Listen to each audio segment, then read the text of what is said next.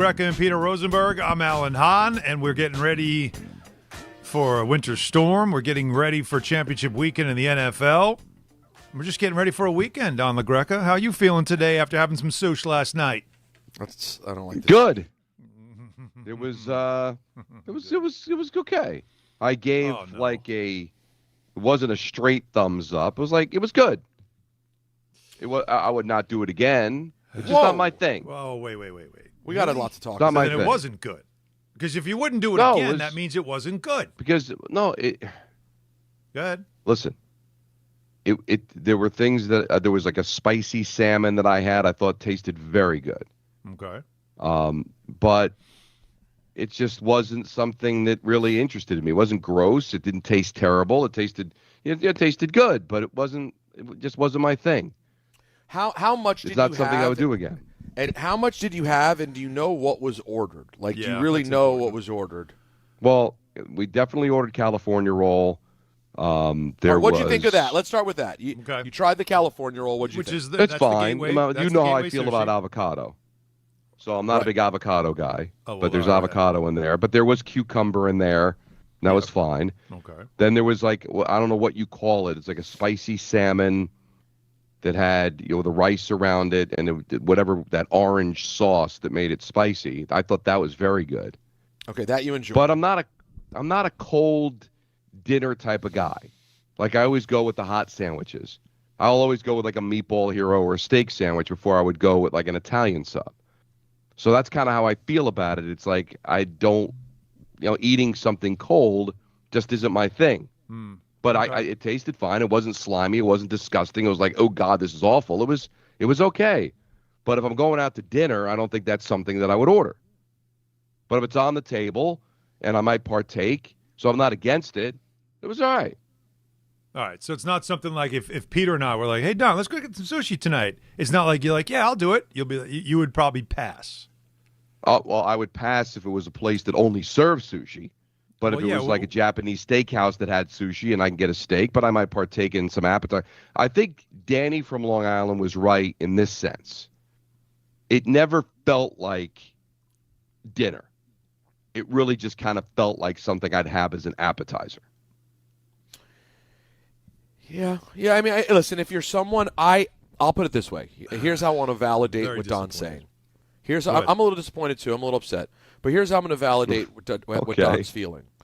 There are times, Alan, I'm sure you'll relate to this, where if I'm starving and my wife goes, sushi, I'll be like, nah, I'm starving. I don't want sushi. That is a thought process I've had. Oh, yeah, that's the whole cliche thing about being hungry in another hour after you've had sushi. But as I've gotten it's a good older, light meal. It's a good light meal. But again, to me, if you're going, first of all, Don's right in that when you go, you want to go somewhere like a Japanese steakhouse. So the sushi is sort of like an appetizer. It's not really the meal. Well, no, that's not true. If you're an amateur. Well, if you're an amateur, if you're someone who loves good sushi, you just want to go to a place and have amazing sushi. Well, then you get you're going to get the big boat, and it's like this huge tray, and you're just picking off it the whole time, and by the time you're done, you do feel full. But for Don, I think for Don's palate, I do think he's more of a guy that you could get a couple of rolls to start, right? And then you get some steak. And I kind of roll that way. I do. I roll that way. I feel like it's more of like a pre-meal than it is the entire meal. Unless it's lunch, then I'm good. I enjoy it for every kind of meal. If you're going to a full-on legitimate, really legitimate, serious sushi place, you go. This is me, only me talking. Okay. I'm going. I'm getting 2 or 3 apps. I'm getting gyoza or some other sort of dumpling. I'm getting edamame. I'm getting different tuna, the spicy tuna. Oh, give me a. Now, when you said spicy tuna, Alan, I mean, Don, did you mean a spicy tuna roll, or do you mean spicy tuna like spread out on the a spicy salmon? Was it on like a crunchy thing or rolled up in rice? Rolled up in rice. Okay, rolled up in rice. But Alan, you know the spicy tuna app that will come on the delicious crispy rice? Yes. So like I'm getting a couple apps, and then you share a nice 3 or 4 rolls and you're in business. Yeah. It's just about ordering the right way. But listen, it's ways to do it, but it's clearly not his bag. So he tried. He tried it, though. I tried. salute you for trying it. What was your because entree, some people though? won't do it. That wasn't what was in front of you. When we saw the picture, Alan, I said, my man didn't even order sushi. He ordered something else. What was your actual entree? I got teriyaki beef as my entree. Okay. And that came out first, and then all of Matt Lachlan, who's the radio voice of the Devils, he got like a seaweed salad, and that came out with my order. And then the seafood, then the sushi started to come, so I needed to put it somewhere. I kind of put it on top of what I was already eating. Oh, how did you feel about the seaweed salad when you saw it? It didn't look appetizing to me at all. Yeah, that would have turned me off. I would have had to like. I'm a big seaweed salad guy. Big. Yeah, that's big not, fan. That's it doesn't taste what it looks like. No, I'm sure it doesn't. It's like sweet and delicious. It's Anthony, you a seaweed? Excuse me. Oh no. Uh-oh. Oh. We lost him. He gone. Anthony, are you a seaweed salad man? I thought we lost you there for a second. No, I'm not dead. I'm still here. I've never had it, but I'm not against trying it. Listen, I'm proud of you, Don. You went out, you tried something new, and you're a good man. You're a better man for doing so. I love it. I couldn't remember all the things that Rachel ordered, so I just text her if she can give me a list of exactly what was ordered, because I tried everything. I appreciate that. And there was some nice like fried shrimp that I had that obviously was not sushi, but it was a good meal. It was fun. There was Momo Sushi was where we went. Right. Momo Sushi, Vancouver. I'm looking it up right now. Yeah. Yeah. Remember, she was trying there's to one figure here. out different spots. There's one in New York as well. It's a chain, or is it just a name that's used? It's a great question. Could be one. Don, of those was it a things big? I use Momo all was the it a time. big? Was it a big yellow sign out front that said Momo Sushi? Yes. All right, I found it. Big yellow sign, I Momo thought you Sushi, say and I felt Bobo. Yes, I do say Bobo, but you also say Momo, depending on what's going on. But I was told, because Rachel and Maddie are big sushi fans, and they thought the sushi was wonderful there. Okay. So they would know. I'll tell you what, it's not. I don't want to cast aspersions. Wasn't fancy. It's not. I felt like I was in a Chinese restaurant. Is what I felt. I gotta tell you, Alan. That's not the Google vibe we real get. quick, Alan. Yeah. I don't love what I'm seeing review wise on Yelp. The Yelp reviews are not great. The one in New York? No, Vancouver. 375 Water Street. Don. Yes. Exactly. Yeah. Almost. TripAdvisor's decent, but Yelp reviews aren't great. What's the complaint though? I mean, it's a 4.5 star wise. That's on TripAdvisor. Go down to Yelp though, not the same. 2.9. I see. Okay. Although who leaves reviews? Psychopaths. Let's be honest. You never did? I mean, for me to leave a review, it would have to be astoundingly bad. Yelp 2.9, 127. So TripAdvisor's got way more people. Do you think that some of these restaurants, when they get some bad reviews and their rating goes down, that they have like workers like put in higher to bring their number back up? 1,000. Fluff the number? 1,000%.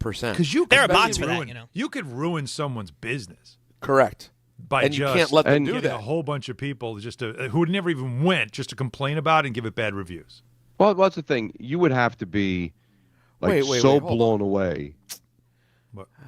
No, I just can't get the gauge of the place. I'm looking at it, and I'm like, is it like a low-key but good sushi spot, or is it more like a lunch casual, just grab some sushi on the go spot? It was definitely water, not like Bidwell.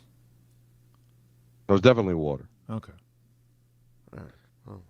But anyway. Hey, look, you tried it. That's what we wanted. Big day. We're proud of you for doing it. This has been some trip for you, and hopefully you'll be able to make it home on time. No, it's a crazy trip just because I left Sunday with the team. So it was like Sunday afternoon. It's Friday. Friday right now, it's wow. It's noon here. I've worked one game. I worked Monday's game in Calgary. Edmonton was national, so I was there, but I didn't work it. So I finally get to work a game tonight and then Sunday afternoon. That's a frustrating thing. Gone for 7 days and only had to work 3 games.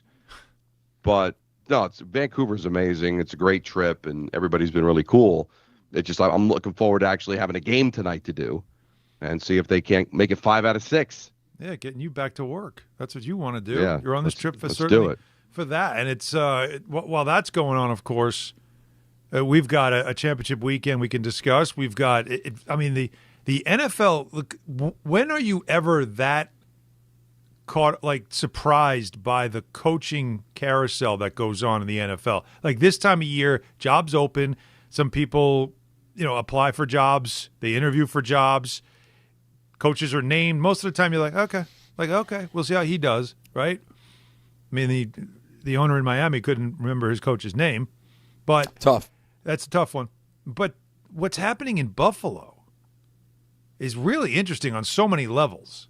Aside from Dable interviewing, which sounds interesting enough, how everything went down with McDermott, and now they're bringing in Phillip Rivers interviewing for that job. And that feels like out of left field, doesn't it?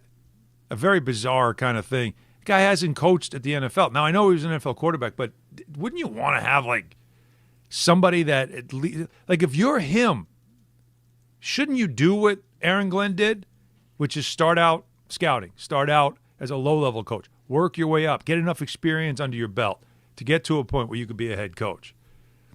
He's jumping right in. I mean, he returned to the NFL, played a couple games for the Colts, and now he's interviewing for a head coach position? That sounds really fast. I don't. Listen.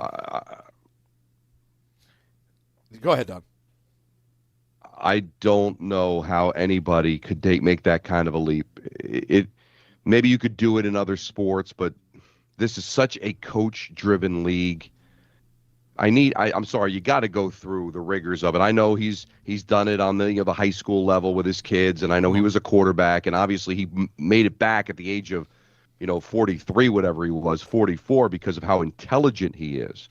But this is too much heavy lifting for that kind of inexperience. Yeah. And it just shows me that this is completely reactionary by Pegula. Didn't seem to have a plan after letting McDermott go. He was obviously listening to people, or just was so passionate to make a move that now you're kind of scrambling. And I'm sorry, as much as I thought McDermott was somebody that should be reevaluated at the end of the season, we talked about his job possibly being in jeopardy if they had an early exit. But didn't seem like you got any kind of a plan, man. Just change for change's sake, and that's never a good reason to fire a coach. That's definitely what it feels like in Buffalo. It's something to watch, right? It's just something to see, because they have been the it franchise. They have the it quarterback, and he's not there. And the year that you thought was the year to break through didn't happen. Just what's happened up in Buffalo is just something that I would suggest to everybody to keep an eye on. That's all.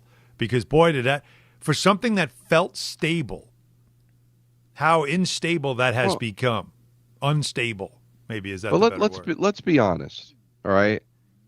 The Buffalo Bills are what they are because of Josh Allen. Well, that's why they're stable. That's why they win. And now I'm going to go coach them. I'm not saying that Josh Allen's anywhere close to retiring, but obviously he has a shelf life. And the last time they were well run was the last time they had a quarterback in Jim Kelly. It's not an attractive place to play, although I do love the city of Buffalo. I love the passion of the fans. Mm-hmm. But, it's cold. It's kind of not a heavy populated city. It's not a popular place that I think players want to go play unless you're going to win. And you've got an owner that there's a lot of allegations thrown around, like how much does he care? Is this just like a pet project for him? That's definitely what they think with the Sabres situation, although they've kind of turned it around there. Once Josh Allen is gone, Buffalo is not an attractive place to go play. God love their fans, and I root for them. But that's a tough sell, man. It is. For free agents, for coaches. And it when you look at the division, Miami's got a new coach. The Jets are a disaster. New England went and got Vrabel, and they're 60 minutes from a Super Bowl appearance. Like, think about it like that. The Bills' window was there, and it feels like, boy, is it starting to close? Did the Patriots just grab the division back again? And who are they really worried about when you see what's happening in Miami and obviously with the Jets? And that's like that's what frustrates you. When we've talked about the NFL and how amazing is it that you're looking at some of the same brands that always seem to show up year after year, at least over the last 10 years, right? Seattle, you're used to seeing them play at this level. Denver, we have seen them do that. They're bad for just a small amount of time. New England, same thing. The good franchises are bad for a small amount of time. And that, I think, is why it feels like there isn't parity in the league. That's why when we talk about this stuff, I always say to myself, is it that it's unfair in the NFL because there's always the haves and the have-nots? Or is it just simply because, like who said it yesterday, that sometimes it's really just, how about just run your franchise the right way? Have good ownership, have stable ownership, and have the ability to be competitive versus what we see in the NFL where everybody can spend the same amount of money. But yet it just seems like the same franchises suck and the same franchises are good. And in the end, sports, like baseball and the whole idea of a salary cap, guys, I don't know. I do think it does come down to my biggest criticism of Brian Cashman.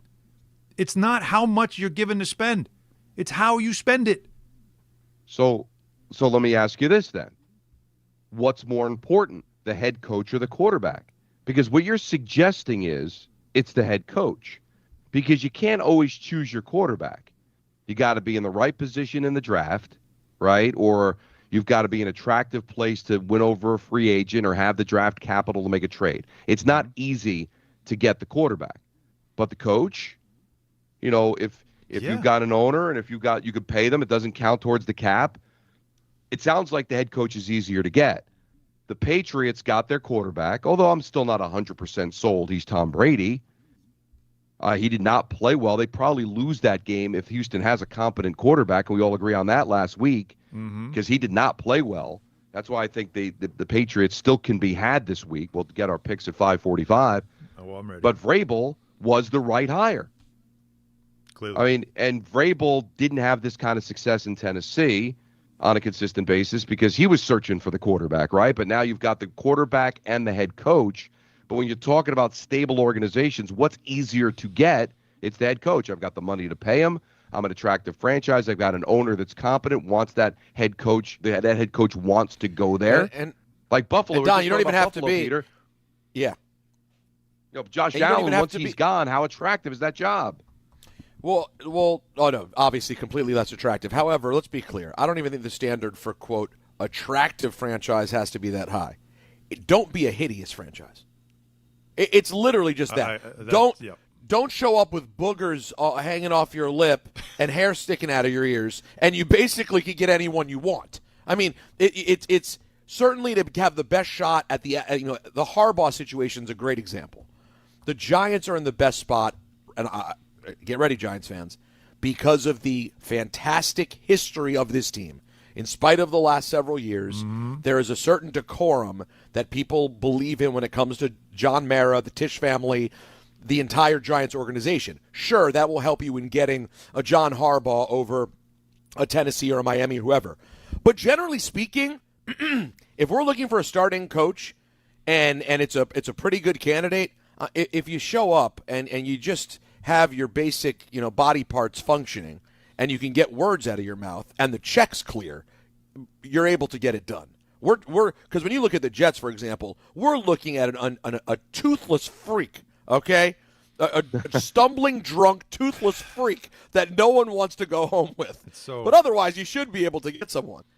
And that's why I don't understand. I don't want to make this a Jets conversation, but it is because we're going to watch Championship Weekend, and we're going to say it's been 15 years since the Jets made the playoffs, and the last time we saw them was in that game, right? So it shows you that even with Woody Johnson as an owner, which we do, at least me, complain a lot about him not getting it, you can overcome that and have success like they did in back-to-back years, build something that is that good.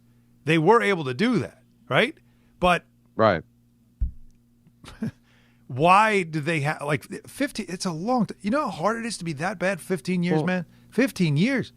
And yet other franchises can get, they can be really bad. I mean, the Patriots were bad. They were bad for a couple of years. But it went by so fast, and it turns quickly. Why? Is it as simple as, Peter's describing something, and I know what you're saying, but, is it really as simple as just clean it up and everybody will look at you a different way? Because the Giants, John Harbaugh walks in the room and says they're the New York Football Giants. Well, of course I wanted this job.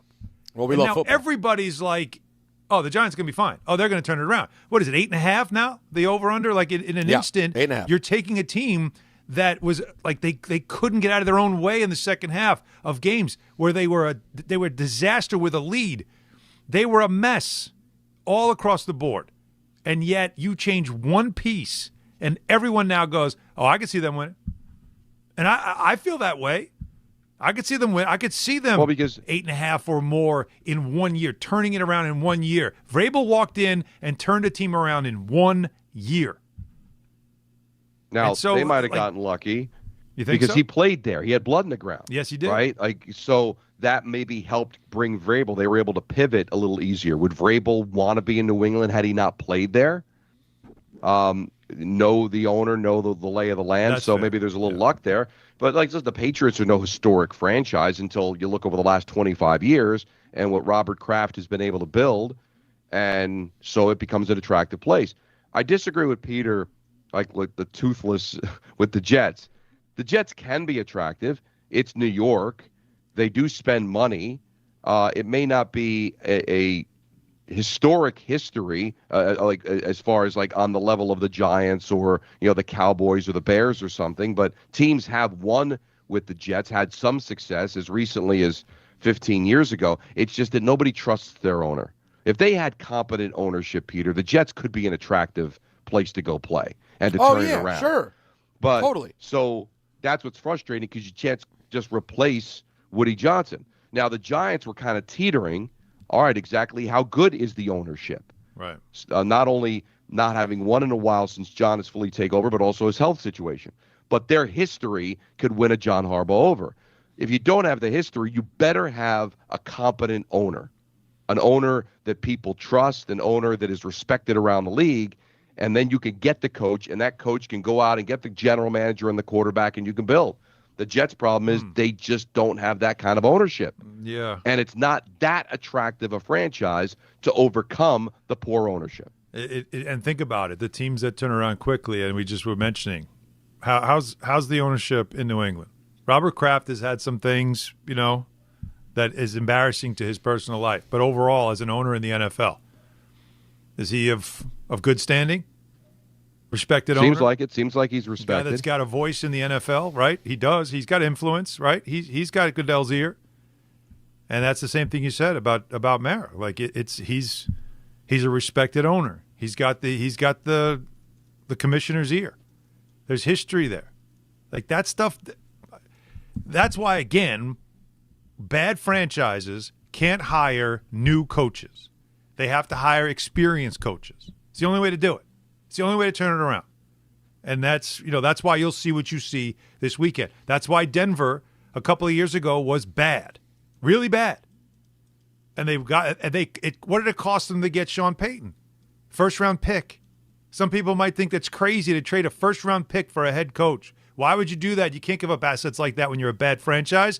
But how's it working out for him now? Right? Like, so right. Decisions you make sometimes you have to know who you are.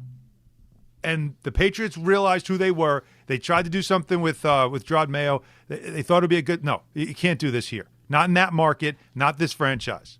So they get smart and they go get a veteran. They give up after 1 year because they think it's smart. That's why you're going to see this weekend some franchises. Seattle they did it a different way, but they were able to because of the market they're in. McVay is young. That's another way you could do it as well. But in L.A., nobody pays attention to the Rams. You can get away with it. In Boston and in New York, you can't get away with it. In those types of markets, you can't. And that's why, the Giants right now are in a much different place within a week's time, all because of one person walking in the building. That's the difference. 800-919-3776. We already got calls ready to go. It's going to be a fun Friday. My good buddy Rich Hoffman from News 12. We've got to talk some weather with you guys and get everybody ready for this. And Rich is a huge sports fan, by the way.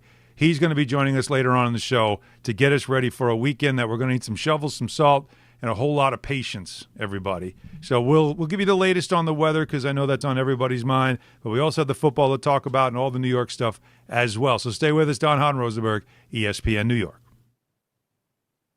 There are a lot of reasons why people buy at Ramsey Mazda. It's their selection, it's their customer service, and it's their savings. Lease a new 2025 Mazda CX-30 2.5S all-wheel drive for $189 for 33 months. Start shopping now at RamseyMazda.com. Choose wisely, choose Ramsey Mazda. Call 833-853-2970 for details. VIN SM844681, MSRP $29,075. Zero security deposit ends 2/2/26.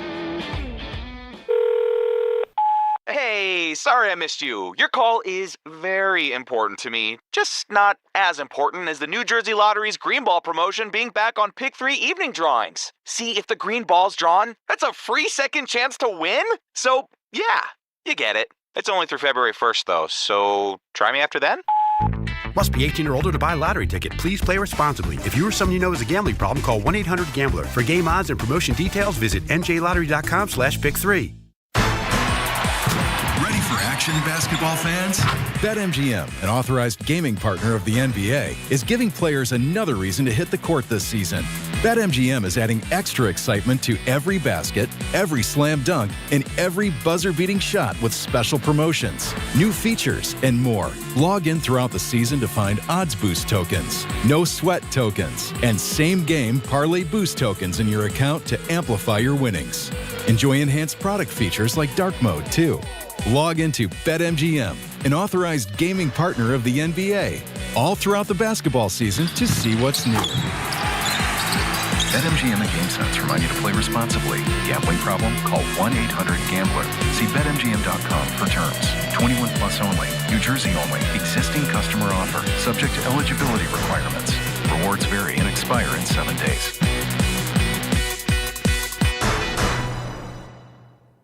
Listen, I know the mentality. You try to play through pain and walk it off. Push through one more day. But when it comes to neck pain, back pain, sciatica, or nerve pain, that's a losing game. That's when you call Dr. J. Shaw at Sandwell Pain. Dr. Shaw is one of New Jersey's top pain specialists, Ivy League trained, double board certified, and he focuses on non-surgical solutions that get real results. No cuts, no downtime, no dependence on pain meds. He builds you a custom game plan for you so that you can move better, feel better, and live pain-free. Same day or next day appointments are available. Visit SandwellPain.com. Stop managing pain. Start beating it.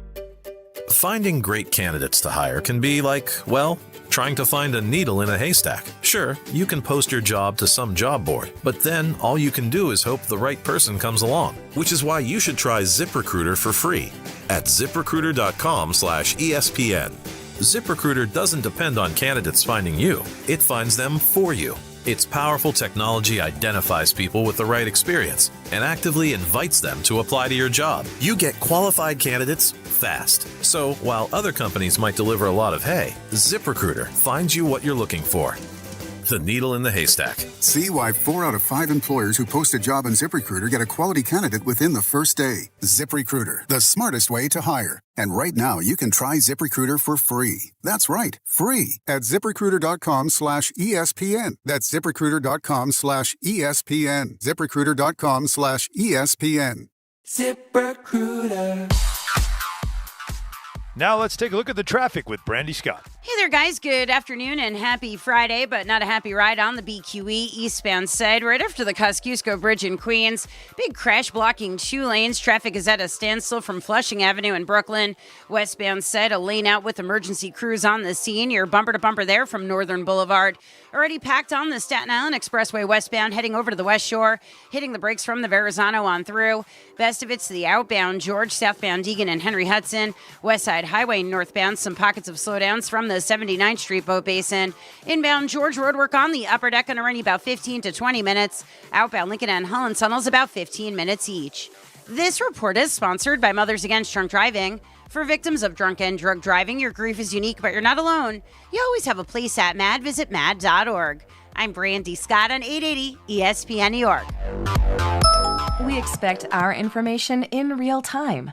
U.S. Med carries continuous glucose monitors, which provide real-time readings of blood glucose levels. U.S. Med is an approved provider for Medicare and over 500 private insurers. So call 888-665-0696 today for a free insurance and Medicare benefits check as easy as...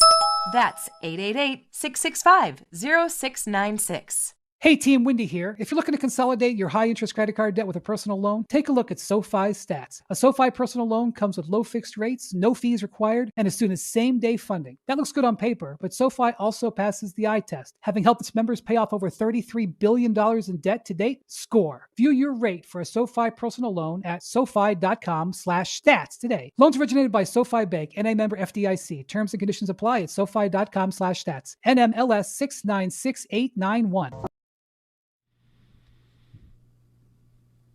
All right, before we get to the calls, guys, I do want to just, I guess, clarify something that I did say yesterday in regards to the Jets and the defensive coordinator interviews, because you saw the Athletic had a report where they were having a hard time getting experienced DCs in to interview.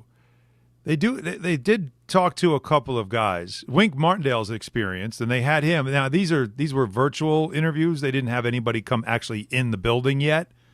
But Wink's one guy, and we know he's experienced. Another interesting name is Jim Leonard. Now, he's a former Jet, former Raven, too, of course. And Bart speaks highly of him as a teammate.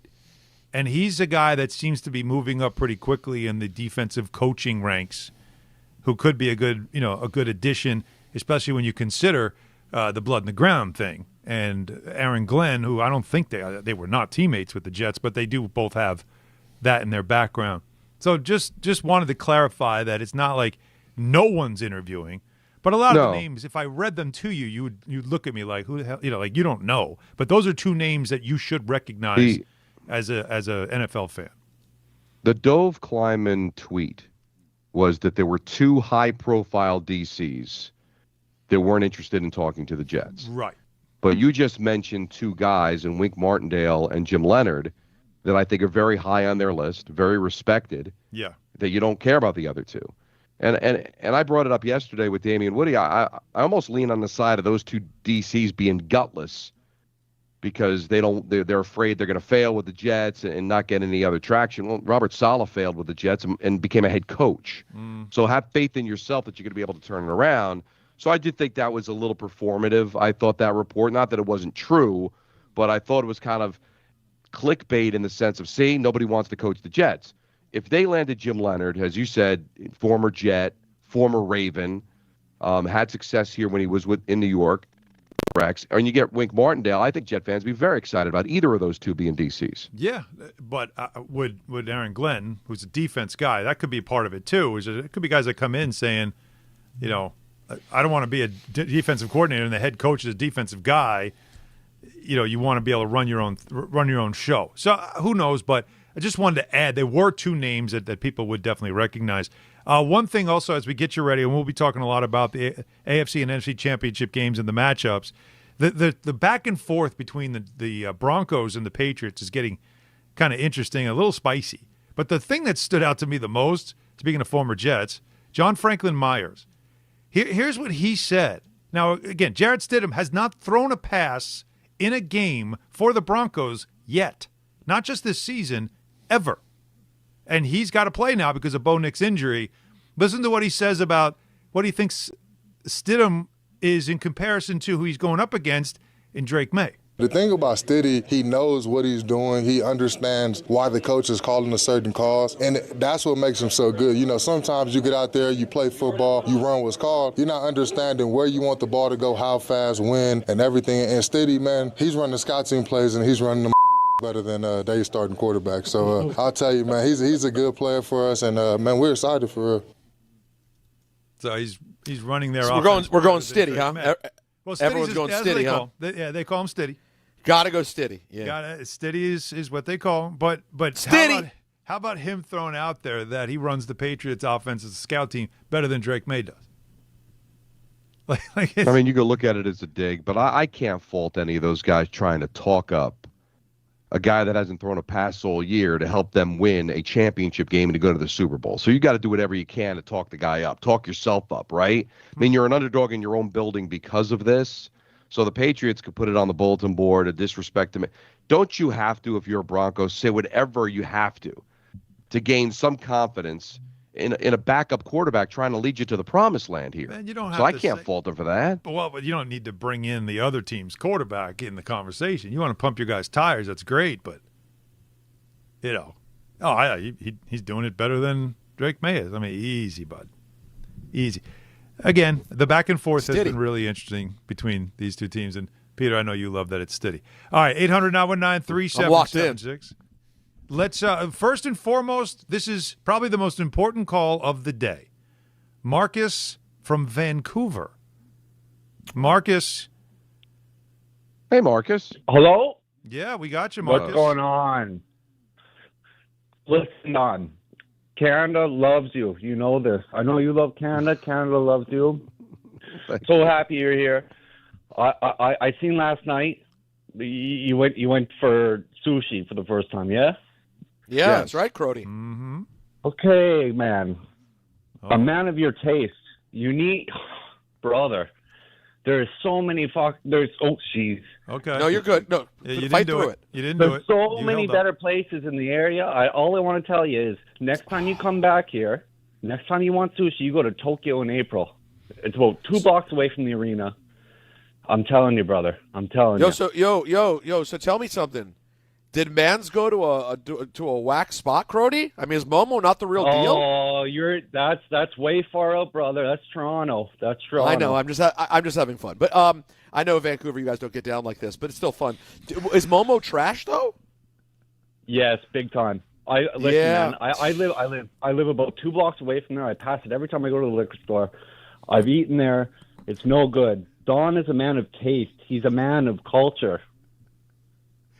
Well, this was really important and very telling. I appreciate you sharing this. Yeah, we're taking lots of notes. I thought from there, the pictures, I didn't want to attack Rachel because she's obviously lovely and intended the best. Yeah. But when I looked at the pictures, Alan, I was like, this just looks impressed. like a little lunch counter jabroni spot that you're going to take my man Don his first time. And it's not right, Crody. You know what I mean? What are we doing? Listen, every time he goes to the liquor store, he passes it. Not really impressed. That was good notes to take. Well, the question is, how often is he passing it by? Probably a lot. Might have just gotten back. Might have just seen it right now. Gotten back.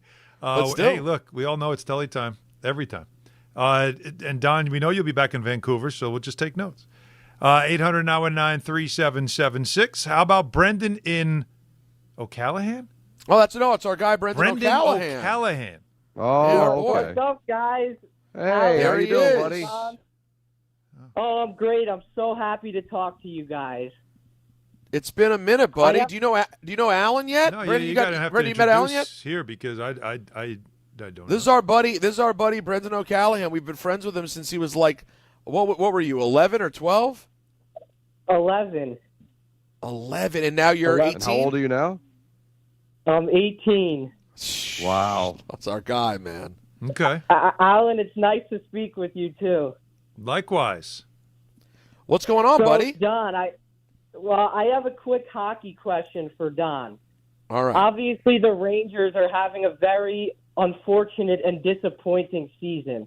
Don, Yes. What do you think the chances are that they force Mika Zibanejad out the door with how he has been playing and what his value could be at right now? I think it's an ongoing process to try to get him to waive his no-movement clause. I think it's something Chris Drury wants to do, and unfortunately, Zibanejad doesn't want to do it. I think they can get something for him. It's just maybe at some point, get close to the deadline, the team's not going anywhere, that maybe he will decide that he wants to waive it. He's having a good season, and he's not the reason why that they're in the situation they're in. They need to start moving away from these core players. They're able to get rid of Kreider and Trouba, and now it's time to think about Zibanejad. Was JT Miller a mistake, guys, considering you bring in this guy who's in his mid-30s thinking you're going to go compete for a Stanley Cup, and now it looks like you got a full-blown rebuild on your hands. So it's better to start parting ways with these guys. Maybe Mika sees and says, as much as I love being in New York, do I want to be on a team that's not going to go to the playoffs or a team that's not going to get as far as I think I can? He's not getting any younger. It's just about convincing them to move it. But, Alan, These guys negotiate for it. They want it. And to ask him to waive it, especially when you love New York, he's got a young family now. Yep. He's made his roots here. Yep. So I can understand him wanting to stay. But at the same time, do you want to be one of the guys that prohibits this team from moving forward and staying on a team that doesn't look like it can gain any traction? They're the worst team in the Eastern Conference right now. What you're asking is, do you really want to stay on a team that doesn't want you? Like, nobody wants that. What athlete wants, like, well, I'm staying, you're going to have to deal with me. I don't want to leave, so it's up to you. All right, well, you're not playing up to your standard anymore, and we're trying to go in a different direction. But it would be so awkward to be around a team where you just know they don't want me here. So he's got to make that tough decision at some point. But here's the spin I'd make it. Like, he's actually playing pretty well, and it still doesn't matter because the team's not good enough. So where are we going? Like, you could work out, you could do all the things to become a better player. It's gone beyond Mika Zibanejad not living up to expectations. It's got to the point where he can't do it himself. So it's time to move on. But okay. I can't make somebody do something they don't want to do, right? No, you can't make it happen, but you got to work something out, and that's that. We all know that it comes to that point sooner or later. But man, do I hate no trades and no moves, and that they should definitely not have that stuff in sports. And I don't know if you know the Brendan story. It was in Jersey. It made all the news where he was his major bus accident going on a trip, and he was a listener to the show. We had him in the studio. Peter, I'm blown away. That was 7 years ago. He went from being an 11-year-old. He's an 18-year-old man now. Like, where does the time go? It's so crazy. We got to meet Brendan, of course, because he was him and his classmates were in a really rough bus accident. And then we got the pleasure of getting to meet him, and he came to the studio, and then he just stayed in touch with us over the years. And now he's going to school and working on becoming a broadcaster himself. It's crazy, man. Did you see the video he sent us this week, Don? No. So you check your email. Twitter? Check your email. No, check your email. I think Anthony forwarded us an email, or he has my email address, so I got it from him direct. But he sent us it should be in your email now, Donnie. And he's talking to me, you and Michael. He just wanted to update us on what's been happening and what he's working on. And it's just crazy seeing him talk as an 18-year-old. It's just these years, back to Alan's original point, man, the COVID, time goes way too fast as an adult, but as if it wasn't messed up enough already, this time in the world, we all now got stuck with double time over the last several years. I'll say it again for those that didn't hear it. Since COVID, 60 minutes is now 30 minutes. Somehow, some way. It just feels like, when you tap the screen and the video plays a little bit faster, 2x. 2 times. It for some reason, since then, that's what at least it feels like for me. It doesn't feel like that if you're in school because you sit in a classroom and that the second hand sometimes goes backwards. But when I think at our age, it just definitely feels like it has sped up. This show, though, a lot more left in it. 800-919-3776, including your calls, the championship weekend in the NFL. The Mets and Yankees rosters are complete. The Knicks play the Sixers tomorrow, by the way. So Wednesday night was Wednesday night, right? Whatever they did to the Nets. But we should also talk about how important tomorrow's game is for a Sixer team that's playing a lot better, that has dominated the Knicks in 2 matchups that they've had already this season.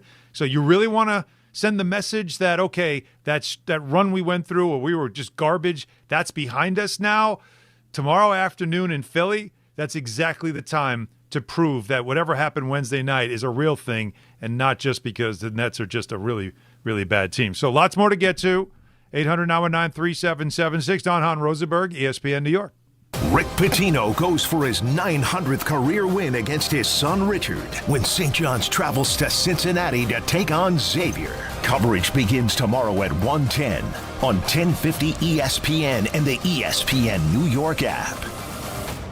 Not all F words are bad. Some are actually great, like fast, free fiber for 4 months. Yep, switch to Optimum Fiber for as low as $25 a month. Plus, for a limited time, you can get 4 months free, HBO Max included for 1 year, and a 5-year price lock. Don't wait, this free fiber deal won't last long, and the fastest, most reliable, most consistent internet speeds await you. Call 888-4OPTIMUM or visit Optimum.com/free today. Terms apply. See Optimum.com for details. What if your instincts could pay off? With Robinhood Prediction Markets, you could put your knowledge to work on the events that matter to you. Prediction Markets isn't just sports. It's the Fed rate decision, your favorite award show, and so much more beyond the playing field. Trade events with Robinhood. Visit Robinhood.com/predict. That's Robinhood.com/predict. Futures and cleared swaps trading involves significant risk and is not appropriate for everyone. Event contracts are offered by Robinhood Derivatives LLC, a registered futures commission merchant and swap firm. Welcome to Jake's 58 Casino Hotel, where excitement never stops. Unleash the fun with 2 floors of gaming action, featuring 1,000 cutting-edge video and electronic machines. Enjoy exceptional service at a prime location that places you right in the heart of Long Island's excitement. Stay and play in style with over 200 hotel rooms and treat yourself to a full range of dining options at Jake's 58 Casino Hotel. If gambling is a problem for you or someone you care about, please call the 24-hour toll-free helpline at 1-877-8-HOPE-NY or text HOPE-NY. Hey, it's Michael K. Not sleeping? Well, it could be your mattress. That's why I always recommend my friends at PC Richard & Son. At PC Richard & Son, they don't just sell you a mattress. Their experts use a 4-step mattress fitting process so that your new bed fits you perfectly. They guarantee it. Top brands like Sealy, Stearns & Foster, and Tempur-Pedic. And in-home delivery on any mattress, $199 and up, is free. So do what I do. Get to PC Richard & Son and for your new mattress. Free delivery excludes Manhattan. 1-877 Cards for Kids.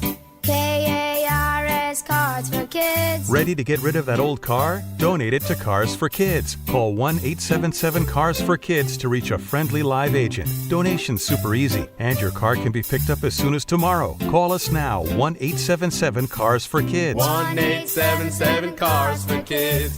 Donate your car today. Did you know you can donate real estate too? Rich Eisen here. Hiring for your small business can feel like a full-time job, but LinkedIn Jobs AI Assistant takes the heavy lifting out of it. It filters applicants based on the criteria you set and suggests 25 great fit candidates daily, so you can invite them to apply and keep things moving. Hire right the first time. Post your job for free at linkedin.com/Eisen, then promote it to use LinkedIn Jobs' new AI Assistant, making it easier and faster to find top candidates. That's linkedin.com/Eisen to post your job for free. Terms and conditions apply.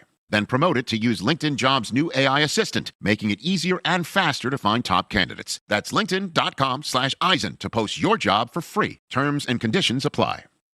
Smalls here. Life is full of choices, some big, some small. And when you choose an H&R Block Tax Pro, you're choosing the largest network of tax expertise to be in your corner. For when your big ambitions need help with the small details. For when your 6 figures come from 6 different places. For when your gaming stream becomes your revenue stream. For when your business's year 1 needs 70 years of tax know-how. At H&R Block, they've seen it all. And they're here to help you make the most out of your money for life outside the box. Every 40 seconds, a child is reported missing. That's 2,000 children every single day. It's a heart-wrenching reality that we can no longer ignore. Find the Children is a non-profit organization dedicated to helping find missing kids. You can be a part of their mission by donating your unwanted vehicle, running or not. Call 1-800-294-0222. We guarantee that you will receive the maximum tax deduction. We provide fast, free pickup with 24-hour response. Call 1-800-294-0222. Find the Children provides crucial resources to help find missing children and educational materials to teach kids how to recognize and avoid predators. Our recovery programs have a proven track record of reuniting kids with their families. It's time to act. Donate your unwanted or unused car. Help us build a world where every child is safe. Pick up the phone and call 1-800-294-0222. Together, we can bring these kids home safely. This advertisement was paid for in partnership with Cars R Us and Find the Children. In the city that never sleeps and never stops talking sports, ESPN New York is always on. Now you can live and breathe everything New York sports wherever you are. On your radio dial, on the ESPN New York app, and streaming live on YouTube. However you watch or listen, ESPN New York is always on for you. Hear us, stream us, watch us. This is ESPN New York.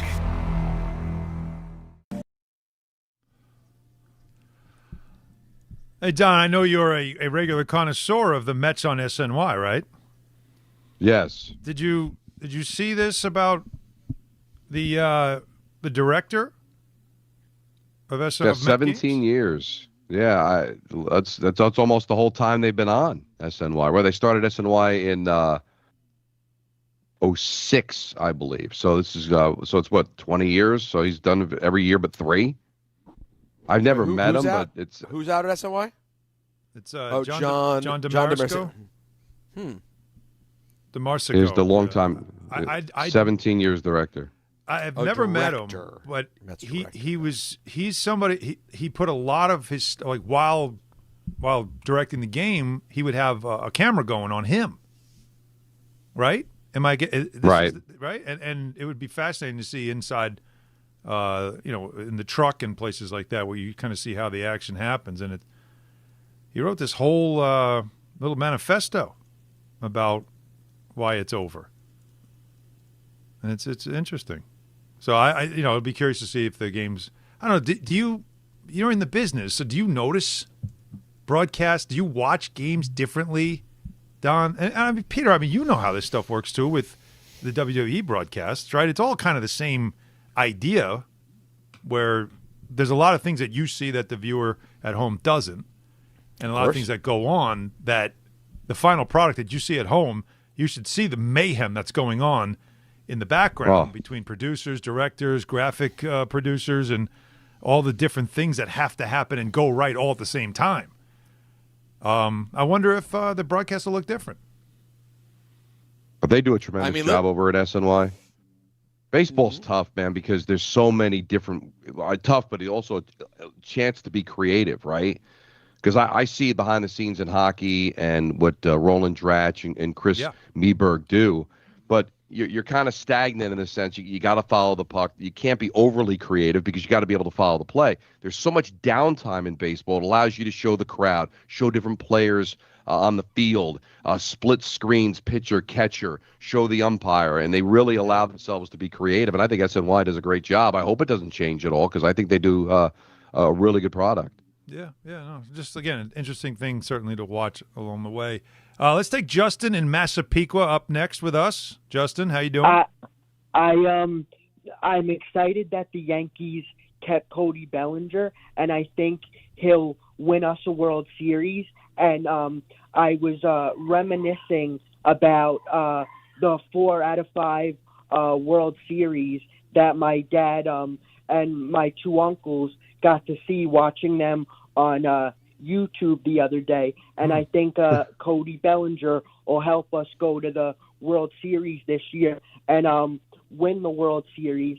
And Soto, 2 years ago when they were in the World Series against the Dodgers, I always say, since I didn't get to see those dynasty 4 out of 5 teams back then, that was my 1 year. It felt like to me that was the 98 team and all those teams back then because I never got to see those teams. So that was my team back then. But I think Bellinger will help us go to the World Series and win it too because even without Soto, I think he puts the ball in play, and I think we'll have a really good year this year. And I think Cody Bellinger puts the ball in play. Yeah. And Peter, how is it being a dad? Oh, wow. Oh, thanks, Way Justin. to close. That's a big one to close with. What a perfect question to ask at the end there. So how is it being a dad, Peter, of a 1-year-old now who's watching television, walking around, probably slapping you in the forehead every now and then because kids just randomly hit you? I'm catching some slaps. Man, I was just talking about this today on Cheap Heat. It's amazing. It's beautiful. She is easily the greatest thing ever. There's no high in the world than like when I walk in the house every night and she looks up at me. When I was telling Alan yesterday, the positioning of her high chair is such where she'll turn around to see me, and to see her light up with her big goofy teeth that are coming in now, it's amazing. And also simultaneously, I just want to, say to Alan and Don and everyone else I know, you guys are all liars, and nobody tells the truth about how hard this whole thing is too. Actually, I'll be honest. Alan, I don't blame. It's been a while, and he's used to it. By the time he got to the 4th one, he was so in his groove. It's like, It's like Ted Williams hitting a baseball. It's not hard to get a base hit. You know what I mean? I'm telling you, you'll see it once the second and third come along. Instinctual. You don't even feel it. The third comes along. Like, oh, here we go. I know this. But yeah, like at 1 year, and I was thinking about this yesterday, guys. And we're a mostly New York-based show with our listeners. Of course, we have people everywhere watching us on YouTube, but a lot of people in the tri-state. Like, even if you're doing decent in life, New York City is kind of hard living, particularly in January. Like, New York City is kind of hard living. Moving around is hard. Everything you do is kind of hard. An apartment is an apartment. It's tight quarters. And listen, I know this is like overly honest. I'm sorry because Justin just goes, "Hey, how's being a dad?" And I have to get into the nitty gritty. But whenever anyone asks me, I'm like, "How much time you got?" It's amazing, and it's also the hardest job of all time. It's completely. I mean, guys, the first Don, one's the toughest, Peter, because you're so used to having your own time to yourself. Me and Don, it was like 45 years. What do you make it down? 48, 50? Yeah, I was 49 when they were born. 40, like you go such a long time where the only thing I ever had to worry about was, well, after like 6 hours, I got to get home to Bear. Let me make sure I come back and run Bear outside. It's a totally, and I get home to Natalie and we're going to try to find the right person to help us now or daycare. Natalie spent the first year herself. She's just been doing it all and she's ready. No, she's ready hard. to get outside a little bit, move around. Yeah. But it's still great. As hard as it is great. I did hear from Rachel about the menu from last night. Oh, boy. What do we got? Of what exactly I tried. You ready? Yep. Yeah, let's go. Yeah, here we go. Shrimp tempura, California roll, easy. Philadelphia roll. Oh, Philadelphia. I mean, she thinks you're a child. Keep going. And a spicy tuna/shrimp tempura roll.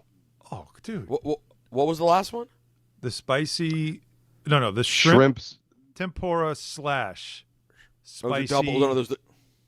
You said tuna? Spicy tuna shrimp tempura. That was all in one roll? All in one roll. Got it. One of those kind of deals. Yeah. Interesting. Yeah, that's it. No, well, Anthony, that's when they have me and Dip like to joke about those rolls. That's when they give them, it's the roller coaster roll. I literally go to a place that has a Billy Joel roll. Like, just give it a dumb name, throw a couple things together, and put it out there. Yeah, I mean, is it possible, Alan, though, that it was kind of the wrong order in that he doesn't like avocados? I wouldn't jump into a Philly roll right away. I'll tell you that. Philly too. And the Philly with cream cheese. You've got to really like sushi to like the Philly roll. Yeah, the Philly roll is definitely more of a lunch kind of thing.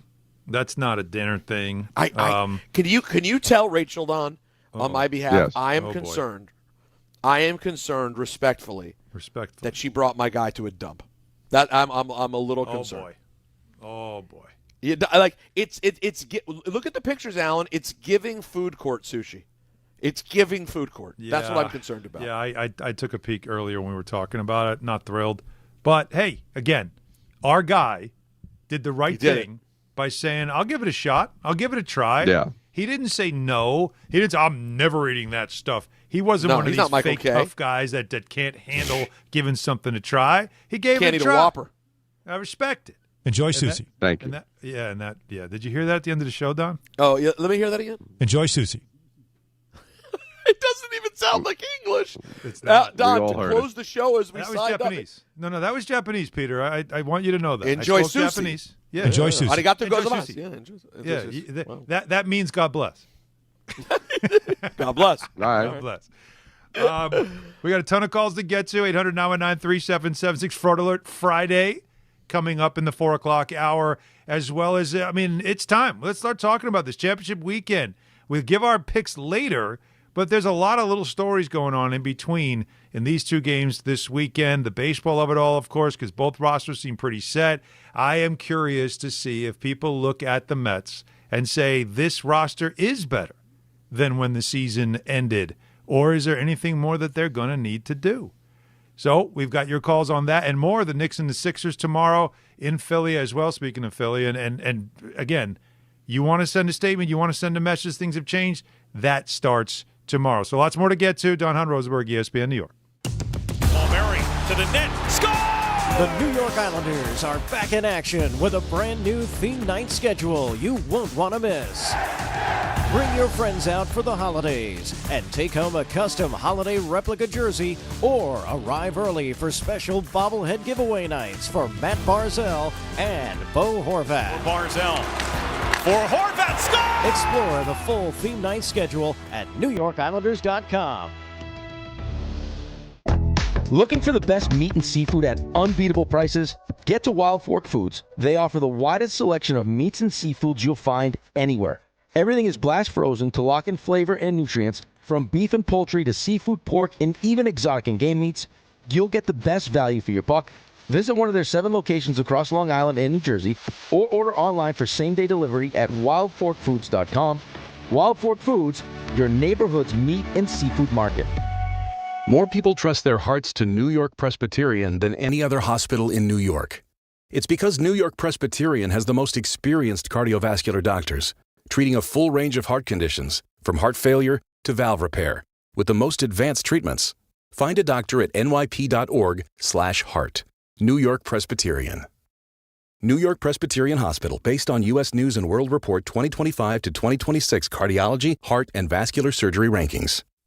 Show your team's spirit and save big only at Security Dodge during the Start Something New sales event. For a limited time, score an extra $500 off on top of all rebates and new incentives, just for coming in and wearing your favorite team's jersey or swag. High school, college, or pro, football, basketball, hockey, and every sport in between. It's easy to win big at Security Dodge in Amityville. Visit us today or shop 24/7 at securitydodge.com.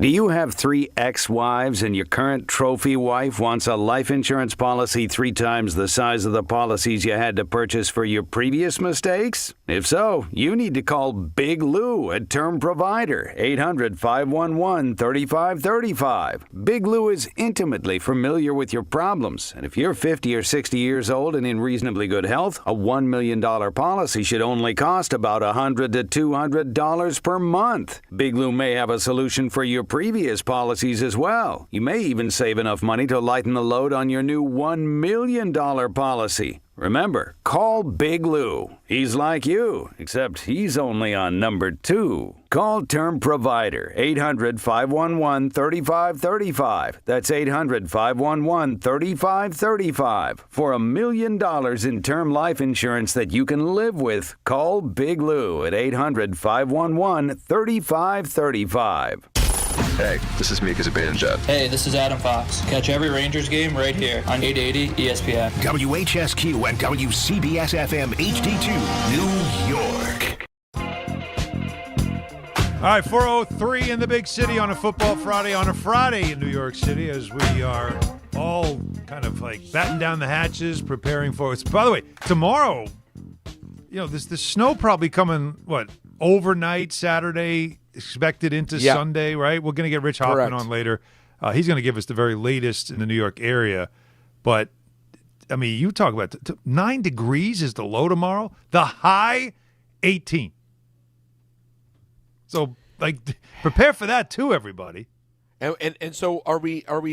I know we're going to, find out from the source, but it sounds like very late Saturday to very late Sunday. Is that what we're looking at? A full day? Yeah, it feels like a full day. This is how big a day it is. And I told you guys, Jim Cantore is going to be in New York. When he comes to town, then you know it's an event. It's a weather event when Jim Cantore's in town. I'm just saying. Is it a positive, guys, of when this hit? Because, listen, most people have off on the weekend. Yeah. It's going to start late Saturday night into Sunday. Everybody's going to be home watching football on Sunday, right? Yep.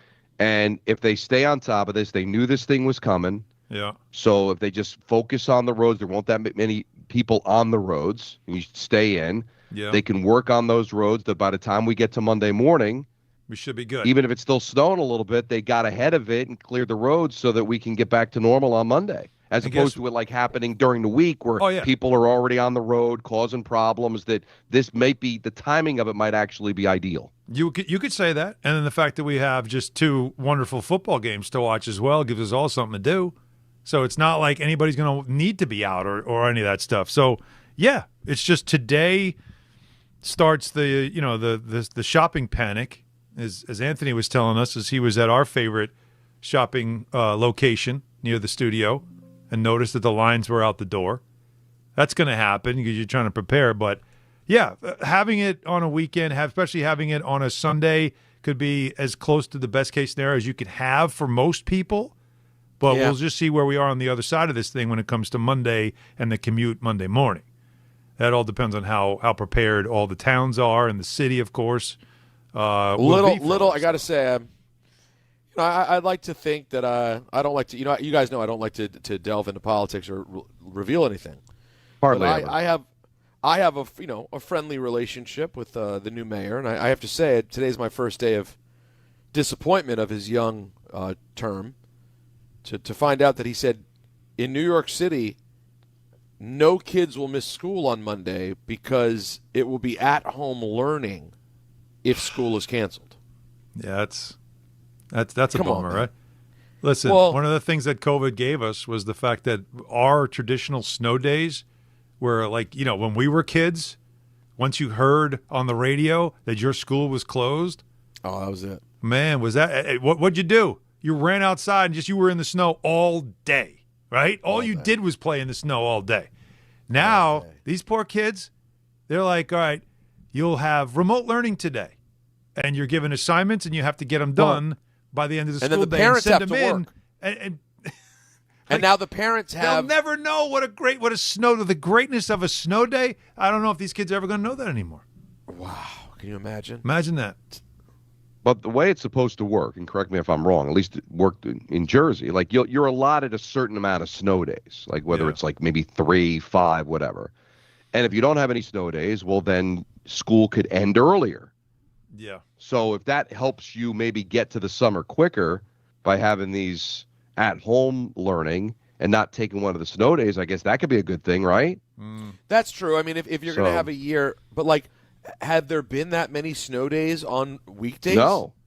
I like thing. literally, it is true. snowed, but the last time, because the other thing I saw, I don't know if you noticed, like the crazy storms happened every 10 years on the sixes.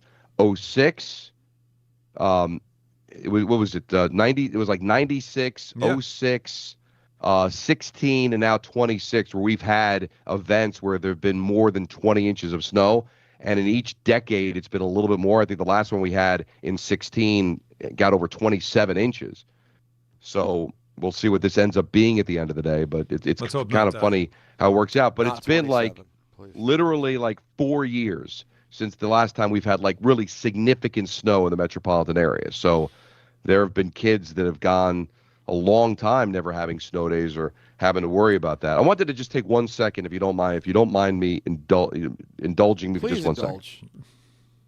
Go for it.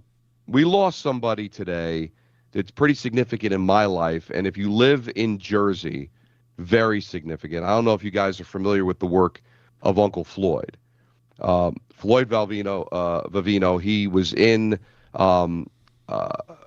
Good Morning Vietnam. He was in Crazy People. He had done some acting, but he had a show in New Jersey on UHF when we were growing up, eventually ended up on Channel 4, the Uncle Floyd Show.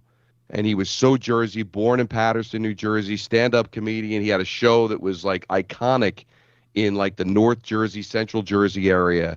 And he passed away today at the age of 74. So if you know, you know. And if you're from Jersey, you most likely know how significant he was in anybody's life that's like above the age of 50 or 45 years old. You probably grew up with him. You probably have stories about him. He'd make appearances everywhere. Wild West City, where I take the kids every summer, he did the commercial for it. He was quintessential New Jersey, an unbelievable guy. I got to meet him a few times, and we lost him a couple of days ago. It was announced today at the age of 74. So if you know, you know. Frank Vivino, Uncle Floyd, passed away at the age of 74. I just wanted to give it a couple of moments because he was, growing up for me, he was a big deal. And I'm sure there's a lot of listeners out there that probably feel the same way that I do. Went to Glen Rock High School, born in Paterson, but he had some roots in your hometown, Hawthorne, right? Yeah, he was like I said, there are people I've met that are from like South Jersey or Central Jersey that weren't as aware of him. And it really depends on the age, like, because he was like really big in the late 70s, early 80s, and then he got his chance on NBC in the mid 80s where he got a little bit more of a reach. And like I said, he was in Crazy People. He was in Good Morning Vietnam. So he definitely got some Hollywood love. But yeah, just Mr. Green Jeans, all the different. Bon Jovi actually made their television debut on his show. Wow! Stop. That's a crazy one. It was a big deal. Like that you wanted to be on his show. And so it just he hasn't performed in a bunch of years. He had suffered a stroke a few years ago, but I wasn't prepared to have to hear that he was that he had passed away. So I just wanted to give him some love. All right, yeah, excellent stuff. That's there, very nice, man. It's sad to hear. 74 is kind of young. It definitely feels like it, doesn't it? So that's one of those things that if you grew up with it, it's personal to you. So I'm sure there's a lot of people right now nodding along with that, Donnie. So thanks for sharing that. 800-919-3776. Lots of calls to get to. I want to just get this in because I know we got a lot of football to do coming up. And as I mentioned, Knicks Sixers tomorrow afternoon. It's a national game. We don't have it on MSG, but of course we'll have it here on 880. It's at 3:30, I think, tip-off, right? So we'll have coverage at 3 o'clock. But 2 days off in between after that record-setting win over the Nets on Wednesday, and the Knicks want to get right. But there's been a lot of questions about, like, what's wrong with the team? Why are they playing this way? And a lot of it was centered on what's wrong with Karl Anthony Towns. And why isn't he having a year like he did last year? He was All-NBA and All-Star. For a while, we thought he's definitely going to be an All-Star. Now you're like, is he? You know, how a coach is going to feel about, awarding him also. His numbers say so. But when you watch, he's been so hot and cold. He's been off a little bit. He keeps taking these offensive fouls. It doesn't make sense. And you get this sense, again, I don't know this, but you get a sense watching. Like, our teammates starting to get frustrated with him because you don't know what you're going to get. It's very similar to Julius Randle when he was here. It's like some games he'd be great. In other games, you're like, what mood is he in today? Does he feel like playing today? And I want you to listen to something Josh Hart said after practice when asked about Towns. And this is a really revealing answer and a very honest one from a guy who's considered a leader on the team. Yeah, I mean, just try to get him in positions to be successful, whether that's shots or post-ups or stuff like that. So obviously we need him to be aggressive. We need him to be smart, first and foremost, and put the ball in the basket, but also be a hub of getting guys shots. So I think we're doing that, and, he just have to make sure he works on, being smart with offensive fouls and those kind of things. I mean, he goes on to talk about how, like, they really need him more on the defensive end. That he needs to focus on that end, and he started pointing out, that's their biggest concern about him. And I did have some of what was said here. Yeah, he said he's a good offensive player. He'll figure that out. We want to make sure we focus on defense. I don't want to hear too much about his touches. I want to hear about him blocking shots. You get to a point in the season, right, where when all the players say, like, what's got to change, something's got to change, where you almost got to start just being honest with each other. And the guys don't, you might not want to hear it, but you need to hear it. Do you think this is the start of that? Like what you just heard from Josh? Do you feel like it's that message-sending moment? It feels like that is the delicate beginning of a direct, front-facing convo to the public. Yeah. About what the problems may be. And, I mean, isn't that what sort of everyone's thought?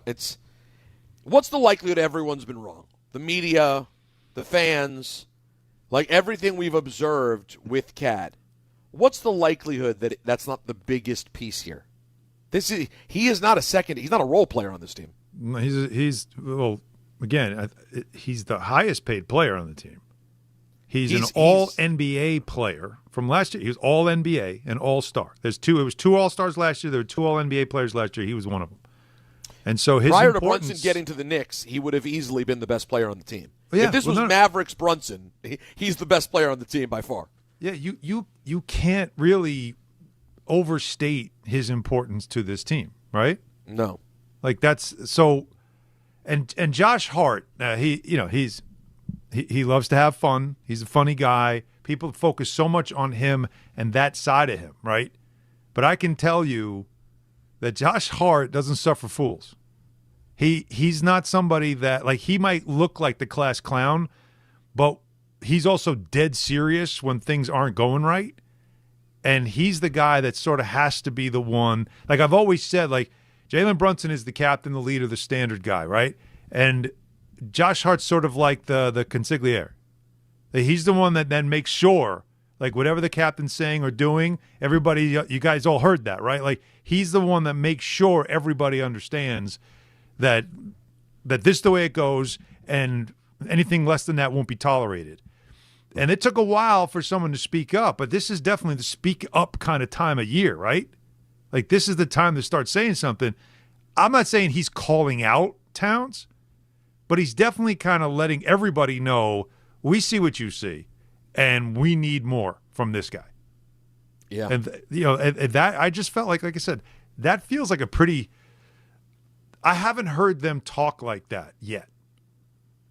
And so to hear that my antenna's up on that one. Well, it tells you how real the situation is, and one blowout win against the Nets isn't going to solve that. Turn around and lose tomorrow afternoon, you're right back to square one. And when he was struggling to make the adjustments with a new coach early in the season, I had suggested is a possible trade in his head. Well, that shouldn't be the case anymore, right? I mean, we're getting farther and farther away, I think, from a Giannis deal in season. Yeah. And even if we were, I mean, get used to it, man. You're part of this team. Because there is that juxtaposition of how important he is, but he also may be a guy that's playing his last games as a Knick. There's a very good chance that when the season is over, he's going to get dealt in a Giannis deal. But at some point, you're a Knick. You're not going anywhere this year. Let's make this work. And maybe if you make it work, you'll stay here. So I can't imagine it's still that on his mind. Do you? I think once you heard and the reports were out there that they talked and you were going to be on the table, right? I think once you hear that, it's a really tough thing to get over when you're somebody of that level. Guys that star players don't want to be traded for another star player as if you're getting rid of me to get that guy, which means you don't want me, right? I mean, everybody knows that's the negative way of looking at it. But that's how any star. Like, think about it. That's how a star would feel. Like, wait, I came here. I'm all NBA. You traded for me. You wanted me, and after a year, you had me on the table for someone else.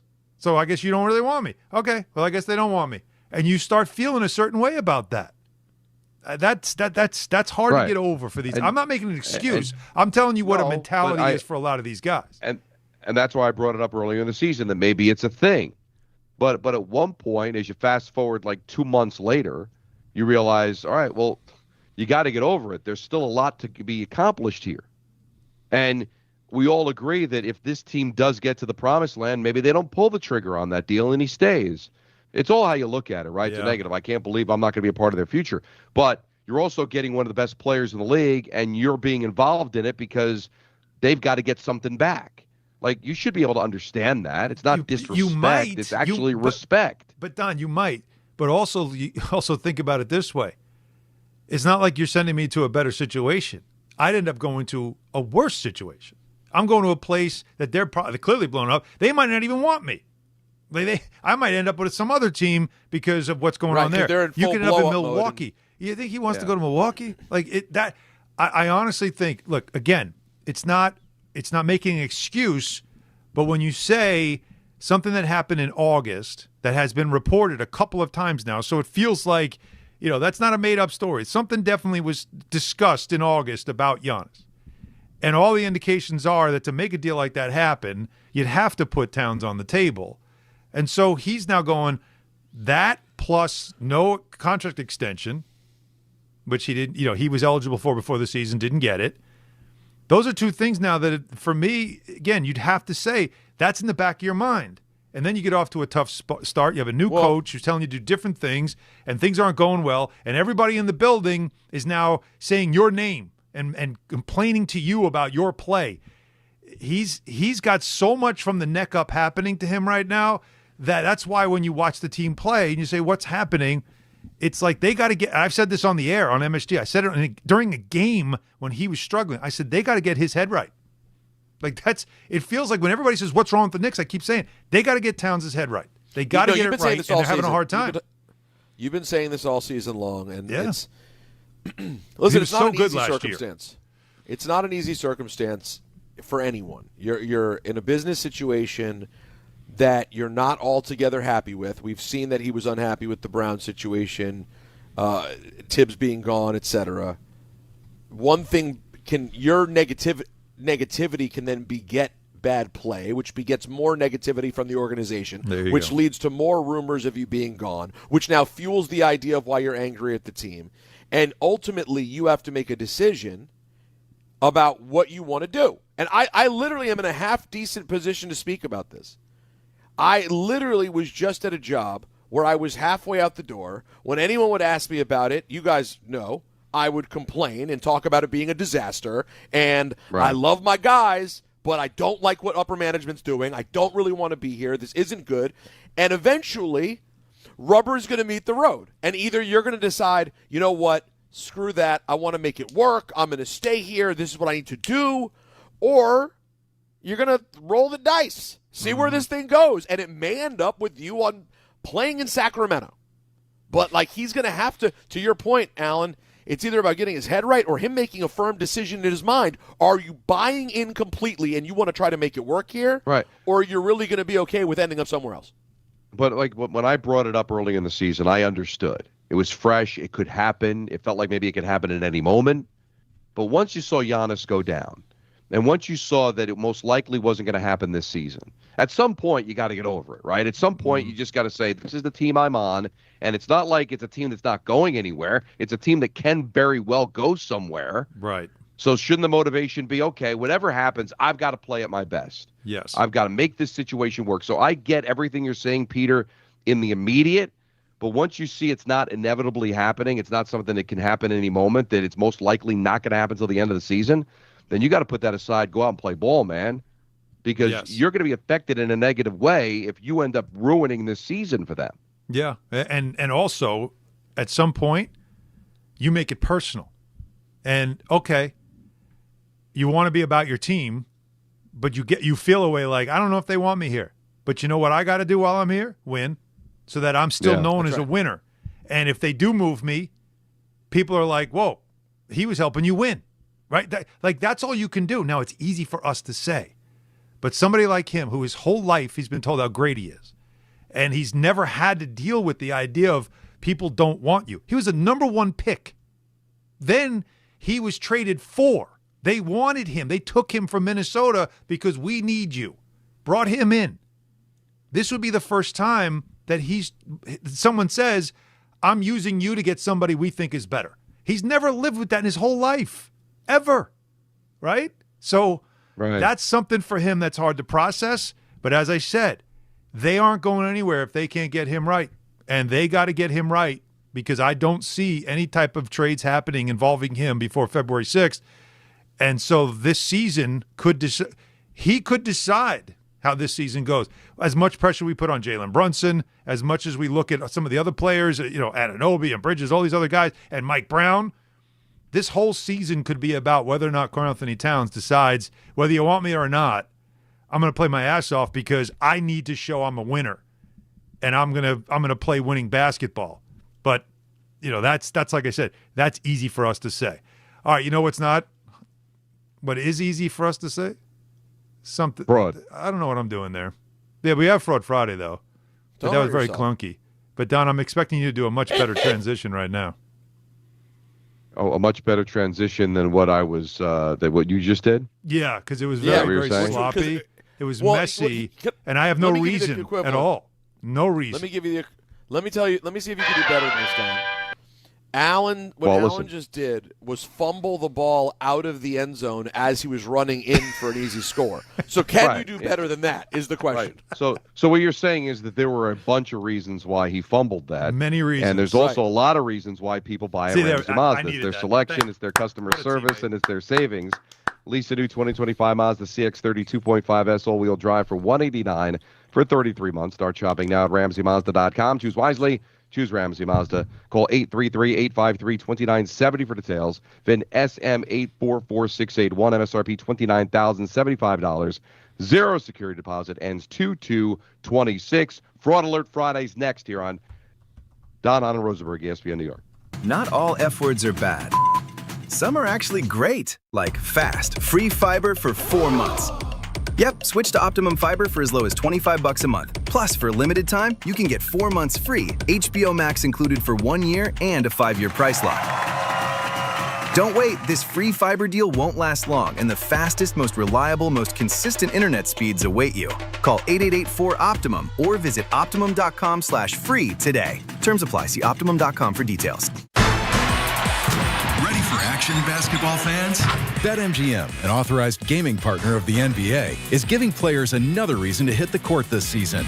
BetMGM is adding extra excitement to every basket, every slam dunk, and every buzzer-beating shot with special promotions, new features, and more. Log in throughout the season to find odds boost tokens, no sweat tokens, and same-game parlay boost tokens in your account to amplify your winnings. Enjoy enhanced product features like dark mode, too. Log into BetMGM, an authorized gaming partner of the NBA, all throughout the basketball season to see what's new. BetMGM and GameSense remind you to play responsibly. Gambling problem? Call 1-800-GAMBLER. See BetMGM.com for terms. 21 plus only. New Jersey only. Existing customer offer. Subject to eligibility requirements. Rewards vary and expire in 7 days.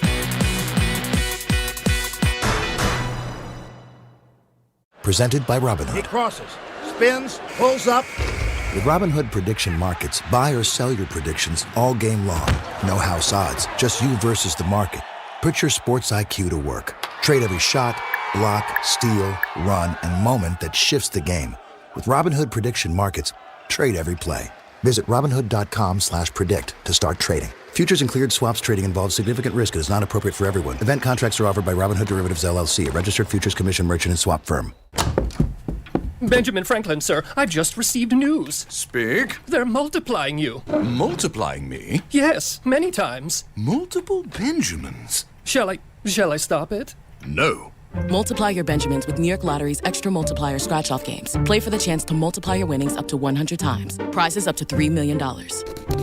I've won! I've multiplied myself! We won! Please play responsibly. Must be 18 plus. Gambling problem? Call 1-877-8-HOPE-NY or text HOPE-NY. Health surprises can change your life in an instant. You've seen it happen to others, but it doesn't have to be your story. At Princeton Longevity Center, we customize actionable and proactive health plans to maximize your lifespan and take control of your health. Our Cancer Check program combines cutting-edge technology with top medical expertise to keep you ahead of potential risks. With advanced full-body imaging, genetic testing, and multi-cancer detection blood tests, we look for even the earliest signs of problems. Results are analyzed by expert physicians who craft a personalized plan to safeguard your future. You're not just a patient, you're a partner in your health journey, backed by a team committed to helping you live longer, healthier, and more vibrantly. Our programs have saved hundreds of lives and empowered countless others to take control of their health. Be proactive with your health for the ultimate peace of mind. Call 888-8000-PLC or visit PrincetonLongevityCenter.com. And now let's take a look at the traffic with Brandy Scott. Thanks so much, guys. Not so great on the Northern State westbound in Nassau County. A crash over by Lakeville Road, second one today. You're jammed there heading over to the Grand Central in Queens. Packed there from Shelter Rock Road. Not moving much on the east side of town. FDR northbound over by the Manhattan Bridge. Emergency roadwork has you down to one lane, crawling there from the Battery Tunnel. That's making it a bumper-to-bumper ride over at the Brooklyn Bridge, getting onto the Manhattan side. Best of it's the outbound George, still the southbound Egan and Henry Hudson. Cross Bronx westbound just slammed from the Bruckner on through. Inbound George about 5 to 10 for both the upper and lower decks. Outbound Lincoln Orania 15 to 20. Outbound Holland close to a half hour. This report is sponsored by the New York City Department of Transportation. Speeding ruins lives. Drivers, watch out for pedestrians and cyclists and slow your turns to less than 5 miles an hour. I'm Brandy Scott on 880 ESPN New York. Hey, fans! Welcome back to Fansville's Cheers and Tears. Oh, Okay, so like everybody deals with losing, right? To a rival on a last-second field goal. Whatever, it's fine. I'm totally fine. But I cope with losing with an ice-cold Dr. Pepper.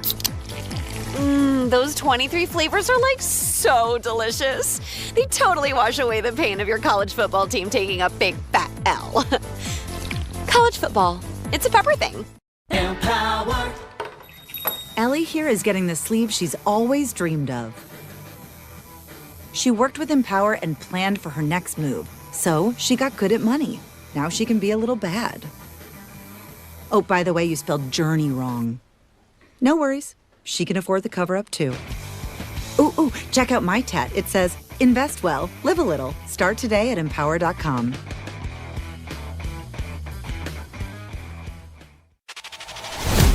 Did you or someone you know participate in fraudulent fan behavior? I'm a fraud with a capital F. Is your friend a fraud? I have been a complete and utter fraud. Are you a fraud? What is fraud? Let's ask Don McGregor. Screw! Go scratch yourself! Brought to you by D'Agostino Law. Oh, are you kidding me, folks? It's Fraud Friday, baby. Brought to you by D'Agostino Law. Play the jingle. Yeah, sing it. D'Agostino. You know what I'm talking about? We know. Yes. Ah, Don, you ready? You ready to give us a Canadian breakdown? I am. I've been ready all week. Let's do it, baby. Is the gavel ready? It's got to be back at the studio. I did not travel with the gavel. Oh, wow. The gavel doesn't travel. Wasn't sure it would be able to clear customs. Here we go, guys. This comes from Shlomo, not my father-in-law. Shlomo. Yeah. Greetings, Your Honor. This is Shlomo from Hillside. I have been a Giants fan since I was 7 years old and immediately fell in love with Eli Manning, whom to this day is my favorite player of all time. However, watching his older brother Peyton as a kid, I fell in love watching him as well. And to this day, he's my second favorite player, to the point that when the Giants were out and Denver was in the playoffs, I would root for Peyton, parentheses, no jersey wearing. Am I a fraud for rooting for Peyton to win as well as other quarterbacks I liked watching as a kid? Brady, Breeze, the Mannings, Rodgers, etc., and for having my second favorite player be a non-Giants player? All right, hit it. We got it. I say no fraud. D'Agostino. I don't think there's anything wrong with having a second favorite player, especially if that second favorite player is the brother of your favorite player. At no time, whether it was in Indianapolis or Denver, was Peyton a rival of the New York Giants. It's not like he was an Eagle, a Cowboy, or anything like that, or a Commander. Different conference both times with the Colts and the Broncos. And the Giants have been miserable for the last few years. So, yeah, why wouldn't you maybe attach yourself during some of those losing seasons to have some other rooting interest? I say no fraud. I like it. So you're like a fan of the family. Yeah, but or just a fan of wanting to follow football after the Giants are eliminated. Yeah. Right. As long as it doesn't collide with your team, who cares? Yeah. Yeah, if he's telling me, I was my second favorite player was Donovan McNabb or Tony Romo, well, then we'd have an issue. And he also said he didn't buy any jerseys, which I would have no problem with if he did. But the fact that he didn't buy any jerseys, I mean, just confirms to me no fraud. Right. Not even a combo. Right. No fraud. Gentlemen, I've been meaning to call in for some time, but I finally decided to email. Backstory, I was born and raised in Brazil, moved to the U.S. in 99 when I was 11 years old. Lived in Massachusetts until I graduated. I fell in love with basketball in 2003. With baseball in 2003 when I watched the Red Sox and A's playoff game on TV where Johnny Damon and Damian Jackson collided in the outfield. The next night, I watched the Yankees play and something drew me to them. Maybe it was the Pinstripes? All these years later, I may have chosen the wrong team since the Red Sox have won a lot more championships since then, but I will not switch allegiance because I'm no fraud. Here's my conundrum, though. A couple years later, I fell in love with football, and you guessed it, I became a New England Patriots fan. Will Don the Judge make an exception because I wasn't born and raised here and both sports were all new to me, or am I a fraud like anybody else that would root for these two teams?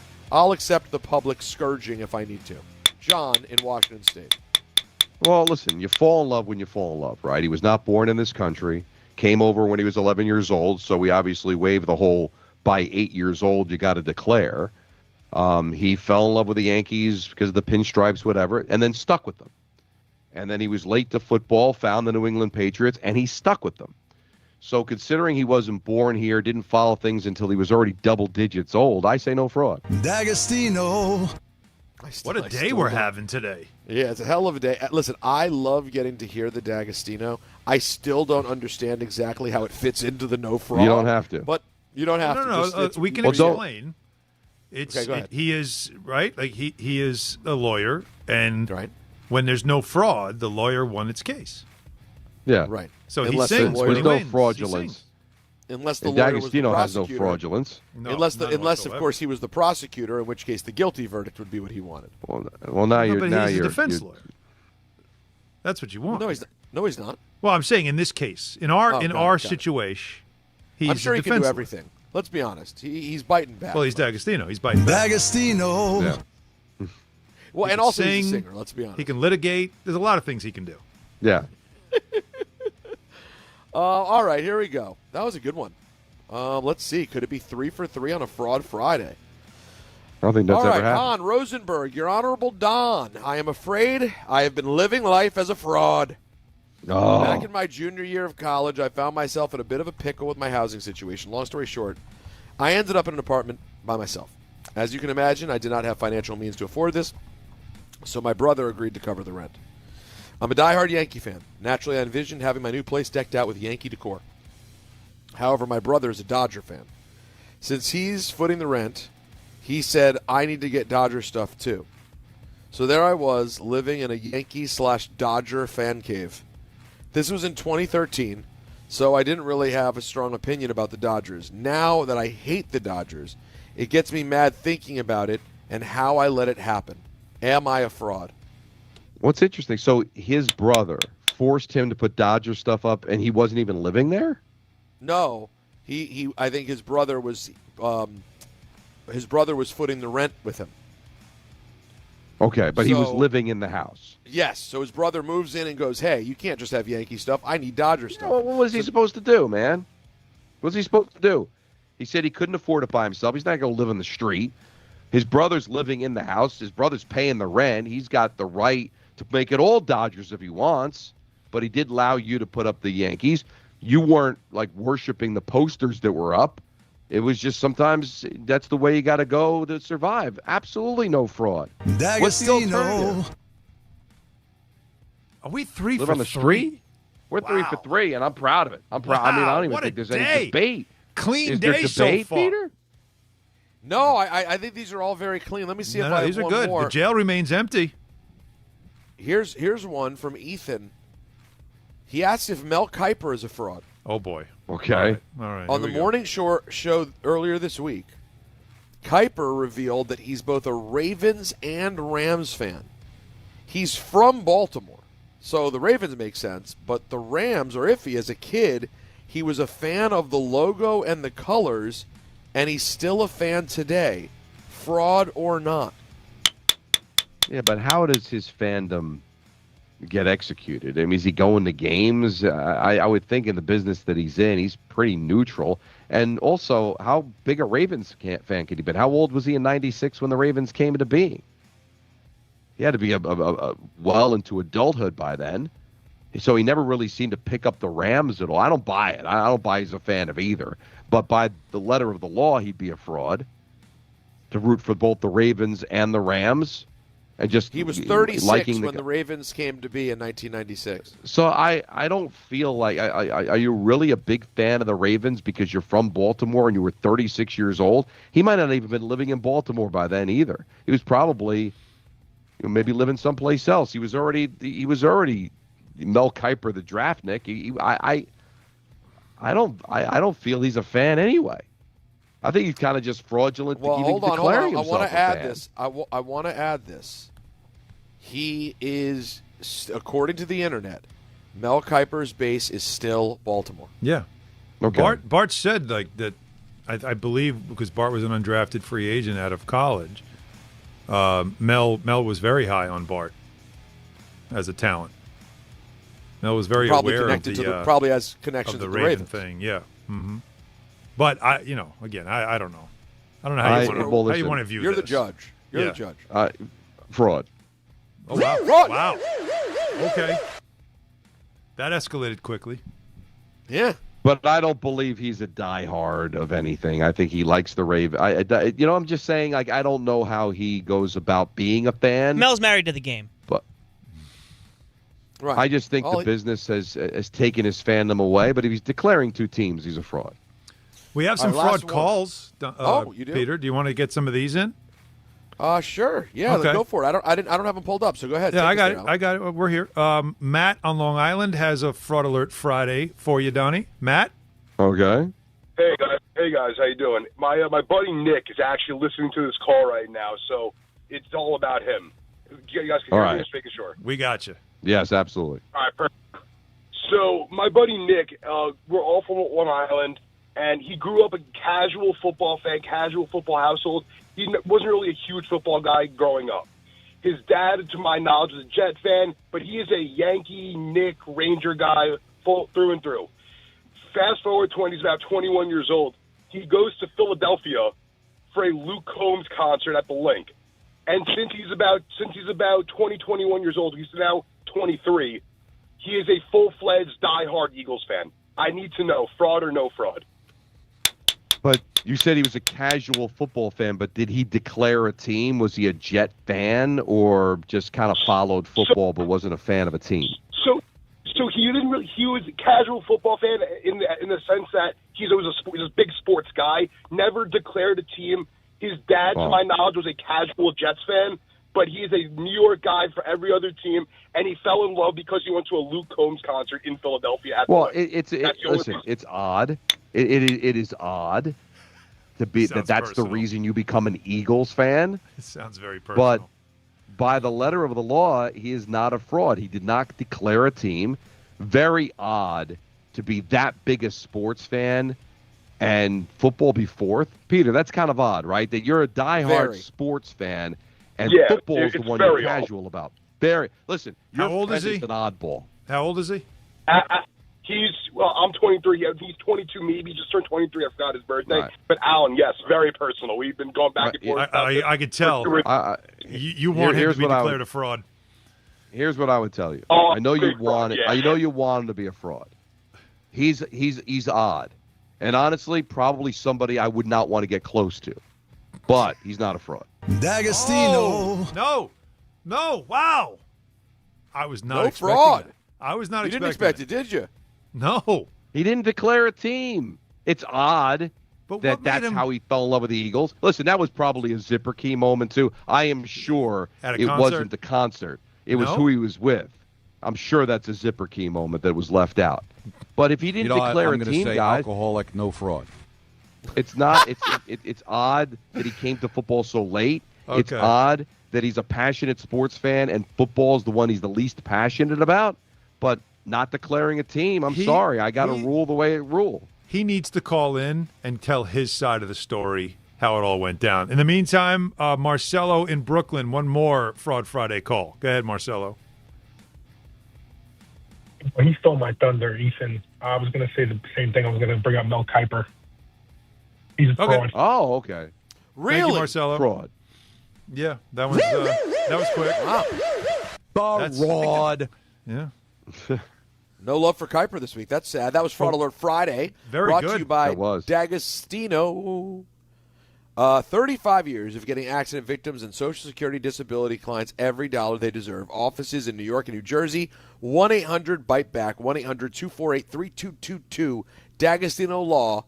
Bite back. All right, 5 o'clock hour, we have the breakdown of course, the championship weekend games, AFC, NFC. What we'll see, we'll make our picks later in the hour, but we'll get into it. And what's being said, a lot of back and forth between the Patriots and the Broncos that you want to hear, and also something that Sam Darnold said about where he's at going into this game. The biggest game of his life, of the early part of his career for sure. Your call's coming up next at 800-919-3776. A lot of them to get to as well, so stay with us. Hahn, Rosenberg, ESPN New York.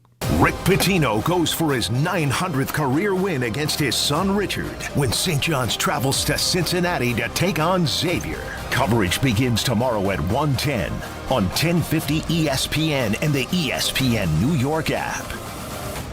This is a special alert to all Americans who own a vehicle with less than 200,000 miles with an auto warranty about to expire or with no warranty coverage at all. Due to a decline in the economy, CarShield is announcing a low-cost month-to-month vehicle protection plan that is now available to the public to save any driver out-of-pocket expenses on future auto repairs. Call now to find out how you can pay almost nothing for covered auto repairs. Yes, you heard that correctly. Pay almost nothing for covered auto repairs. An open phone line has been established for all drivers to call for a free quick quote. Call 800-790-9617 now. Drivers who are covered will not have to pay for covered repairs again. This protection plan is at an all-time low. Additionally, drivers who activate this vehicle protection today will also receive free roadside assistance, free towing, and car rental options at no additional cost. Call us for your free quick quote today. 800-790-9617. That's 800-790-9617. What do you have to lose? Call 800-790-9617. Again, 800-790-9617. Hey, New York and New Jersey, Boost Mobile has an unlimited talk, text, and data plan that's only $25 a month forever, meaning you'll only ever pay $25 a month for the rest of your life. Who wouldn't want unlimited wireless when it only costs $25 a month forever? If you don't, you must be one of those people who enjoy overpaying for their phone plan. $25 a month forever is truly as good as it gets, so go online and switch now at boostmobile.com. After 30 gigabytes, customers may experience slower speeds. Customers will pay $25 a month as long as they remain active on the Boost Mobile Unlimited plan. Progressive knows RV owners like to travel at a nice, relaxing pace. Just like this commercial. They're not rushing to a departure gate at the airport because they depart from their driveway. And they can relax even more knowing they're protected by Progressive. Now here comes the fast part. Progressive Casualty Insurance Company and Affiliates. We expect our information in real time. US Med carries continuous glucose monitors, which provide real-time readings of blood glucose levels. US Med is an approved provider for Medicare and over 500 private insurers. So call 888-665-0696 today for a free insurance and Medicare benefits check as easy as... That's 888-665-0696. Okay, I have to tell you, I was just looking on eBay where I go for all kinds of things I love, and there it was. That hologram trading card. One of the rarest, the last one I needed for my set. Shiny like the... designer handbag of my dreams. One of a kind. eBay had it, and now everyone's asking, ooh, where'd you get your... windshield wipers. eBay has all the parts that fit my car. No more annoying. Just beautiful. Millions of finds, each with a story. eBay. Things people love. My name is Whitney Allen. I am a widow. My husband Ryan died. We never thought in a million years we'd have to use life insurance. The unexpected happened. With Ethos, it is so fast and easy. It's 100% online. You can get a quote in seconds, apply in minutes, and get same-day coverage. No medical exams, and you can get up to $3 million worth of coverage through Ethos. Get your free quote at ethos.com/game. That's ETHOS.com/game. Time spent on application may vary. Online health questions required. Step inside the game you love with the NBA app. Tap to watch every game as it's happening. Jalen Brunson does it again! And never miss a moment of the jaw-dropping action. Get closer to the players than anywhere else. Follow the latest schedules, scores, and stats. Keep up with every story from across the league. And with NBA ID, it's all personalized to you. The game lives here. Download today.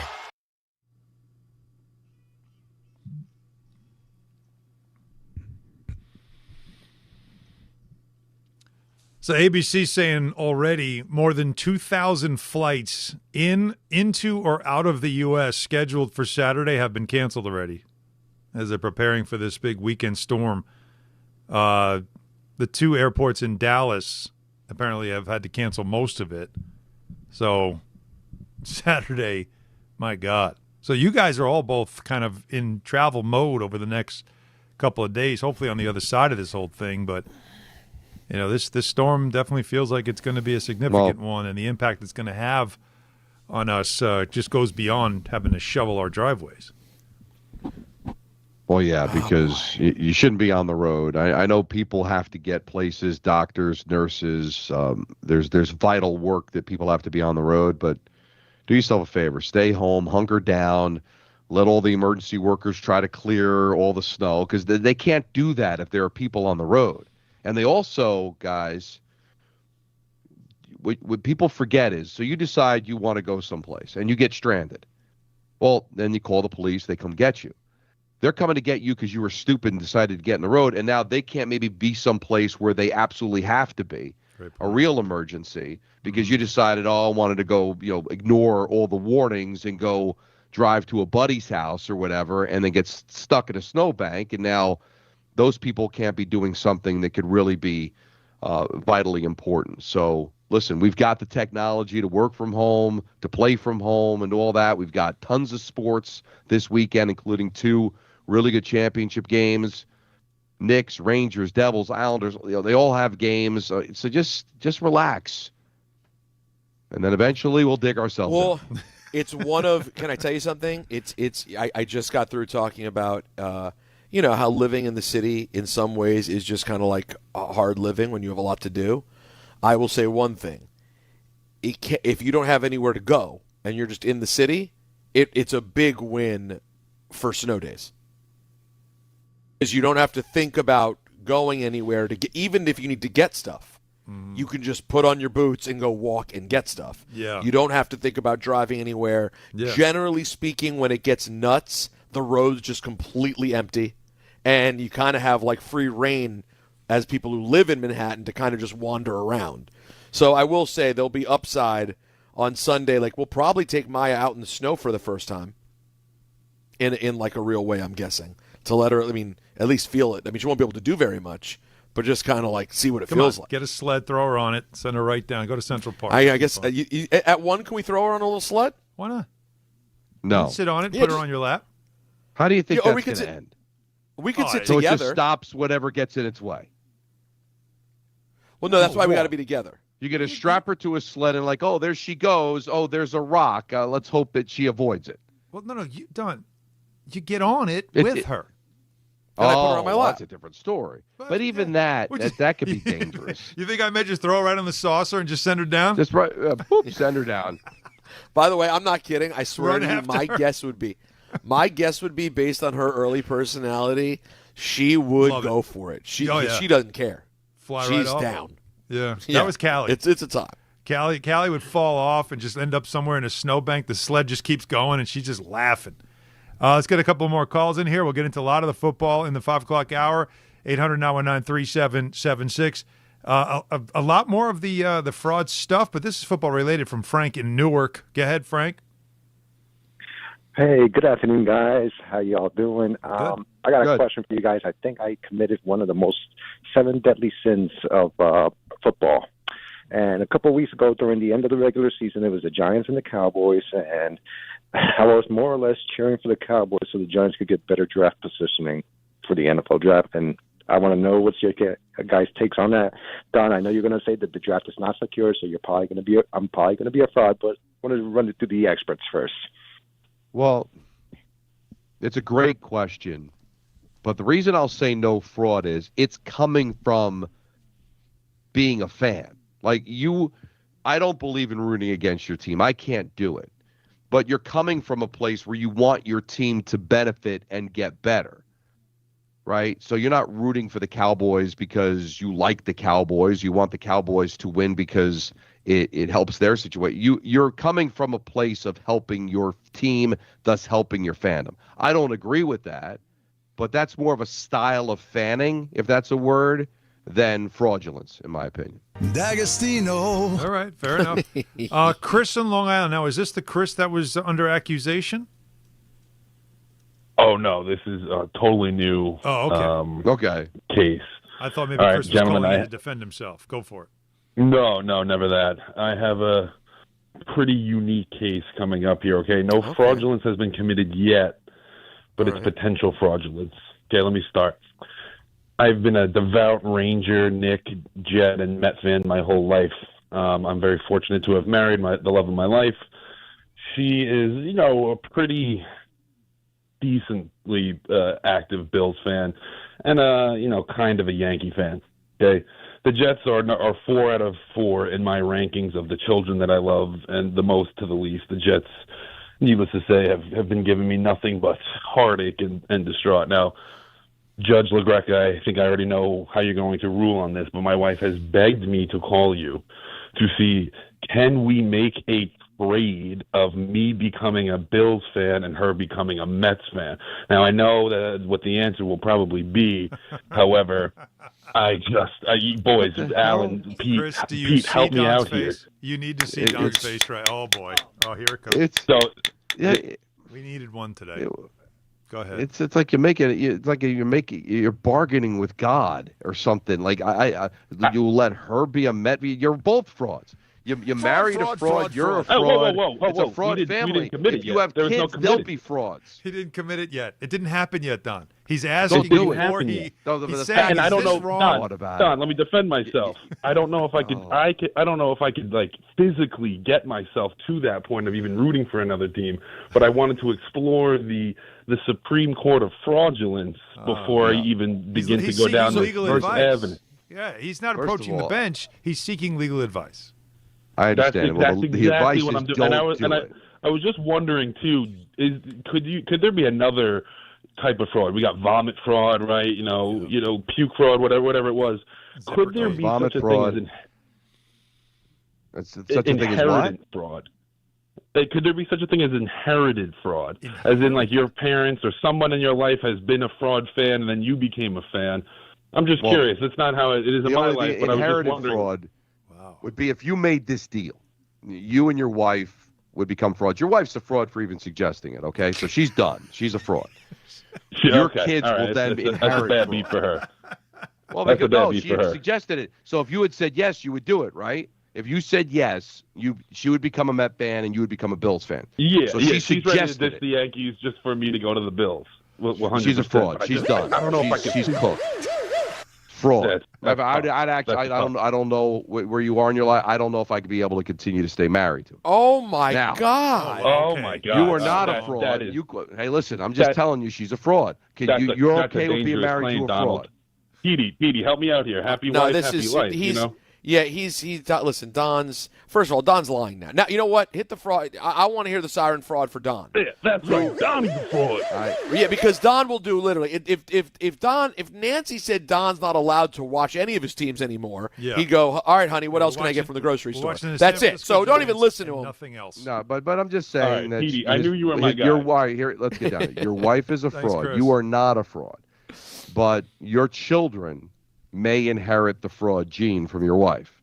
That's inherited fraud. This is like Back to the Future when Marty's like, gotta get to the future. What is there something wrong? No, it's your kids. Yeah. That's what you're concerned about. It's the children. Your kids are frauds. Your kids may be frauds. You and Jennifer are frauds in the future. I got to tell you something. Friday started slow, but it definitely picked up at the end. And I think it ended just right, don't you think? Yeah, and I'll tell you what else. The playoffs may just end just right for you if you could hit the bet you want on FanDuel. Oh, yeah, that's true. Because they're turning on playoff mode. All customers get a profit boost pack every NFL playoff game day. That's Sunday to you and me. Each game day during the championship round, which, again, that's Sunday. You'll find a pack loaded with multiple profit boosts waiting for you in the app. More boosts means more ways to level up your playoff bets. Pick the matchups you believe in, take your shot on an upset, or build a parlay that fits the moment. I can't tell you I'm feeling because you got to wait till 5:45. But I did tell you yesterday I'm kind of leaning Denver to cover the points. Then you can apply your profit boost if you want to be stupid and listen to me, that is, and go after even bigger payouts while the playoffs keep on rolling. So visit FanDuel.com/local and grab your profit boost pack every NFL playoff game day. 21 and over, physically present New York option required. Bonus issued as non-withdrawable profit boost tokens. Restrictions apply, including any token expiration and max wager amount. See terms at sportsbook.fanduel.com. For help with a gambling problem, call 877-HOPE-NY or text HOPE-NY 467-369. All right, well, we will.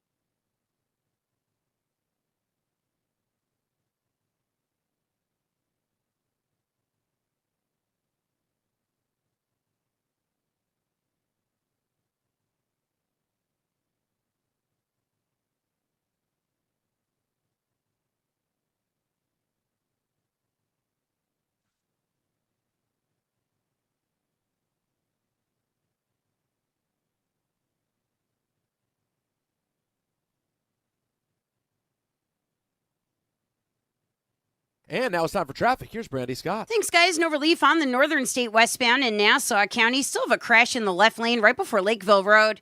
Been out there for a while. You're not moving much from Willis Avenue. Just packed on the LA eastbound, getting through Queens, bumper to bumper between the BQE and the Cross Island. You stay bunched up on the eastbound side, heading over to Jericho Turnpike. Best of it's the outbound George, southbound Deegan and Henry Hudson. West Side Highway northbound, some solid slowdowns from the 60s. Southbound West Side Highway, watch out for a crash in the 120s. It's starting to back you up to the inbound George. Inbound George about 5 to 10 for the upper deck. Outbound Lincoln will run you 30 to 40. Outbound Holland close to a half hour. This report is sponsored by Mothers Against Drunk Driving. For victims of drunk and drug driving, your grief is unique, but you're not alone. You always have a place at MAD. Visit MAD.org. I'm Brandy Scott on 880 ESPN New York.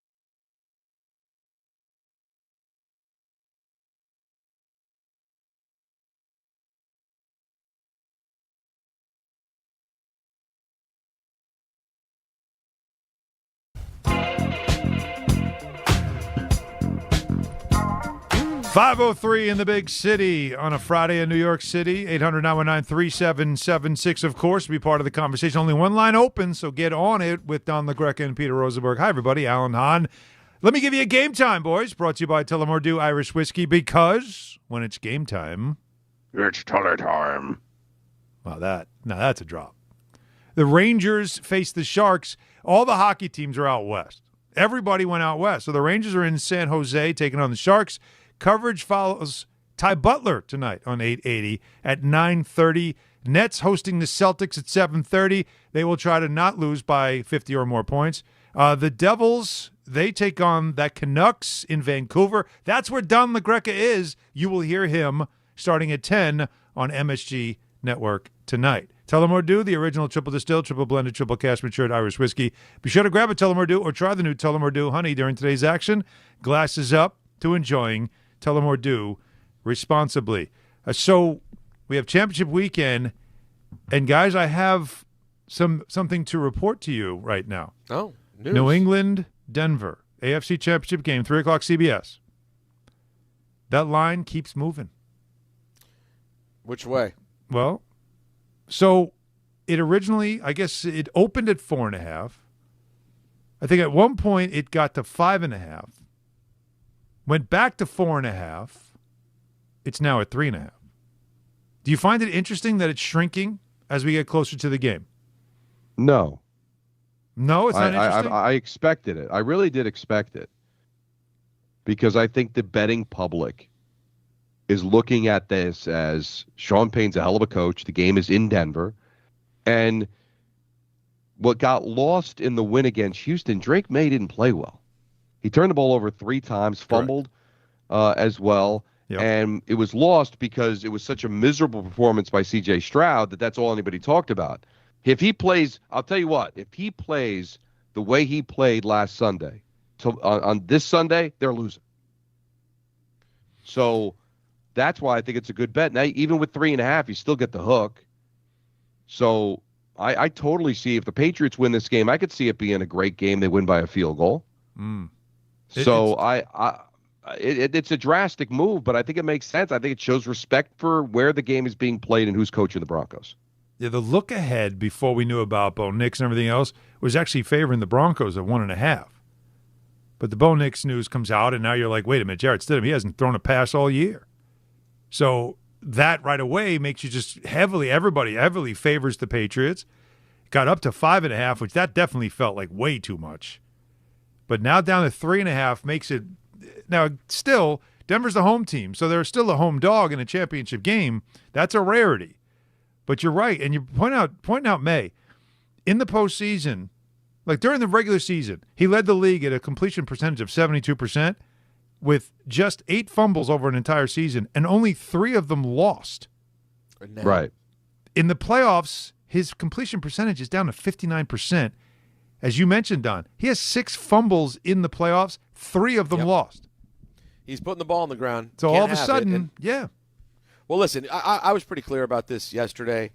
Allen, if Allen, we'll see what Allen does here. I mean, as we know, I'm technically out of reach. There's discussion about if I were to somehow gain all the points on Allen this week, would we maybe do something fun for the Super Bowl? I don't know what's going to happen. Okay. But I like Denver for all the reasons Don just laid out. To me, probably the best coach in the whole thing. And that's tough to say, though, because McVay is McVay. But Sean Payton is he was coveted and paid a grip to go to Denver for a reason. This is the reason. To be in a spot like this where respectfully to Mike Vrabel and Drake May and everything the Pats have accomplished this year, they are up against a incredibly well-coached team with a great defense in a home game that's a hard place to play, not just because of noise, but because of altitude. It's over 3. That's why I'm going to go with Denver to play this thing close in the end, because I just really think it ends up being an ugly, close game. Now, I will say, 3.5 is different than 4.5. Like that is a significant jump. I would not be shocked. It would not shock me if it ends up falling between the 3.5 and the 4.5. Like that is a really significant number to see move. But every part of me thinks this should be an incredibly close game, and I certainly hope it is because I hate both of these teams with a passion. Now, you look at Bo Nix in the win against Buffalo, and that game went to overtime. 26 of 46, 279, 3 touchdowns, 1 interception. Now, I doubt very seriously Stidham's going to go out and throw the ball 46 times. So you're still talking about Bo Nix, who had 20 incompletions, threw a pick. Now, if they are conservative with it, try to run the football, and just ask him not to lose the game. He's played the NFL before, so it's not like he's completely. I mean, he's only made 3-4 starts, but he's been in the league. I've always said I think the gap between Bo Nix and Stidham is not as gargantuan as would be for other backup quarterbacks. He's only his only second year in the league, so it's a gap. Just judging by how much it moved for Vegas, it usually doesn't move 4 or 5 points the way it does. No, that's a swing. But yeah.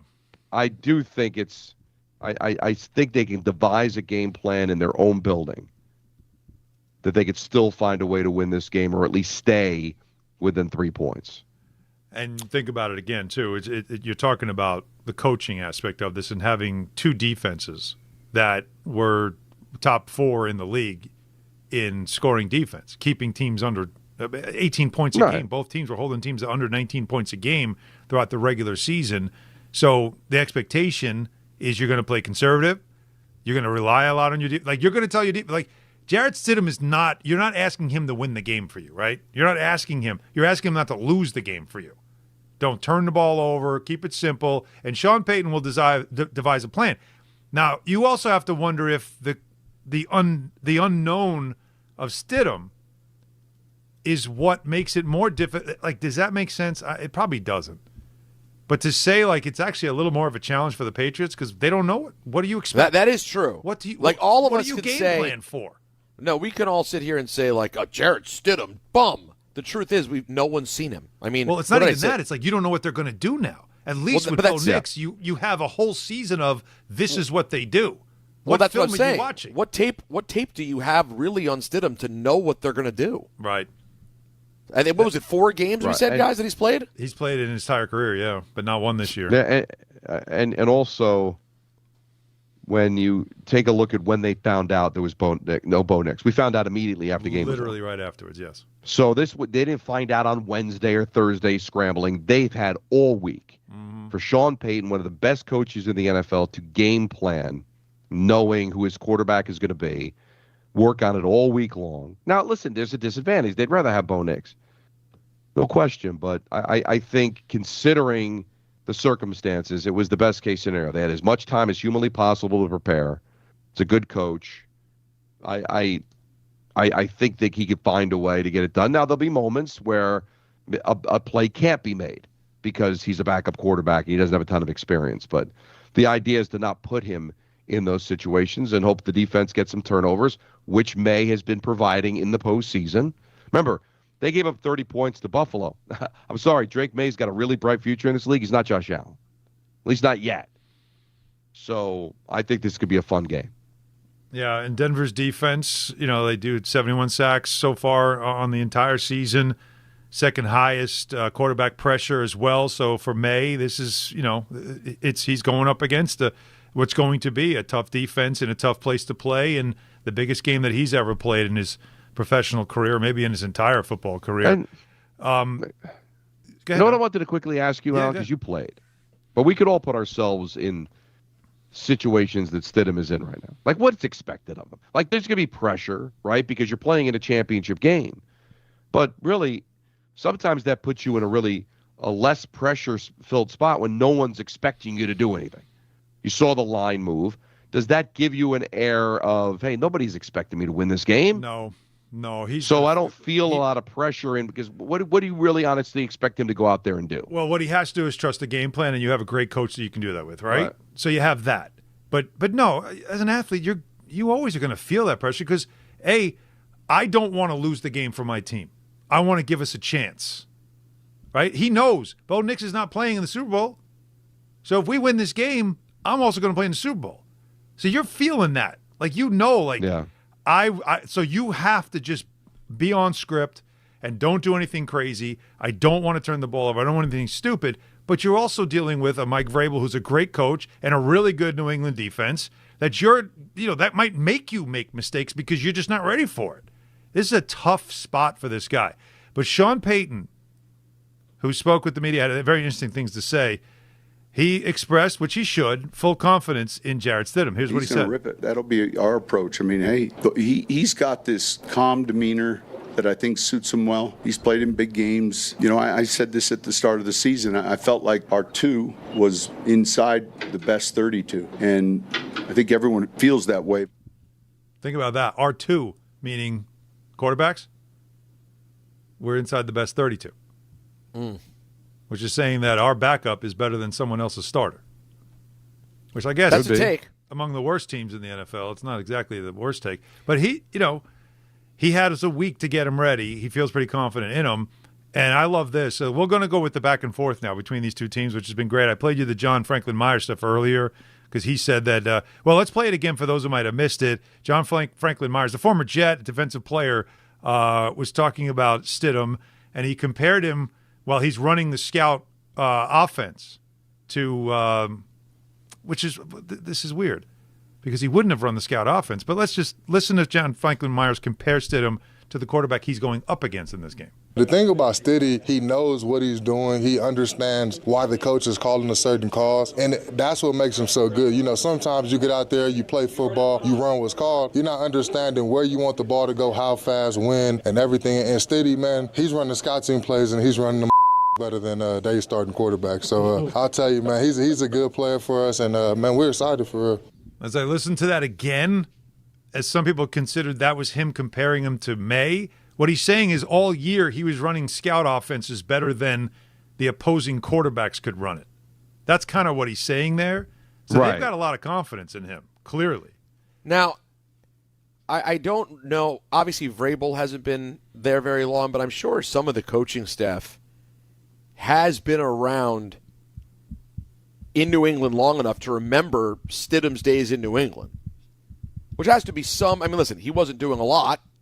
But he did get in with the Patriots. In 19, he played in 3 games, and in 2020, he played in 5 games.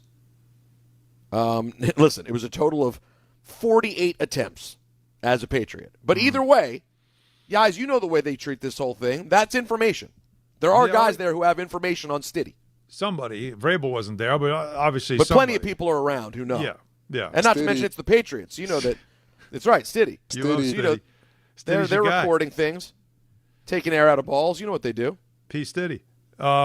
Here's Sean Payton, though, as now, of course, Broncos fans hearing the news that your starting quarterback. Sean P. Stiddy Combs? You're right on.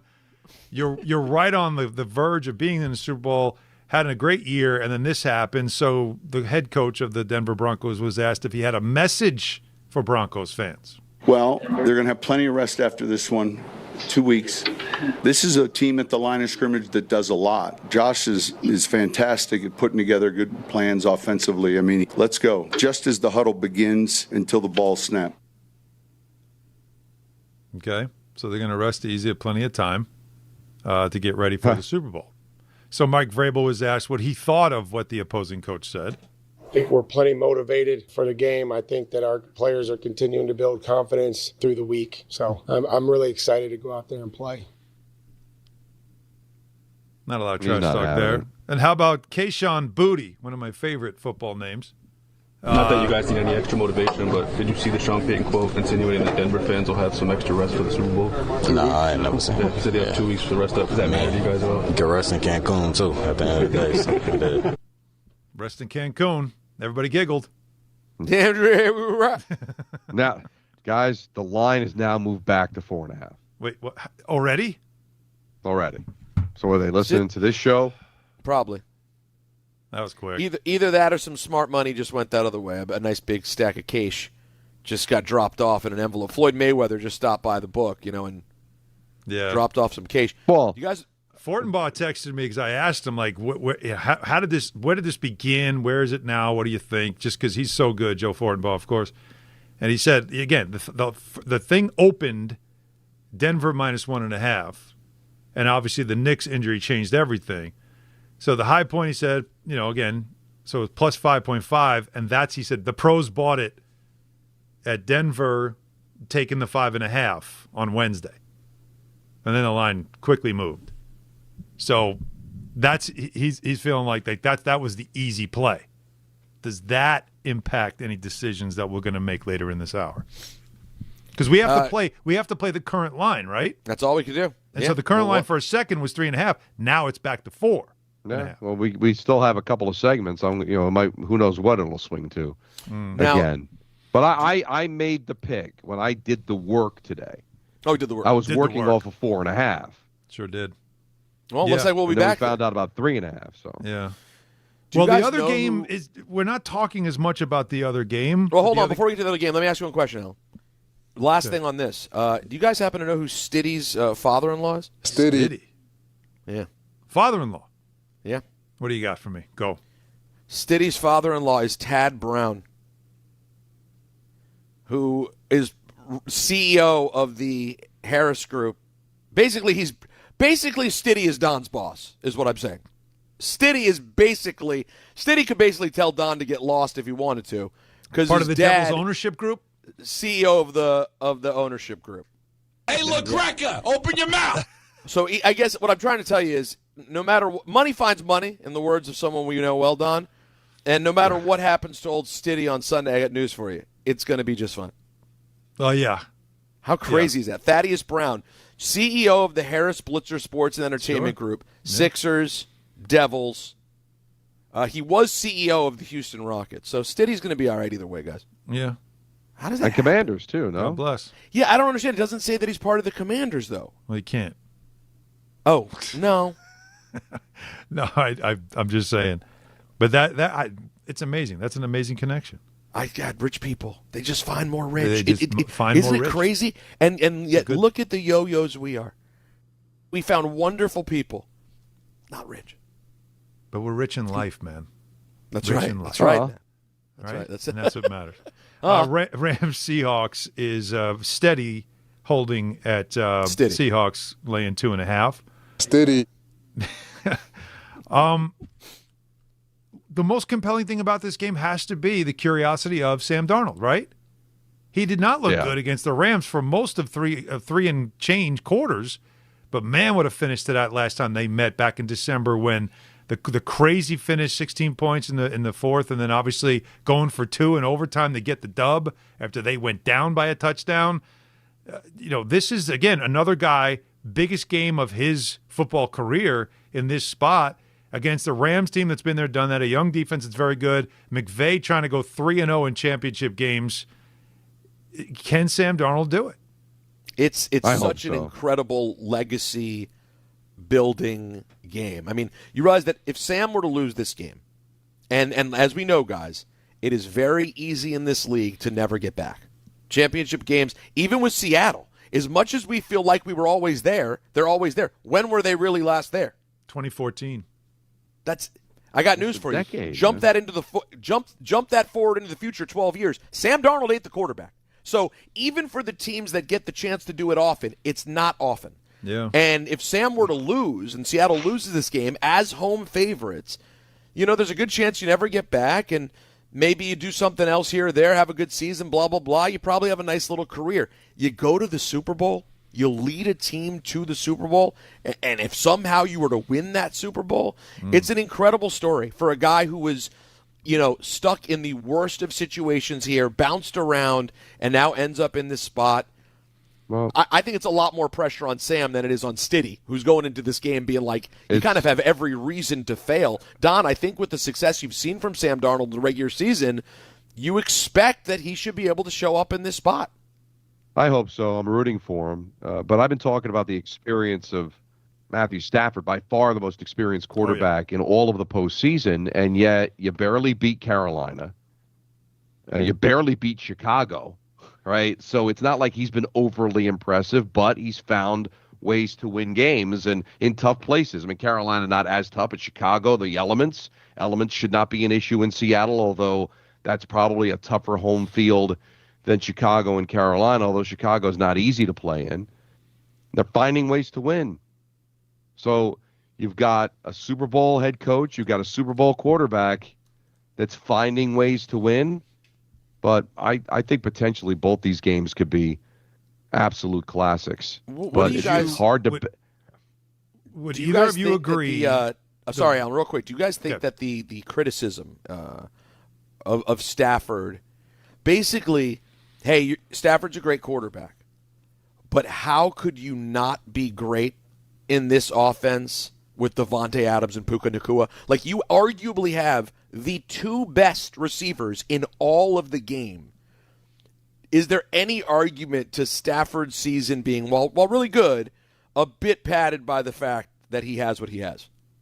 Yeah, but I mean, did you see how many touchdowns he threw, for God's sake? I mean, yeah, like other teams have.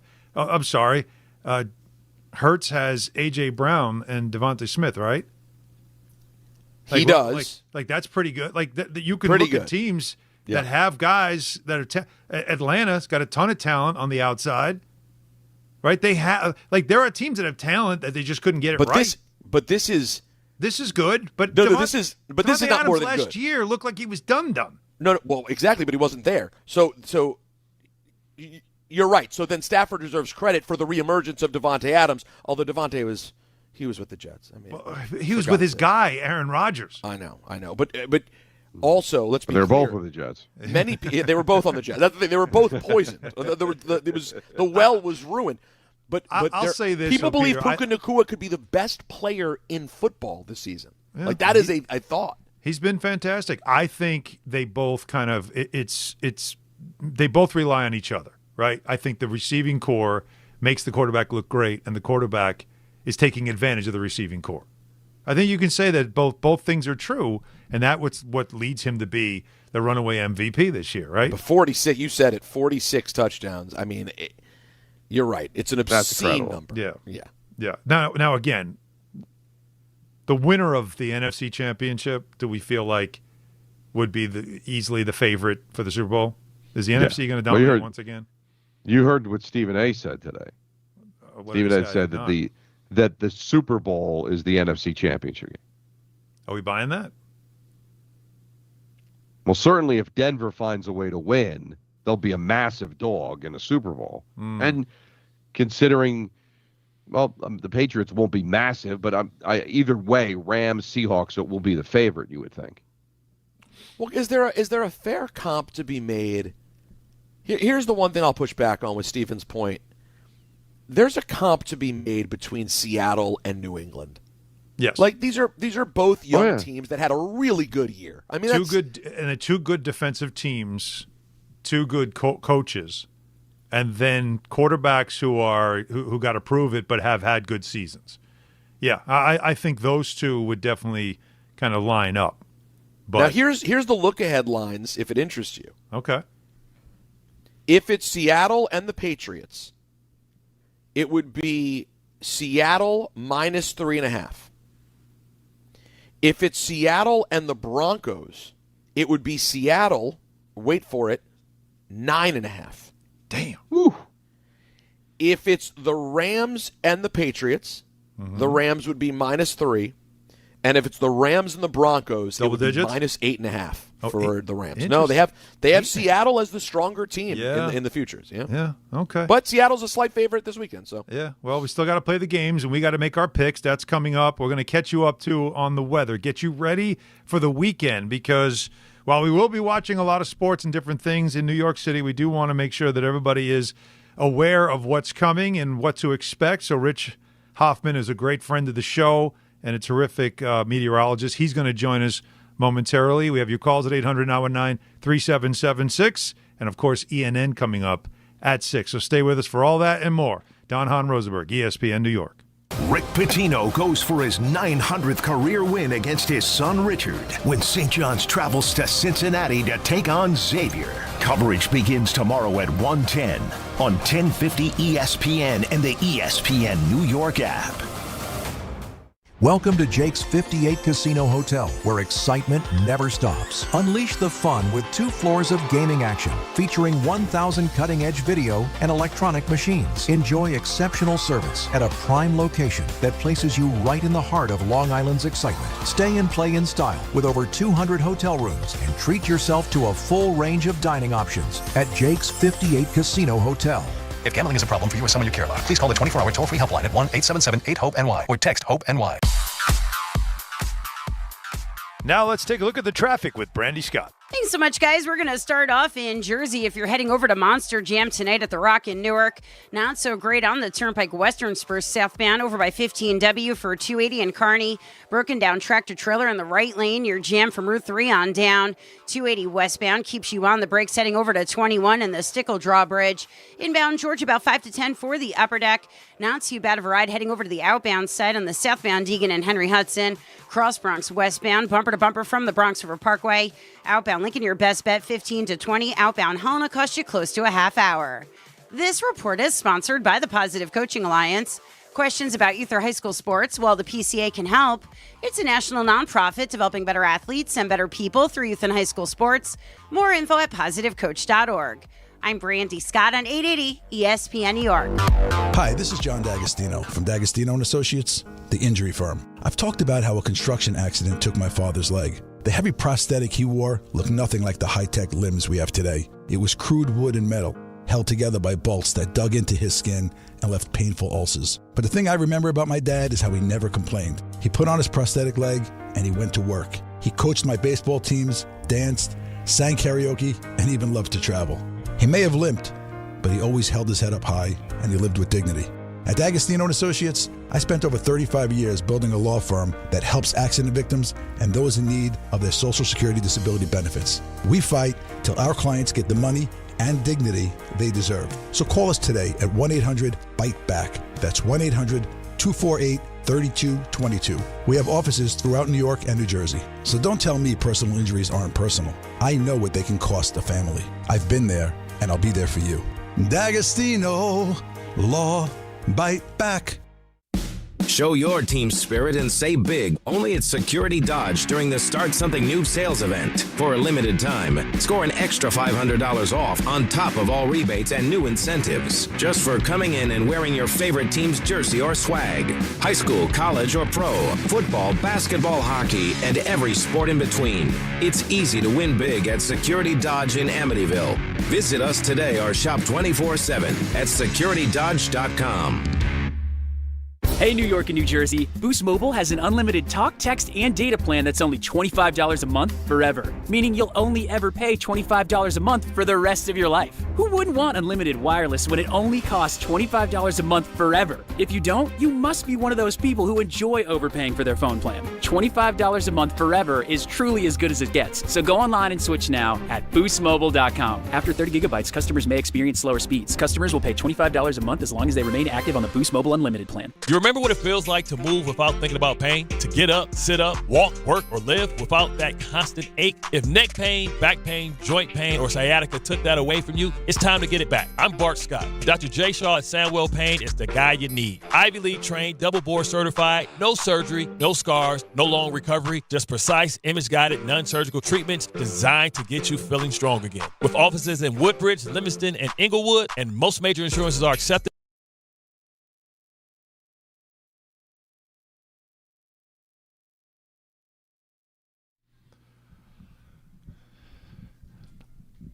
All right, Don Hahn, Rosenberg, ESPN New York. We'll get back to your calls at 800-919-3776. We've got our picks coming up for the weekend as well. But speaking of the weekend, as we are preparing for it, and we want to prepare you as best we can for it, is a winter storm coming this weekend. It's going to be very cold tomorrow before the storm even hits.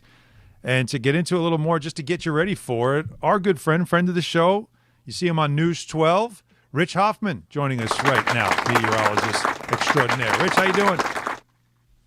I'm doing okay. Just getting ready for a little snow. It's been a while. It's only been a week. What is the first thing that you are telling people about this storm that's coming and what to prepare for? Like, when do you expect it to hit? How much for the area as well? Heading up from southern New Jersey, it's overnight Saturday, and then it overspreads New York City, Long Island, into the Hudson Valley during the day on Sunday. So once you get past 8 o'clock Sunday morning, you want to kind of stay home a little bit. I know a lot of people are traveling on Sunday, want to watch some football games and stuff, but it comes down really heavy Sunday afternoon. Poor visibility, 1 to 2 inches per hour, a good old-fashioned snowstorm at that point. And then we head towards Sunday evening. We watch some mixing, especially along the Jersey Shore, out towards Long Island. And by the time this is done, I'm telling my friends and families, be prepared for about a foot of snow. Hudson Valley, maybe 15 to 18 inches, and that's one of the things we'll be watching through Sunday into Monday morning. It's pretty incredible. So is there in other words, do you think that when we get to Monday, it ends up being a somewhat straightforward, just big snowstorm, and by Monday evening, we're sort of shoveled out and moving on? Or is this going to be more crazy than that? Because we know in the South, obviously, there's a lot of concerns about the ice and all the other things it could do. But are we looking for more into just a straight-ahead snowstorm that after 24 hours we kind of get past? For most of us, it is kind of straight ahead. There will be some ice, and this is going to be a good week for pond hockey. We're going to have so much cold weather after this. So this is a little bit different where, a lot of storms lately, it melts the next day. This snow that comes down is going to stay for a while. So that's one of the things that's going to be different. It's going to be so cold beforehand and so cold afterwards that we could have lows by the end of next week below zero. So this snow is not going to go anywhere anytime fast. Yeah. Now, I was wondering, is the timing of this good from the standpoint that we're talking about Sunday, everybody stay home, hunker down? Are we able, as communities, to be able to get ahead of this, start to plow as it's coming down so that by the time we get to the rush hour Monday, we can have things cleared out? Yeah, absolutely. By that point, they're going to start keeping up with it. Sunday afternoon, they'll do a couple of passes out on the road. And then by Sunday night, it starts tapering off, especially in New Jersey. And then out towards Long Island by late morning, Monday, Montauk is starting to move out. So I think there'll be possibly school delays Tuesday morning, too, looking at that. I know my son just got his Chromebook being prepared for Monday with, virtual school nowadays. So, that's one of the things I think a lot of people are trending to because it's going to be cold. So do you want to send your kid out there waiting for the bus? Is it not going to come? If there's going to be a delay? So I think there's going to be a lot more virtual days on Monday. Is there anything to the fact that Saturday is going to? I mean, I saw a low of 9 in New York City, 8 on the island, and obviously the outskirts of the city. A low of that, a high of not even getting to 20 degrees on Saturday. Having it that cold before a storm like that, does that change anything when it comes to what we end up getting as far as you already told us about a foot, but also the fact that with the ground so damn cold that would it make it more difficult to clear the snow? What's going to happen initially when it's that cold compared to all the other storms we got, the first inch of snow is going to be ice right away. So people are like, it's lightly snowing. There's only an inch. They're going to be slipping and sliding from the Garden State Parkway to LIE, heading up north. That's the problem when it's so cold. 1 inch of snow could be much worse than 6 inches when it's that cold to start off with. Is there any version in which we Sorry, go ahead, Don. Go ahead, Peter. I'm sorry. I was just going to say, is there any version in which we don't get the entire thing? Like, is there any? There are a bunch of different models. Is there still a version in which it turns out to be much ado about nothing? Or are we definitely getting slammed with at least 6, 7, 8 inches? All the computer models, if you do the weather geeky stuff, the European, the NAM model, all of them have a good thump of snow before, say, 5 or 6 o'clock on Sunday, and that's anywhere from about 4 to 8 inches of a quick burst. And the question is, what could change? Do we get a mix? Do we get a little bit of rain? And that's later. So that's the worst part of the storm with, you're looking at 1 to 2 inches of snow per hour Sunday afternoon.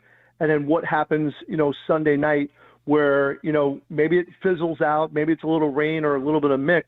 But that first part of the storm, all the models are in agreement that we're going to get a quick burst of heavy snow to start. All right, so my self-serving question is the Devils are in Seattle for a Sunday afternoon game with the plan of leaving after the game and probably getting into Newark around midnight Sunday night into Monday morning. Is that doable? Is that still on table, or am I going to be leaving sometime Monday from Seattle? You're probably going to be leaving Monday because, commercial flights that are flying out, they're not going to have planes here. So they don't want to leave them here and get them stuck here. So they're going to try to keep them out of the tri-state as long as possible. Well, I am on a charter, so that does that help a little bit? That does help a little bit. They depending on if there's any ice, but it's you may be able to get in, or delay. They may delay it a little bit. So instead of midnight, you may get in by 4 or 5 o'clock Monday morning. And back at to least self-serving. The weather's going to be nice out in Seattle. Back to self-serving. You think I'll be able to get on a flight to Toronto at 7 p.m. Monday? What are your thoughts? 7 p.m. Monday night. If the plane's here, you'll be able to fly out. That's the key. A lot of the planes they get them out of here first. But if your plane's in the local airport, you're going to get out of here Monday night. So, Rich, we're in a business where we're talking with Rich Hoffman from News 12.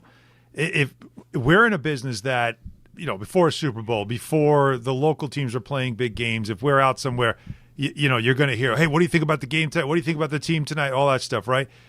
I imagine this time of year, or anytime there's storms, of course, but this weekend, you can't go anywhere. I'm sure people are probably asking you for the inside there. I know what you're saying on the air, but what's really going to happen, Rich?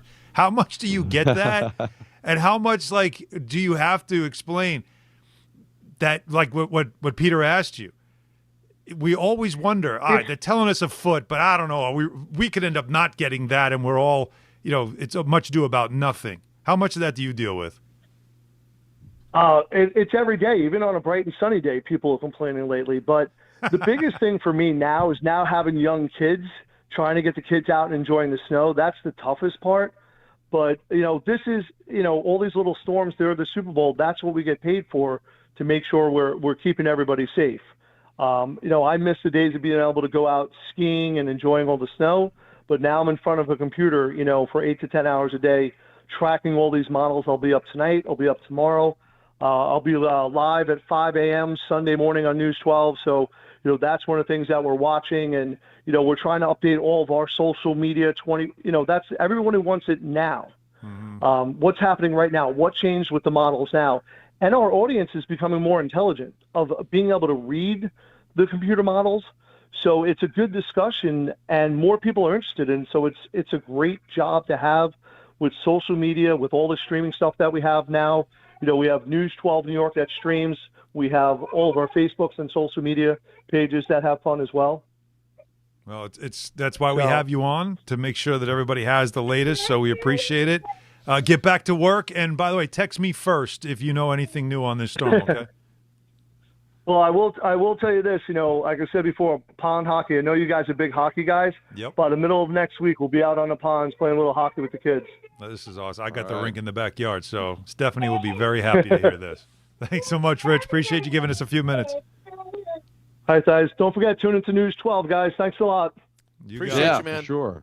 Yeah, They we do a will great here job. on the island, no doubt about it. So not only are we getting this storm, but, normally after we get a big snowstorm, you do get that, all right, it starts to melt and everything cleans up. He's making it sound like this snow's not going anywhere for a while because it's going to be so cold it's not going to melt.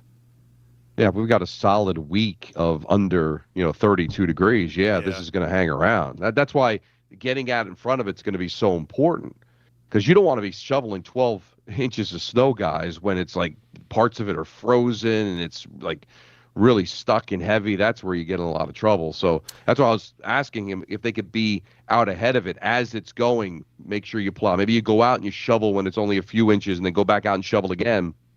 You might wake up Monday morning. You might have like 12 inches of frozen snow that you're not going to be able to move. DiPietro text, by the way. I sent it to you guys. No, here we go. Great. Reading that, not knowing Don, that it was from Rick first was really concerning, and Don, then I remembered it was from Rick. What Don wrote in the group chat, I was like, wow, Don's going there. And then I realized that you're just the vessel, aren't you? I'm just forwarding Rick's. I got to tell you, that one, I want to call Don a bad guy in this one. We can't read that one. I actually want to say, I think you owe me an apology. I think you probably should have thought better of forwarding this. Go ahead. I'm going to give you a minute to think about it. Peter, you did have a line that when you were asking a question about being slammed by, I'm sure Jake will find it. No, we know. It was That's going to be a crime. Yeah, that was a moment. But Don, I'll give you a second to reconsider whether you should have actually forwarded that. If that's the kind of thing you do to a friend. But it went there. I laughed yesterday. Humor in it. Well, yesterday I laughed, but when you're getting specific and now we're talking spouses, it starts to get. Well, why do I have to protect Rick? This one was. It's not protecting Rick. Is it protecting Rick or protecting me? Well, but he says from this the hurt. He says this to Dave on the air, so he's texting this, but he says these things to Dave. You're not the only one that's a target here, Peter. This is material that Rick uses against his own co-host. Well, but he says it. But we choose Peter not does to read make this. a pretty valid point that I probably could have kept it to myself. You could have left that alone. This one, he could have edited. Don could have said, you know what? Not for my guy. No, not today. I nailed Joe Judge. So far, I'm a little worried I'm nailing Aaron Glenn. That was one. Wasn't that yesterday? Oh, no, that's when you were deciding. That was 2 days ago, and we were grading. You guys didn't know that I nailed Joe Judge, did you? Hey, Aaron Glenn. So there was a brief moment, Anthony. You thought that was my joke? Well, I read it, and I said, why would Don say that? Yeah. And then I said, oh, wait, and then now I've read it. I know who this is from. It's one thing to tell that joke, but then to send it out to the group that Peter's on, that would be pretty That'd be pretty gutsy. But that's the problem with what you did. See, he didn't even announce what it was. Don just said something absolutely insane. I thought Don was getting It took like 2 seconds for me to figure it out. Don was saying, this is what Rick would say, so I'm just going to say it now. No. It never even occurred to me. But it occurred to Rick. Well, and it is funny. It is, but I understand Peter say. I just want Peter to understand that don't feel like you're the only one that's a target, because I've heard him say these things on the air too. It's Dave. true. And we it's choose almost not like even saying, to say listen, don't feel bad that he murdered your wife. He's murdered a few wives. Yeah. You don't it's feel still bad, Alan. Right. Yeah, don't worry. Listen, he just did it to Dave also. Trying to just soften it a little bit for him. Excuse me? Because Oh, here comes another text. Oh, you don't need to. Yeah, here comes another text. Don't worry. You don't have to soften it too much for Peter. I bet Natalie wishes you do the opposite. Hardy, har, har, har. I'm still in the locker room. I'm 16. Let me whip you with a towel. Hey. Well, you know what, Peter? I'm sorry. And we love you. You know that I hang out at WWE. I share a locker room with people who could look at Rick and with their eyeballs murder him on sight. He would just melt into nothingness. These are big, strong, tough men. They don't feel the need to destroy me and go after me to assert their tough guyness. But old tough guy locker room Rick, that's what we call him. He's got to show everyone how tough he is. You know what? Just go back to being manorexic and being in the gym all day, all right? Go eat more than 1,100 calories in a weekday, you skinny son of a bitch. I'll say let it all out. Sorry, because let it all out, Peter. He's a bad guy. No, he's your friend, but he's a bad guy. Let it all out. We have picks to make. I bet Natalie wishes he would let it all out. Oh, he's going Sandler. He's going Sandler on us now. All right. Well, we'll make our picks for championship weekend coming up next. If Natalie could pick, I bet she'd pick someone else. Hardy, har, har, har. If Peter makes it to there. Don Rosenberg, ESPN New York. We just went to break. What's up, babe? We expect our information in real time. U.S. Med carries continuous glucose monitors, which provide real-time readings of blood glucose levels. U.S. Med is an approved provider for Medicare and over 500 private insurers. So call 888-665-0696 today for a free insurance and Medicare benefits check as easy as... That's 888-665-0696. My name is Whitney Allen. I am a widow. My husband, Ryan, died. We never thought in a million years we'd have to use life insurance. The unexpected happened. With Ethos, it is so fast and easy. It's 100% online. You can get a quote in seconds, apply in minutes, and get same-day coverage, no medical exams, and you can get up to $3 million worth of coverage through Ethos. Get your free quote at ethos.com/game. That's ETHOS.com/game. Time spent on application may vary. Online health questions required. FanDuel is turning on playoff mode. All customers get a profit boost pack every NFL playoff game day. Each game day during the championship round, you'll find a pack loaded with multiple profit boosts waiting for you in the app. More boosts means more ways to level up your playoff bets. You can pick the matchups you believe in, take your shot on an upset, or build a parlay that fits the moment. Whatever you like, bet it. Only on FanDuel. Then apply your profit boosts and go after even bigger payouts while the playoffs keep rolling. Each game day during the championship round, you'll find a pack loaded with multiple profit boosts waiting for you in the app. So visit FanDuel.com/local and grab your profit boost pack every NFL playoff game day. Must be 21 and older and physically present in New York. Opt-in required. Bonus issued as non-withdrawable profit boost tokens. Restrictions do apply, including any token expiration and max wager amount. See terms at sportsbook.fanduel.com. For over the gambling problem, call 1-877-8-HOPE-NY or text HOPE-NY at 467369.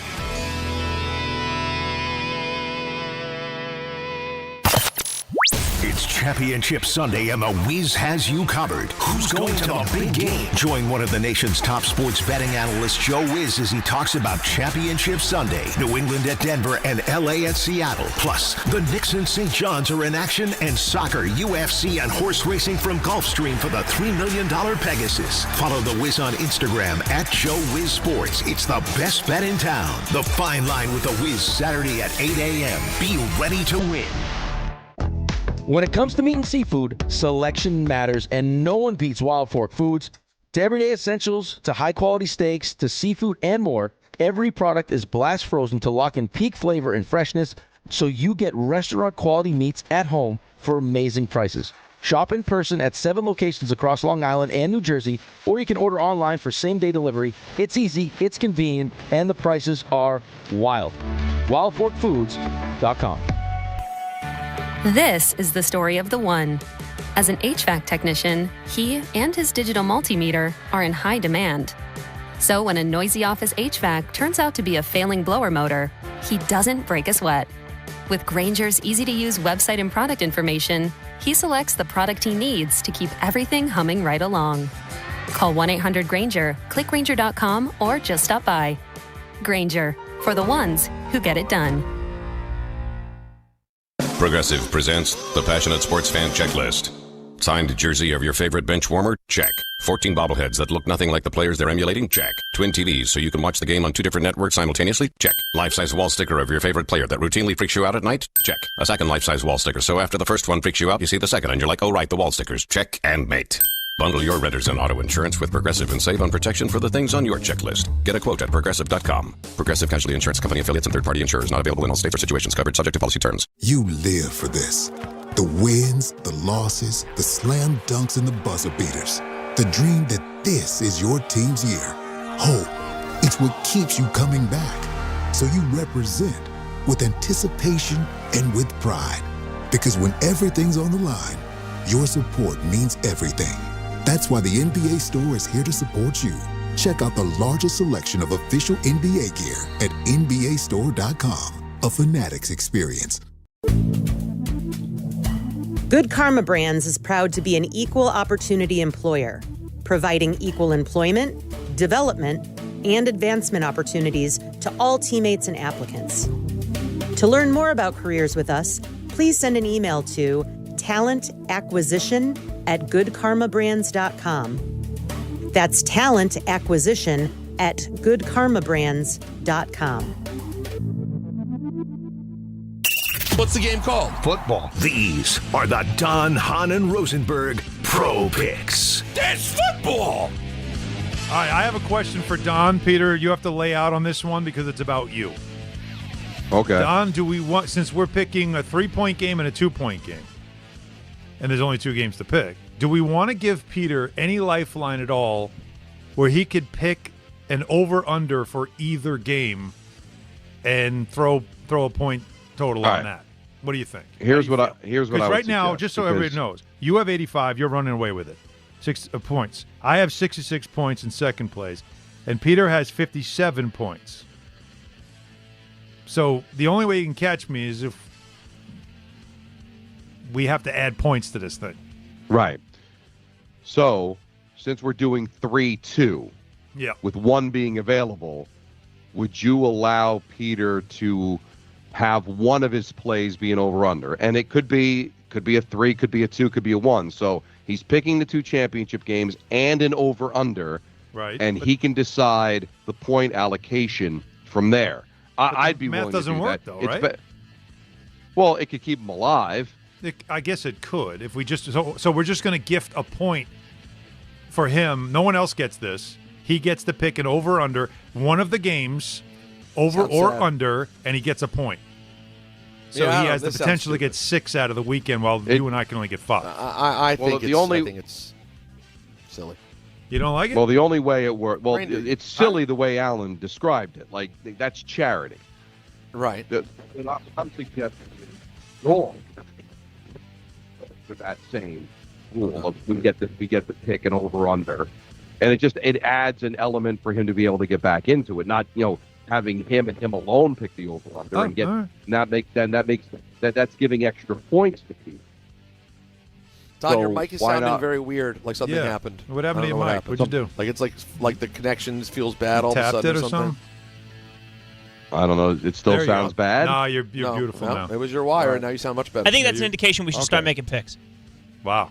Okay. So, listen. Here's my opinion, Alan. Right. Let's see how this week plays out, and then we can decide. Well, 2 weeks before the Super Bowl, if we want to add any exotics or anything special for the Super Bowl. What do you think, Peter? Yeah.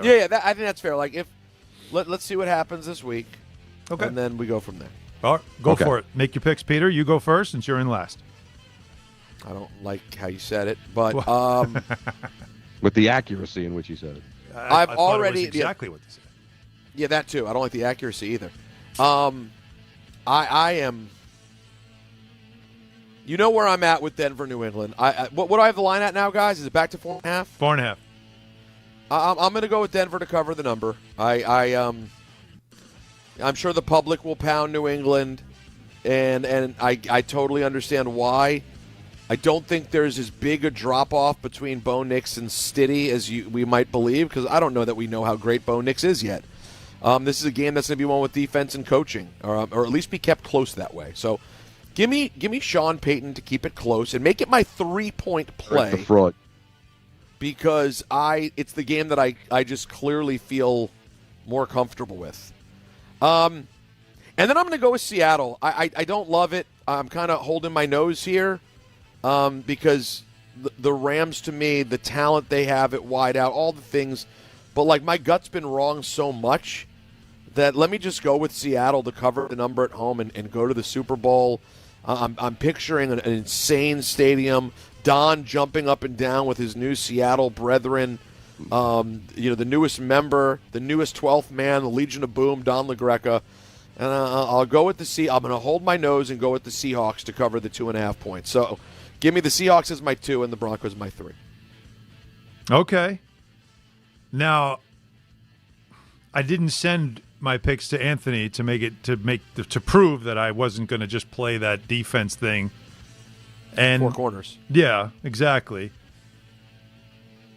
And this is not easy to do because there's so much. Like, do I want to have fun, or do I want to just play it safe? How do I want to do it? What's the right way to do it? You pick you give your predictions. Pick what I feel, yes, yeah. But I can make a case either way on both of these games. You can. You could talk yourself into anything. And so you have to do this. Well, no, because again, do I want to have fun? Don, do you understand what I'm saying? Do I want to have fun? Now that I know Peter's picks, do I want to have fun, or do I want to just make the picks that I know are the picks I want to make? You make the picks you want to make. Exactly. You gotta be a man about it. You can't be dishonest. Right, exactly. So again, I'll go with exactly what Peter said. Again, I'll take Denver. I will take the points. I'm calling fraud, Don. I'm calling fraud. How could he go with Denver? He is the Patriots sycophant I know. all year long. We get to the championship game. 4.5 feels weird. It feels weird.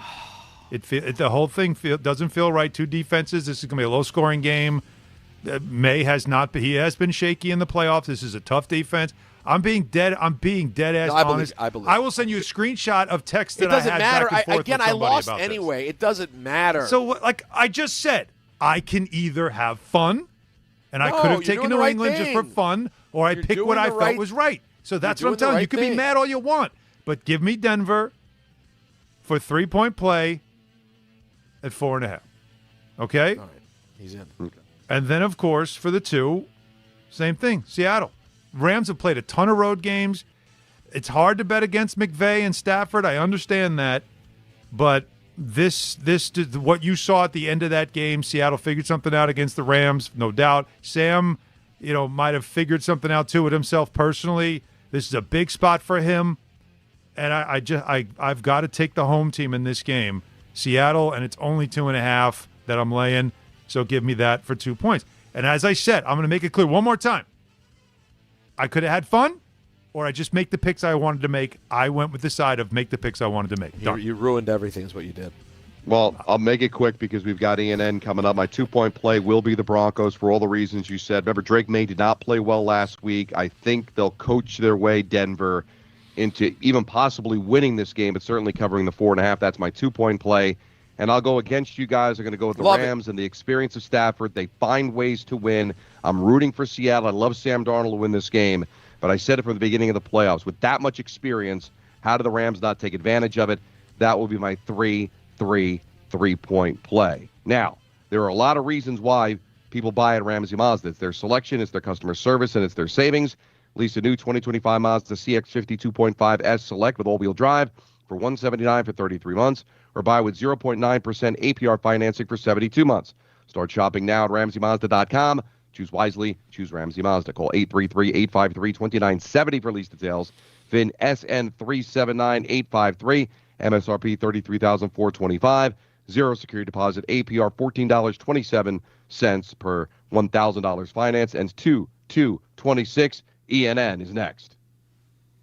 It's Chuck Devine with SnowCountry.com. Save more on the brands pros trust at Lowe's. Get 35% off select major appliances valid through January 30th. See Lowe's.com for more details. Ski areas like Gore and Whiteface in the Adirondacks, Killington and Pico in Vermont got a couple inches of fresh snow on Thursday. And we brace for the coldest weather of the season this weekend with more fresh snow late Sunday. If you're hitting the slopes, take the right precautions with good layers meant for skiing in the cold. Wear your helmet, keep your neck and face covered, and keep the hand and toe warmers handy. Mountain Creek, New Jersey, celebrating their 60th anniversary this weekend. Both Mountain Creek and Camelback on 39 pack powder trails. They're skiing, riding, and tubing day and night. And so Shawnee with 20 slopes. Smaller ski areas are a little more protected, and you're always closer to the base lodge. Thunder Ridge, Southern New York, Mohawk, Sundown, and Southington in Connecticut, and Butternut in the Berkshires, all at or near 100%.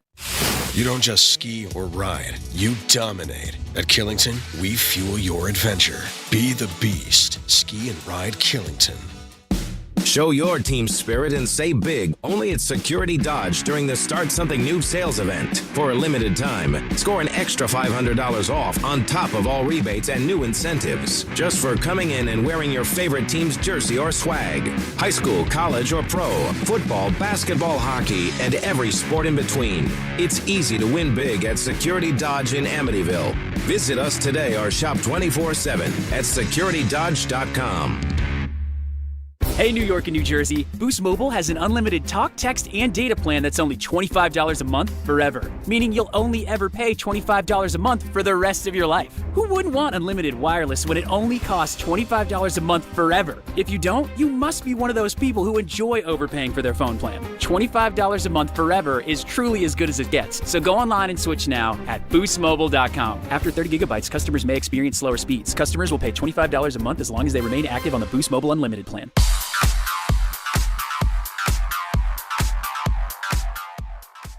And now let's take a look at the traffic with Brandy Scott. Thanks a million, guys. I hope you have a great rest of the night and an awesome weekend. I hope you make it through the storm okay. We've got the Nets hosting the Celtics at the Barclays in Brooklyn tonight.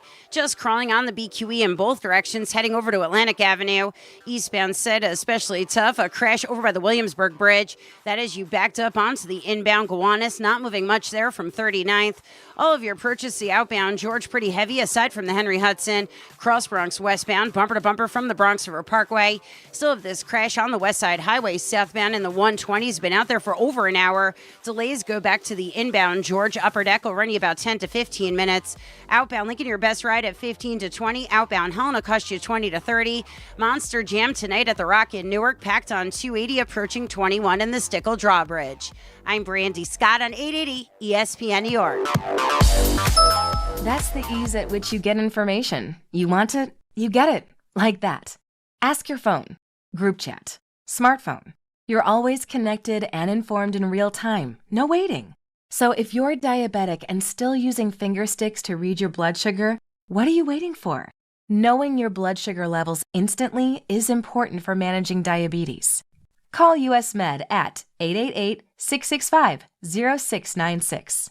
To learn more about continuous glucose monitors, a real-time instant method to track your blood glucose, US Med is an approved provider for Medicare and over 1,000 private insurers. And the best part? Call 888-665-0696 and we'll give you a free insurance benefits check today. So call 888-665-0696 today. That's 888-665-0696 and manage your diabetes as easy as... Hey, this is Jalen Brunson. Jalen Brunson for three. And this is your home for New York Knicks basketball. This is 880 ESPN. WHSQ and WCBS FM HD2, New York. This is an ENN Special Report. Now reporting... the very handsome Jewish man, Peter Rosenberg. We should talk some sports. Do what you want. It's ENN.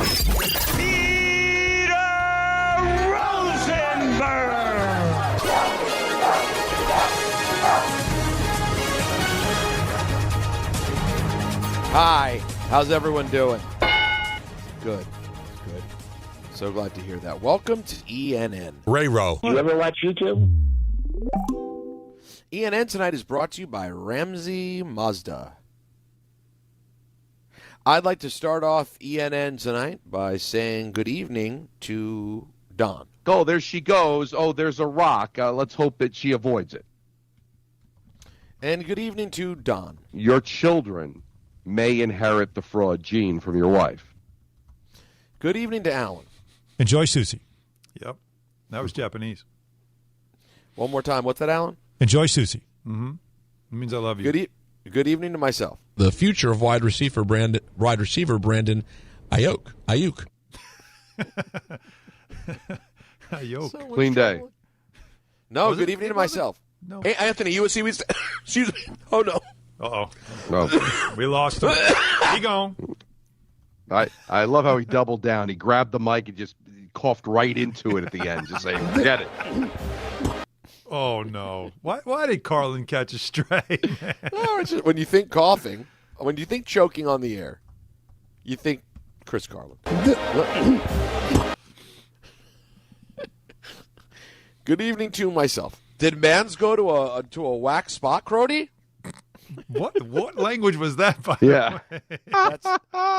That's so, guys. If you ever want to laugh, you may not get it because it's kind of a super right now thing, but like the Toronto has developed a new accent and slang over like the last 15 years. Really? That like it's a mesh of what we think of as the classic Toronto accent, like that's like way more intense and has slang, and it's just a very funny social media thing. Did Mans go to a whack spot, Crody? So is that like Drake stuff? Is that like a Drake influence? Yeah, I think so, man. Yeah. Yeah. Partially that, but also partially I think just something that's happened, Crody. Yeah, well, let me say good evening to myself. That's the Canadian accent, when you just add that little. Well, no, I understand that, but there's an extra level to it that they're going in that's even further. It's like more than you even normally get, Oh wow. Yeah. Good evening to myself. Slammed with at least 6, 7, 8 inches. That was it. That was it. That was risky to play because Peter's in a way about that. Let me hear it again. Slammed with at least 6, 7, 8 inches. It's a great drop. At least. It's a really good drop. And in the window in which they could make a run. Yeah. Oh. Didn't think about that. And yeah.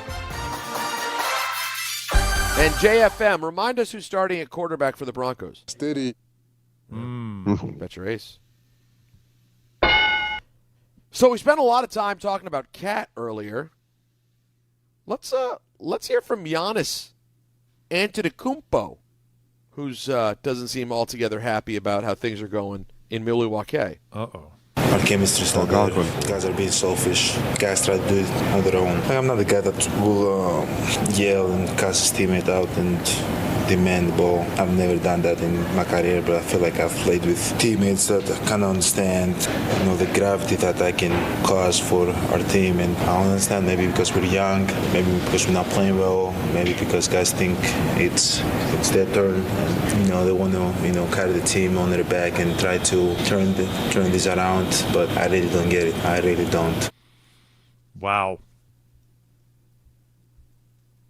This keeps getting worse and worse, right? He's gonna make everybody miserable the rest of the season and then get traded. Is that his? It's like, I'm never going to demand a trade, but I'm going to be so belligerent that they're going to want to trade me. Well, they're booing him already, right? The season feels like it's lost. 18 and 25. And by the time we get to the summer, it'll be like good riddance, right? Well, doesn't it feel like we're heading there? It's just I'll say it again. It is such a difficult trade to make in season. And it doesn't mean you can't, because again, Luka Doncic was traded in season. So all it takes is somebody that's like one GM that doesn't know what they're doing.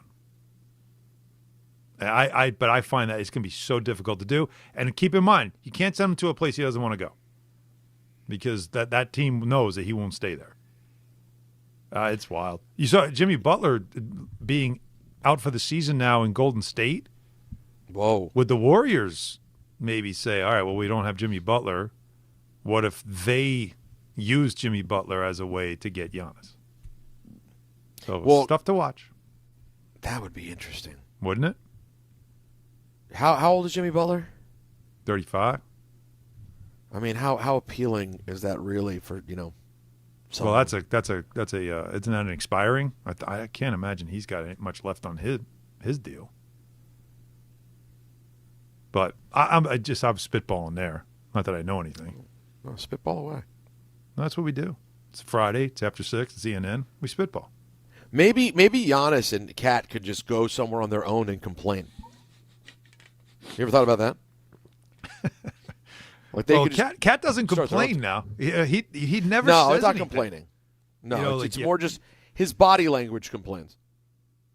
Yeah, doesn't look happy either. There's not many guys who are happy. Like, it is interesting what's happening in the league right now. LeBron's not happy. Like, there's a lot of that happening with the older players. Well, it's hard, You make $40-50 million, play ball. Yeah. Is it because, Alan, that there's just that feeling of at the end of the day it's going to be OKC, so what are we doing? No, I don't think it's that. Then what is it? I think you're seeing what happens when there's pressure put on, and the top-end players, they want to win. And so when the team's not winning, who gets blamed? The top-end players do. They don't want to carry that. So then they look around them saying, well, how am I supposed to win when I got these bums?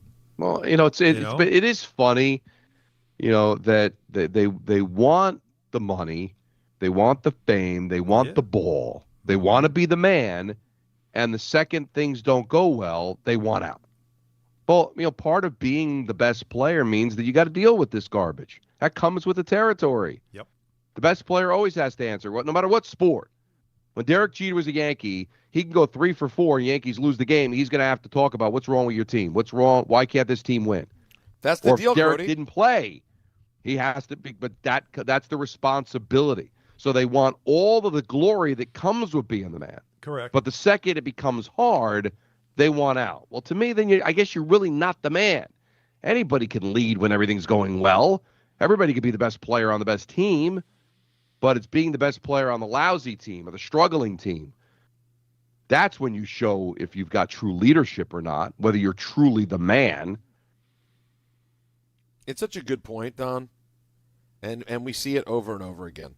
Like, this tends to be, man. Like, this is what separates the true next level great. I mean, listen, LeBron, I look at LeBron differently than Giannis, although you can't be super impressed with how things have gone for LeBron in LA. I mean, you asked a question yesterday, Alan, does it come off now as a disappointment?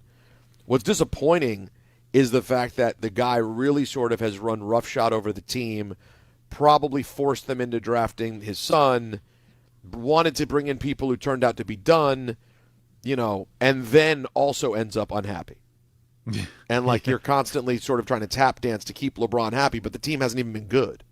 Yeah, and that's the frustration a lot of times when you deal with players of that level, is that you feel like they're never satisfied. And the one thing about Giannis in Milwaukee is that it's only the last maybe 2 years. They won the championship and he professed his love for Milwaukee and all that stuff. But since then, as things have started, again, Budenholzer gets fired, which apparently was part of his frustration. They bring in a coach. They got off to a 30-13 start, but Giannis apparently wasn't happy with that coach. So they fire him. They bring in another coach. And then it's been garbage ever since. So now he starts to grumble because he knows, I'm in my prime. I can't be on a bad team. I need to be on good teams because when I'm on a bad team, it's my fault.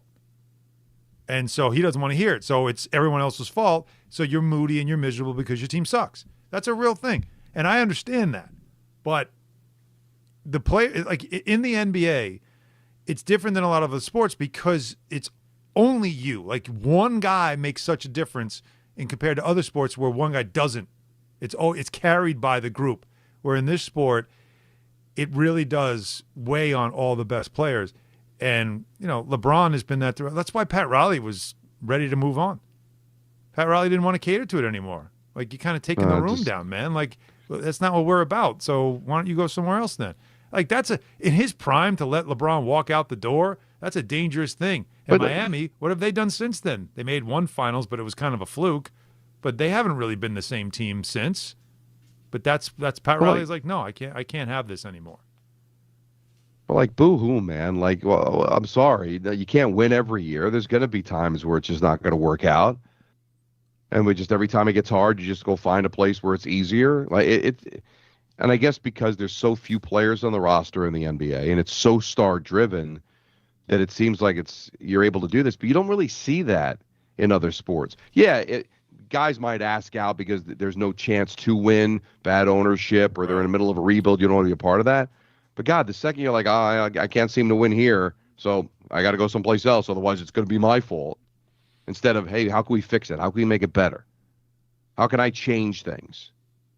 Well, I mean, listen, and every situation is different, right? LeBron's situation in Cleveland the first time is not the same as his situation in Los Angeles.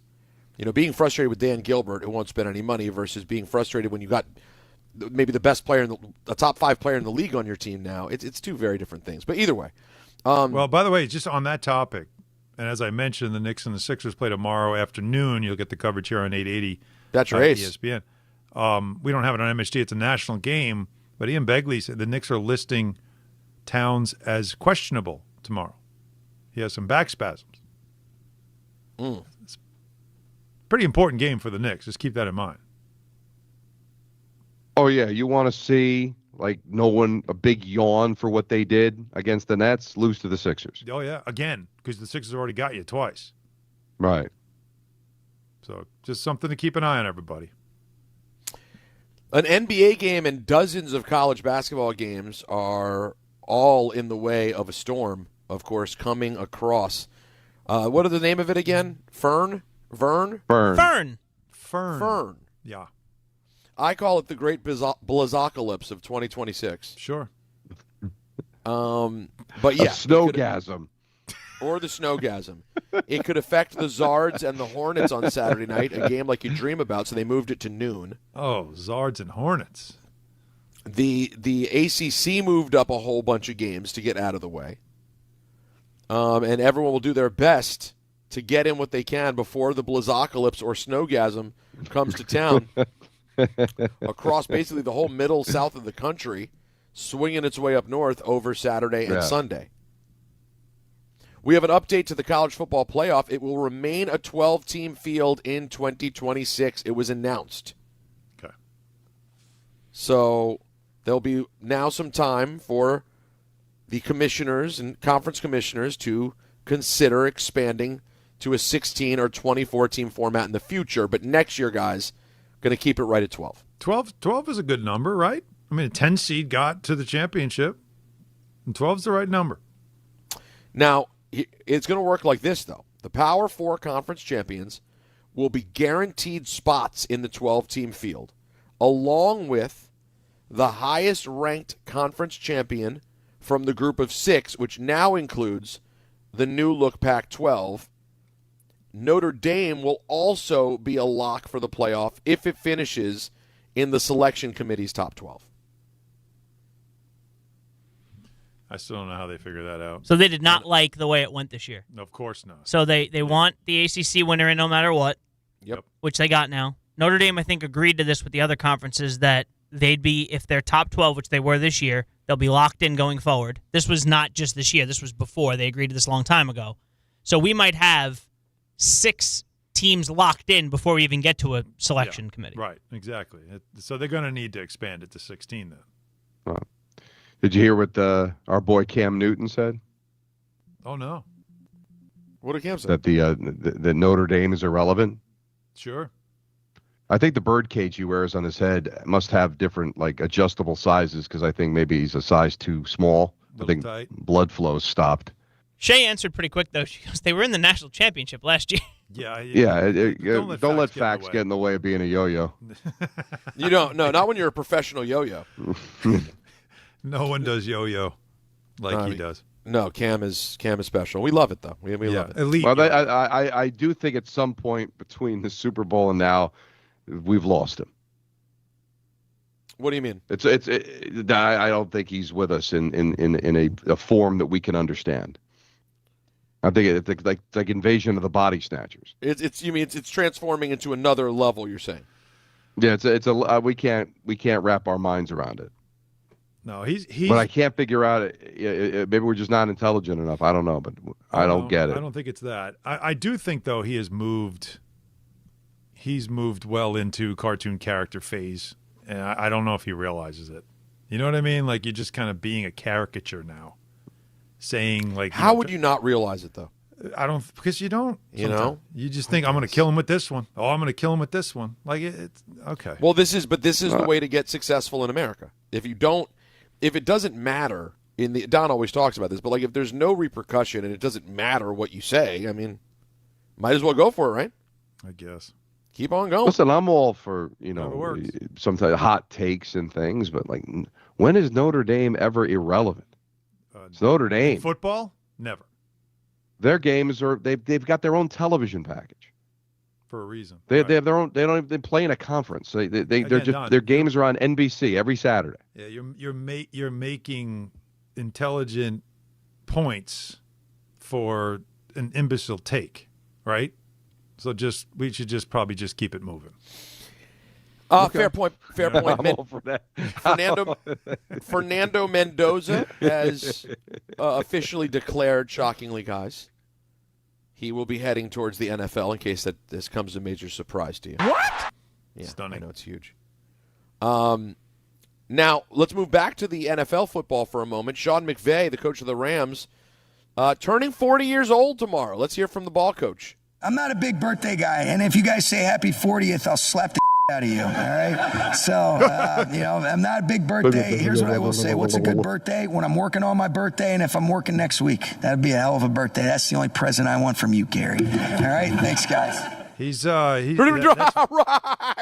we got a lot of that. That very Gruden-esque, right? The voice Very now? Gruden-esque. Very Gruden-esque.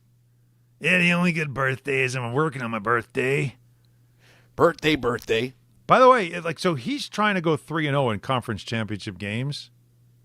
Don, I'm going to give you. I'm going to say that three other coaches have, in their first three conference championship games, have won all three to go 3-0 to begin. They're not 3-0 in a career, but they have started 3-0. Can you name them? Well, I could tell you, Bill Parcells did. Yes. As he went, 86, 90, and then whatever the year was with the Patriots. Yep. Jimmy Johnson? No. I will say this to give you a hint. So you named already Parcells. The other two also have Giants connections. So I guess Belichick. Correct. That's two.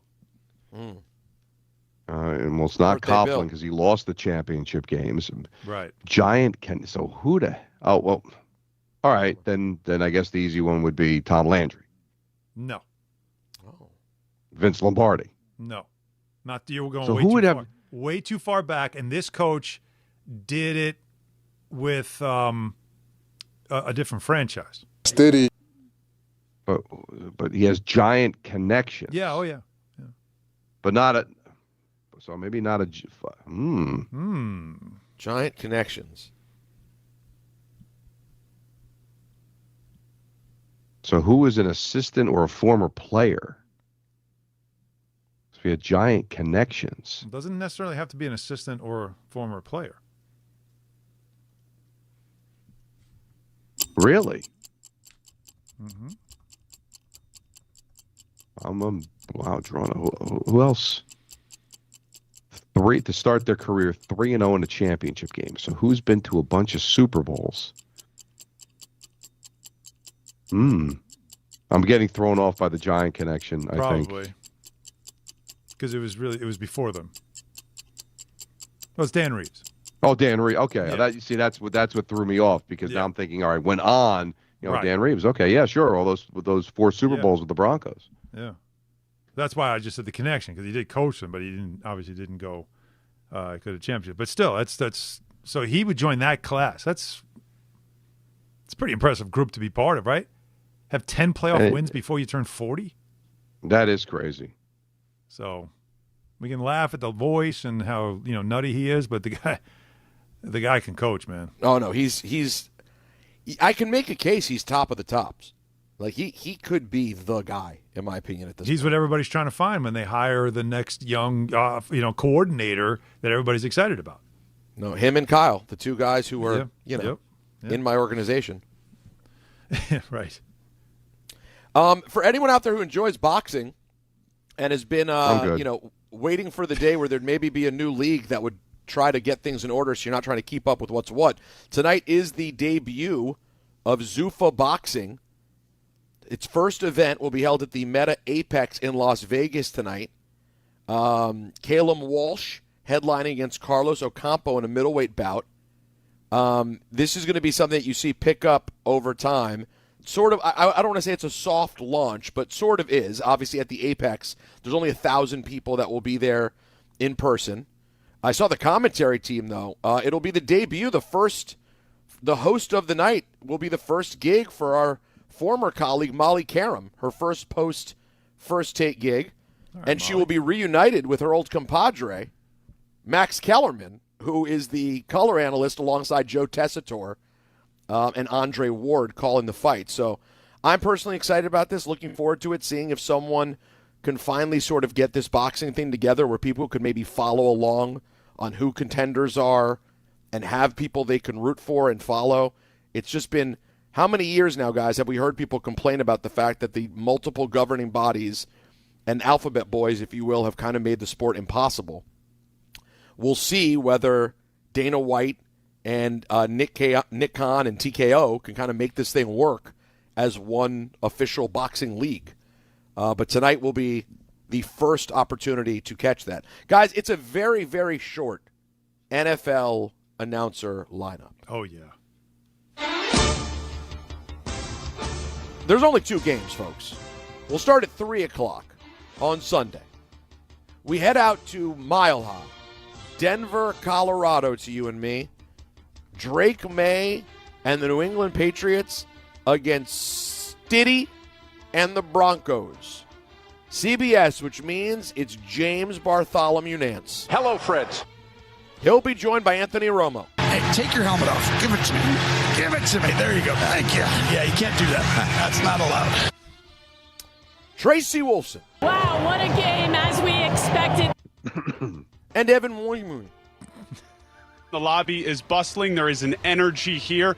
The Broncos have covered in 4 straight games as dogs. They're 2-0 outright as home dogs this season.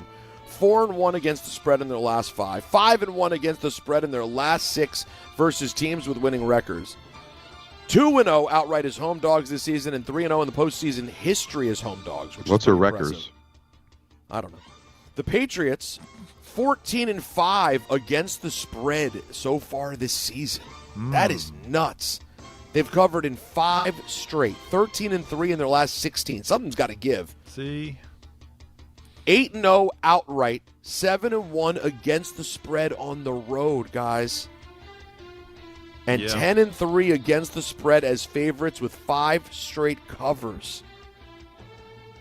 Want to change your pick? Alan, maybe you should have just went with your boys. I told you. We could have had fun. I could have made it fun, but that's not what we're here for. We're not here to have fun. We're here to make the fun picks is not for us. 6:30 on Fox, the Rams and the Seahawks in Seattle. Kevin Burkhardt on the call. Boston College. He'll be joined by Tom Brady. I have a lot of friends who outkick their coverage. Aaron Andrews. All right, old man, I can joke with you about that. And the great Tom Rinaldi. How spectacular and great is this? Let's see. The underdog lost but covered in each of the first 2 meetings. That would be tough. That would require a 2 or 1 point loss for the Rams in this game. The Seahawks, their overs are 4-0 in the last 4 playoff games. All right, 7-1 against the spread, last 8 games versus teams with winning records. In other words, they're good against good teams. 4-1 against the spread with extra rest this season. The Rams, 6-1 against the spread in their last 7 games as dogs. 1-1 this season against the spread. 0-2 against the spread so far this postseason are the Rams. We know they cut it very close in Week 1 in that comeback win. The Rams are 0-3 against the spread in their last 3 road games. Rams overs, though, 7-1 in their last 8 games, should that be something that interests you. That is it for your NFL announcer lineup and ENN on this conference championship weekend. ENN tonight, you know the deal. It's brought to you by our dearest of friends at Ramsey Mazda. Get more for your money at Ramsey Mazda, like a new 2026 Mazda CX-50 or Mazda CX-90. Choose wisely. Choose Ramsey Mazda. Guys, we should close out with the last call crew at 1-800-919-3776. Anything you want to get in on this conference championship weekend. And if you want to get in your last-minute bets, FanDuel is turning on playoff mode. All customers get a profit boost pack every NFL playoff game day. Each game day during the championship round, you'll find a pack loaded with multiple profit boosts waiting for you in the app. More boosts means more ways to level up your playoff bets. Pick the matchups you believe in, take your shot on an upset, or build a parlay that fits the moment. I'm feeling the Rams, even though I didn't pick them, so I'm really feeling the Seahawks. But it said Rams on the paper, so that's what I said. Then apply your profit boost and go after even bigger payouts. Now, guys, you know, I said I'm Broncos to cover the number, Seahawks to cover the number as well, but I've been awful. You should come up with it you think while the playoffs keep rolling on. Visit FanDuel.com/local and grab your profit boost pack every NFL playoff game day. 21 and over, physically present, New York, opt-in required. Bonus issued is non-withdrawable profit boost tokens. Restrictions apply, including any token expiration and max wager amount. See terms at sportsbook.fanduel.com. For help with a gambling problem, call 877-8-HOPE-NY or text HOPE-NY 467-369. Rick Pitino goes for his 900th career win against his son Richard when St. John's travels to Cincinnati to take on Xavier. Coverage begins tomorrow at 1:10 on 1050 ESPN and the ESPN New York app. Hi, I'm John D'Agostino from D'Agostino & Associates, the injury firm. You know what's interesting about the words personal injury? The first word is person. And at D'Agostino & Associates, that word means everything. That's because I handpick every person in our firm, from the pleasant professional person who answers your call to the experienced person litigating your case in court. Because every person in my firm is an extension of me, and the only way to exceed our clients' expectations is to deliver the highest level of personal service every single time. And that starts with hiring the right people. You see, we know that every client is a person too, someone going through the toughest time in their lives and deserves to be more than just a file number. At D'Agostino & Associates, we put the person back in personal injury. So call 1-800-BITE-BACK. That's 1-800-248-3222 and ask for me, John D'Agostino. And let's talk about your case, person to person. D'Agostino, law, bite back.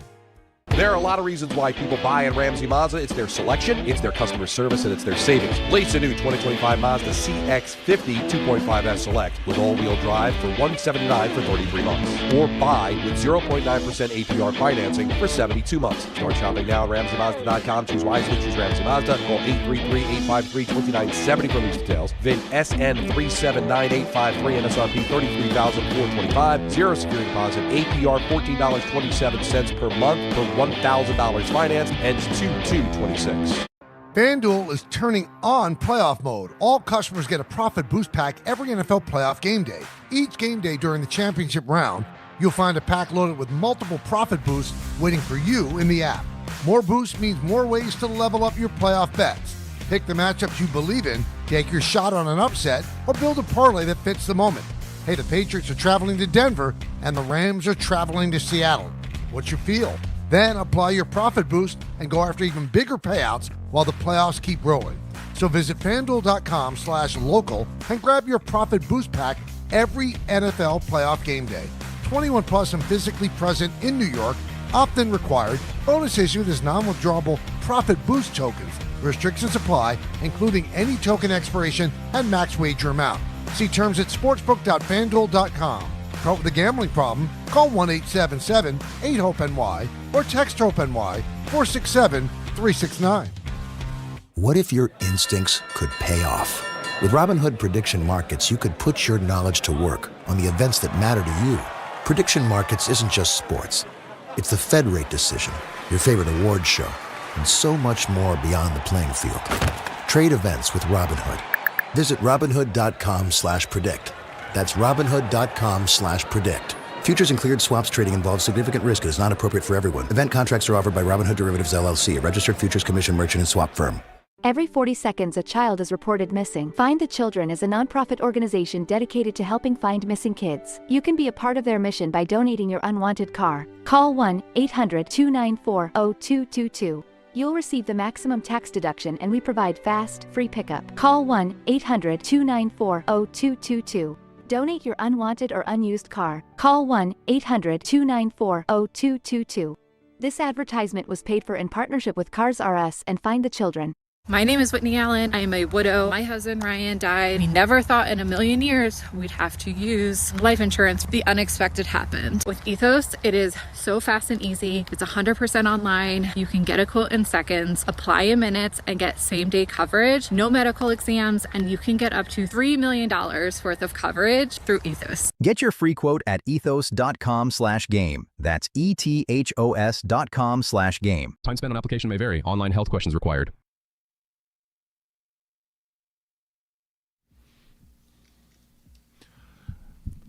All right, we have a serious situation happening right now in the YouTube chat. What's that? So as you guys know, on Fridays, I tend to get pizza, right? Like Stephanie's out. Callie's got hockey, and on the way back, she goes to Phil's in Syosset, picks up a nice pie, some other stuff as well, brings it in. You saw last week I got a little bit of chicken parm, which was really nice and delicious. So everybody's asking about where's the pizza, and Stephanie's not home yet. Callie still has practice. So then comes up this discussion about what, different things you would like to have on a pie. And Butch said pineapple pizza is the best. Then Jay Smoove says that ham and pineapple. What are we doing here? They should be stoned. What are we doing here? I never tried it, but I do hear the whole sweet and salty kind of thing. So I get that vibe. It's not for me, but I can understand, I guess, if that's what you're looking for, that could work. I'm not mad at it. It's just not me. It's not an everyday pie for me, but if I know a place that does it well, I think pepperoni and pineapple is delicious. That salty and sweet I find to be lovely. But believe me, I've had this argument 1,000 times, and Alan's going to make the obligatory, you're in New York. You can't eat pepperoni and pineapple. Oh! I've never heard Alan talk like that. That's about right. Honestly, though. You never heard him say it, but he's first of all, look at his track jacket. He's going to go, you're in New York. You're going to put pineapple on a pizza? What kind of guy? You, oh! Got the Adidas on today. It's cold, man. This feels good. Yeah. Also, shout out Rod Strickland and LIU. But so 1,000,000 years ago, when California Pizza Kitchen had not yet moved all the way to the East Coast, I was out in California. That's back when I was working for, remember EA Sports? I told you guys that story about what a smart move I made, leaving that company and all the stock options I had. Drop! No, that was not a good thing. That's not a drop. That's I was stupid. No, there was a drop. You dropped the ball. Yeah, exactly. Totally. But a friend of mine, when I was out there, and he's like, oh, let's go get pizza. And I'm like, yeah, all right, I'll try it out. And he takes me to a place, and I wanted pizza, so I just said, "Yeah, I'll get a couple of slices." And the guy was like, "Well, what do you want on it?" I'm like, "No, just a couple of slices." He goes, "No," and he's like pointing up to their board, and I see things like there's pineapple pizza, and then I couldn't even they had names for them, as if you have names for salads, like the Santa Fe pie, and then this, and so I'm going, no, man, just cheese, just cheese.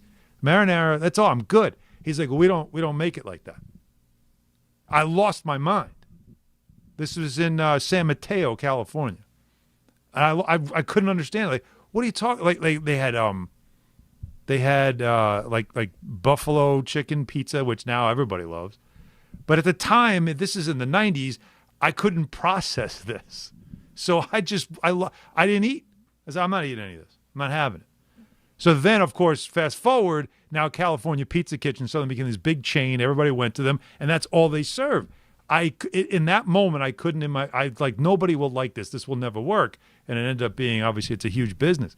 I've never tried it, though. So you could tell me it tastes delicious. I've never tried it. I can't understand having, fruit on pizza. That's like ham and pineapple. That's quiche, man. Like, that's not pizza. You feel me? Yeah, but it's have you ever had, I don't like it, but have you ever had a cookie or some sort of pastry with salt on it? It's that sweet and salty kind of combination you're looking for, like sweet and sour chicken. It's like the combination of the two flavors hitting that people seem to like. Yeah, I totally understand it. When it comes to pizza, it's almost like the expectation, like Don, what you might had with sushi. The expectation of holding a slice of pizza and taking a bite and then having it taste like nothing that you would want in that moment. Like, I'm not expecting this. That's right. My problem. So I that's my hang up. I can't do it. Everybody has their flaws. I have many of them. This is one of them. Yeah, it's not crazy. It's not a flaw. It's not my thing, but it's not crazy. Yeah. But Alan, you're not in a weird. I didn't go dice clay in the place. I just said no, I'm good. I'm all set. No, but you're not in a weird place either. Many people feel strongly about that. Yeah. Yeah. A lot of people hate and get animated. There are people scream about pineapple on pizza. It's like a trigger thing for people. Like, you want a pineapple? It's like it's one of those default. Don, you've heard it before. It's like a very New Yorky. We have the best like you're bagels. Offending me. We have the best pizza. How dare you bring up a thing that? Bagels. That is true. But how dare you bring up a thing that's something else? It's just like a built-in cliche. Well, they made it sacred, right? They made the pizza sacred. Like, how are you soiling this great thing by putting something on it? Because people like to put stuff on it. That's fine. What are you gonna do? Meanwhile, our whole country is a joke. Do you realize that we have accepted that pizza reviews are done by a yo-yo with a Boston accent who walks around grabbing pizza and goes, I should give him a Mayor Quimby accent. That was the wrong voice. We allowed a Boston guy to be the official reviewer of all pizza. Well, you understand. It's upside down. The whole world's upside down. It's more of the entertainment value of it, which is everything in our society. It doesn't matter what you say. Is it entertaining? Okay, and then it just becomes what we all are too much with people. Is now we're all lemmings and we're just going to copycat it because it's funny and we want to be funny too, so we copycat it. And then and we don't know what entertaining is anymore. Well, entertaining used to require like putting work into it, not standing outside with a T-shirt, holding up a piece of pizza, go take one bite, what's the score? And people go, this is the greatest content I have ever seen. There's that word again, content. Content. When I'm how's it working out? When I'm mindlessly scrolling and turning my brain into mush to ignore the problems of my life, these are the things that make me feel good. Well, whereas when we were kids, it's I'm going to sit down with my loved ones, I'm going to turn on a program, and I'm going to watch people put on a show. That is just, we don't live in that era anymore. And it's only going to get worse as time goes on. But Alan brought back memories for me because we'd always have baseball or there was always something going on. And my dad loved pizza. And he still held true, even though he wasn't overly religious, of not eating meat on Friday. Not even during Lent. He didn't like to eat meat on Fridays, period. And we always had pizza on Friday. Always had pizza on Friday. So when you brought up that it was Friday, it did bring back a lot of memories that there wasn't even a discussion. We were getting pizza on Friday. Yeah, that's how we do it. You know what else we do? Last caller crew. 800-919-3776. Only 2 lines available. Jump in now. We'll get as many in as we can before the weekend, everybody. Stay with us. Don Hahn, Rosenberg, ESPN New York. Welcome to Jake's 58 Casino Hotel, where excitement never stops. Unleash the fun with 2 floors of gaming action, featuring 1,000 cutting-edge video and electronic machines. Enjoy exceptional service at a prime location that places you right in the heart of Long Island's excitement. Stay and play in style with over 200 hotel rooms and treat yourself to a full range of dining options at Jake's 58 Casino Hotel. If gambling is a problem for you or someone you care about, please call the 24-hour toll-free helpline at 1-877-8-HOPE-NY or text HOPE-NY. 1-877-CARS for kids. KARS Cars. Cars for Kids. Ready to get rid of that old car? Donate it to Cars for Kids. Call 1-877-CARS-FOR-KIDS to reach a friendly live agent. Donation's super easy, and your car can be picked up as soon as tomorrow. Call us now, 1-877-CARS-FOR-KIDS. 1-877-CARS-FOR-KIDS. Donate your car today. Did you know you can donate real estate too? Benjamin Franklin, sir, I've just received news. Speak. They're multiplying you. Multiplying me? Yes, many times. Multiple Benjamins? Shall I stop it? No. Multiply your Benjamins with New York Lottery's Extra Multiplier Scratch-Off games. Play for the chance to multiply your winnings up to 100 times. Prizes up to $3 million. I've won! I've multiplied myself! We won! Please play responsibly. Must be 18 plus. Gambling problem? Call 1-877-8-HOPE-NY or text HOPE-NY. At Uline, the prevailing opinion is, if you don't live it, you don't believe it. The people at Uline believe in hard work, and they live it by being there 24/7 to answer your call, having 41,000 items in stock, and offering same-day shipping from 12 locations across North America. Business owners, sellers, buyers, shippers, and packers believe it. Uline is the hard-working, dependable source for your shipping and industrial supplies. Visit uline.com. Looking for the best meat and seafood at unbeatable prices? Get to Wild Fork Foods. They offer the widest selection of meats and seafoods you'll find anywhere. Everything is blast frozen to lock in flavor and nutrients, from beef and poultry to seafood, pork, and even exotic and game meats. You'll get the best value for your buck. Visit one of their 7 locations across Long Island and New Jersey, or order online for same-day delivery at wildforkfoods.com. Wild Fork Foods, your neighborhood's meat and seafood market. The city that never sleeps and never stops talking sports. ESPN New York is always on. Now you can live and breathe everything New York sports wherever you are. On your radio dial, on the ESPN New York app, and streaming live on YouTube. However you watch or listen, ESPN New York is always on for you. Hear us, stream us, watch us. This is ESPN New York. Empower. Pete's back on the links with all new golf clubs and hopefully less swearing. Dang, sliced it. He worked with Empower to help him get good at money so he can be a little bad. Heads up! Oof. Talent sold separately. Guy said these were slice-proof. At least he has money for lessons. Invest well, live a little. Start today at empower.com. Whether you're building a single roof or a successful roofing business, roofing contractors like you need the right tools for the job, and software is no exception. Service Titan is on a mission to be the most powerful software platform for the trades, with purpose-built technology proven to maximize revenue, streamline operations, and deliver 5-star customer experiences. We are taking roofing companies like yours to the next level and beyond. Service Titan, we are built for this. See what we can do for roofers at servicetitan.com.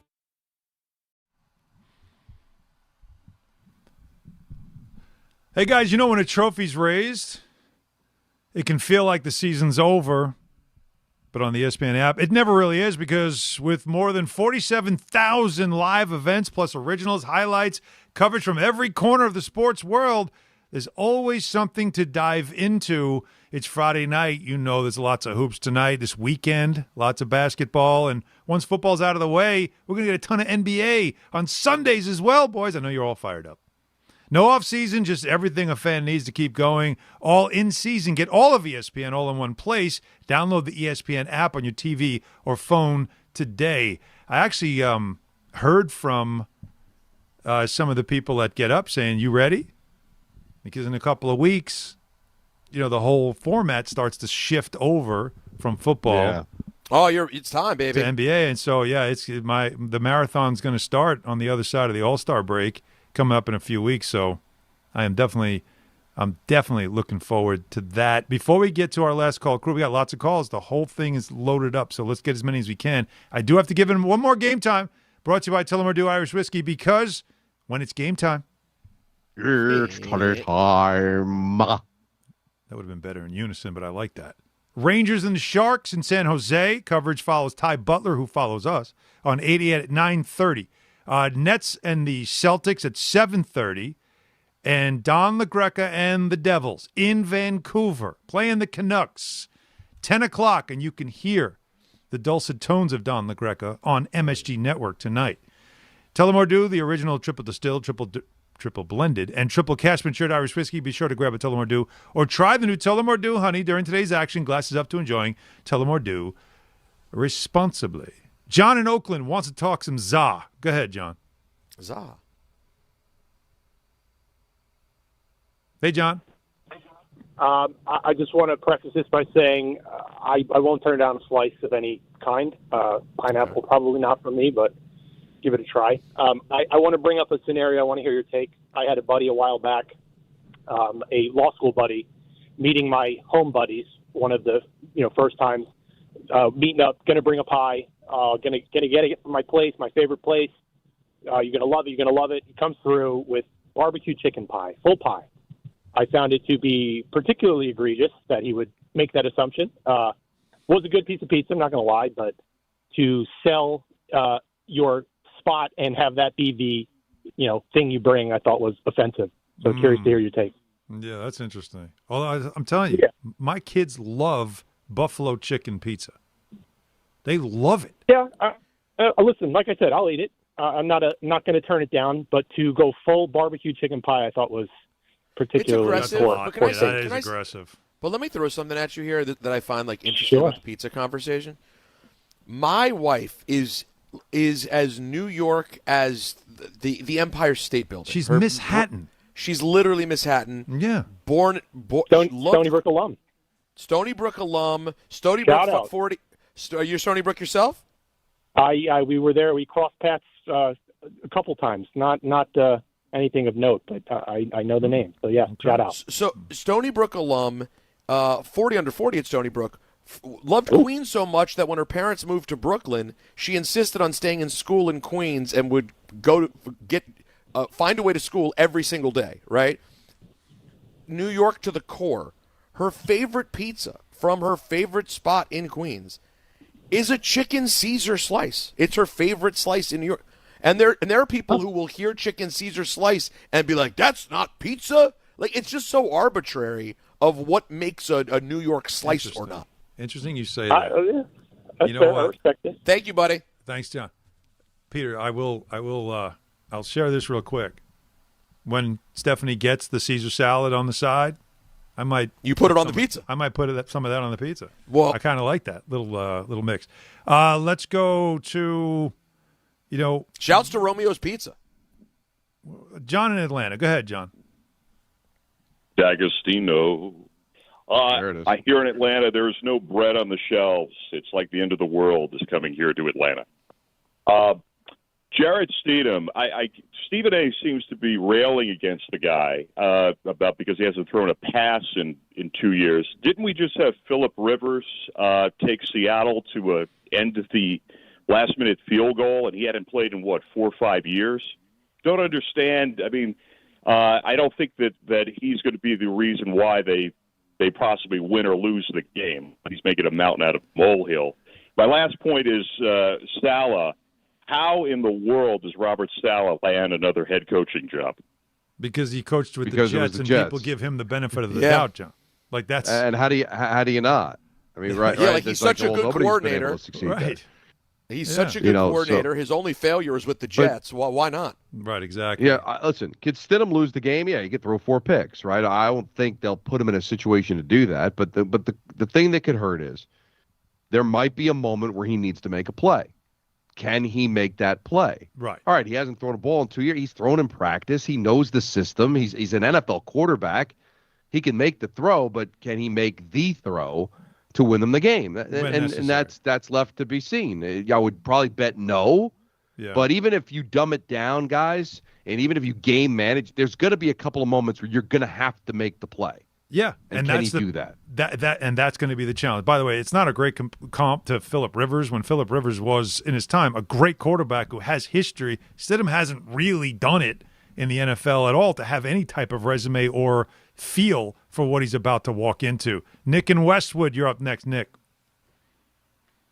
Hey, guys. Thanks for taking my call.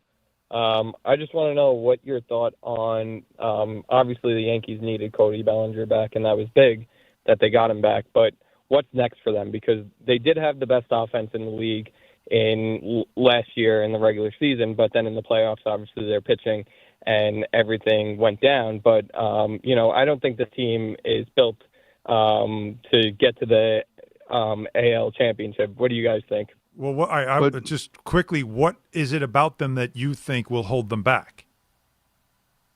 I think it's their offense, honestly. I know they were the best team in the league last year, but, the Blue Jays outplayed them, and I don't think they could get there again. So the Blue Jays will be in their way, and that's fair because the Blue Jays, they did a great job with their pitching staff, so you got to like what they've done. But I don't know how. The Yankees have to be healthy. And if they're healthy, they're going to be dangerous. When they get healthy, they're a dangerous team. They still have one of the best lineups in the sport, and I think their pitching when everybody's healthy is going to be a lot better. But who do you want replaced, right? Like Caballero is going to be your shortstop to start the year, so you don't have to worry about Volpe. McMahon is a really good defender. Yeah, you'd rather have a better third baseman, but they're not going to replace him. Grisham's here, all right? You hope he hits like he did last year, but where's the hole? Who do you want replaced, I guess is the question. I don't want anyone replaced technically, but I think giving Grisham the franchise tag was just a terrible idea. Well, of course it was. They all they did was they qualified him, and he took it. They didn't think he would. Nick thanked him. Not the franchise tag, the qualifying. Yeah, I know what you meant. That's the mistake. That was a mistake, but we've got to move past that. But you hope the mistake is you hope the mistake will work out for you by him having another good year. And doesn't he have to have a good year when he's going to be a free agent? He's going to he's got to make his money right now. So this has got to be the time for him. Do we dare try it with less than a minute to go? Oh my God, risk. I know what you're asking. Is this a big risk? You can always just fade out with can't music. Be done. It can't be done? Not going to do it. All right. Well, he hesitated. Everybody, we already talked about the weather coming up. You hesitate. Very cold tomorrow.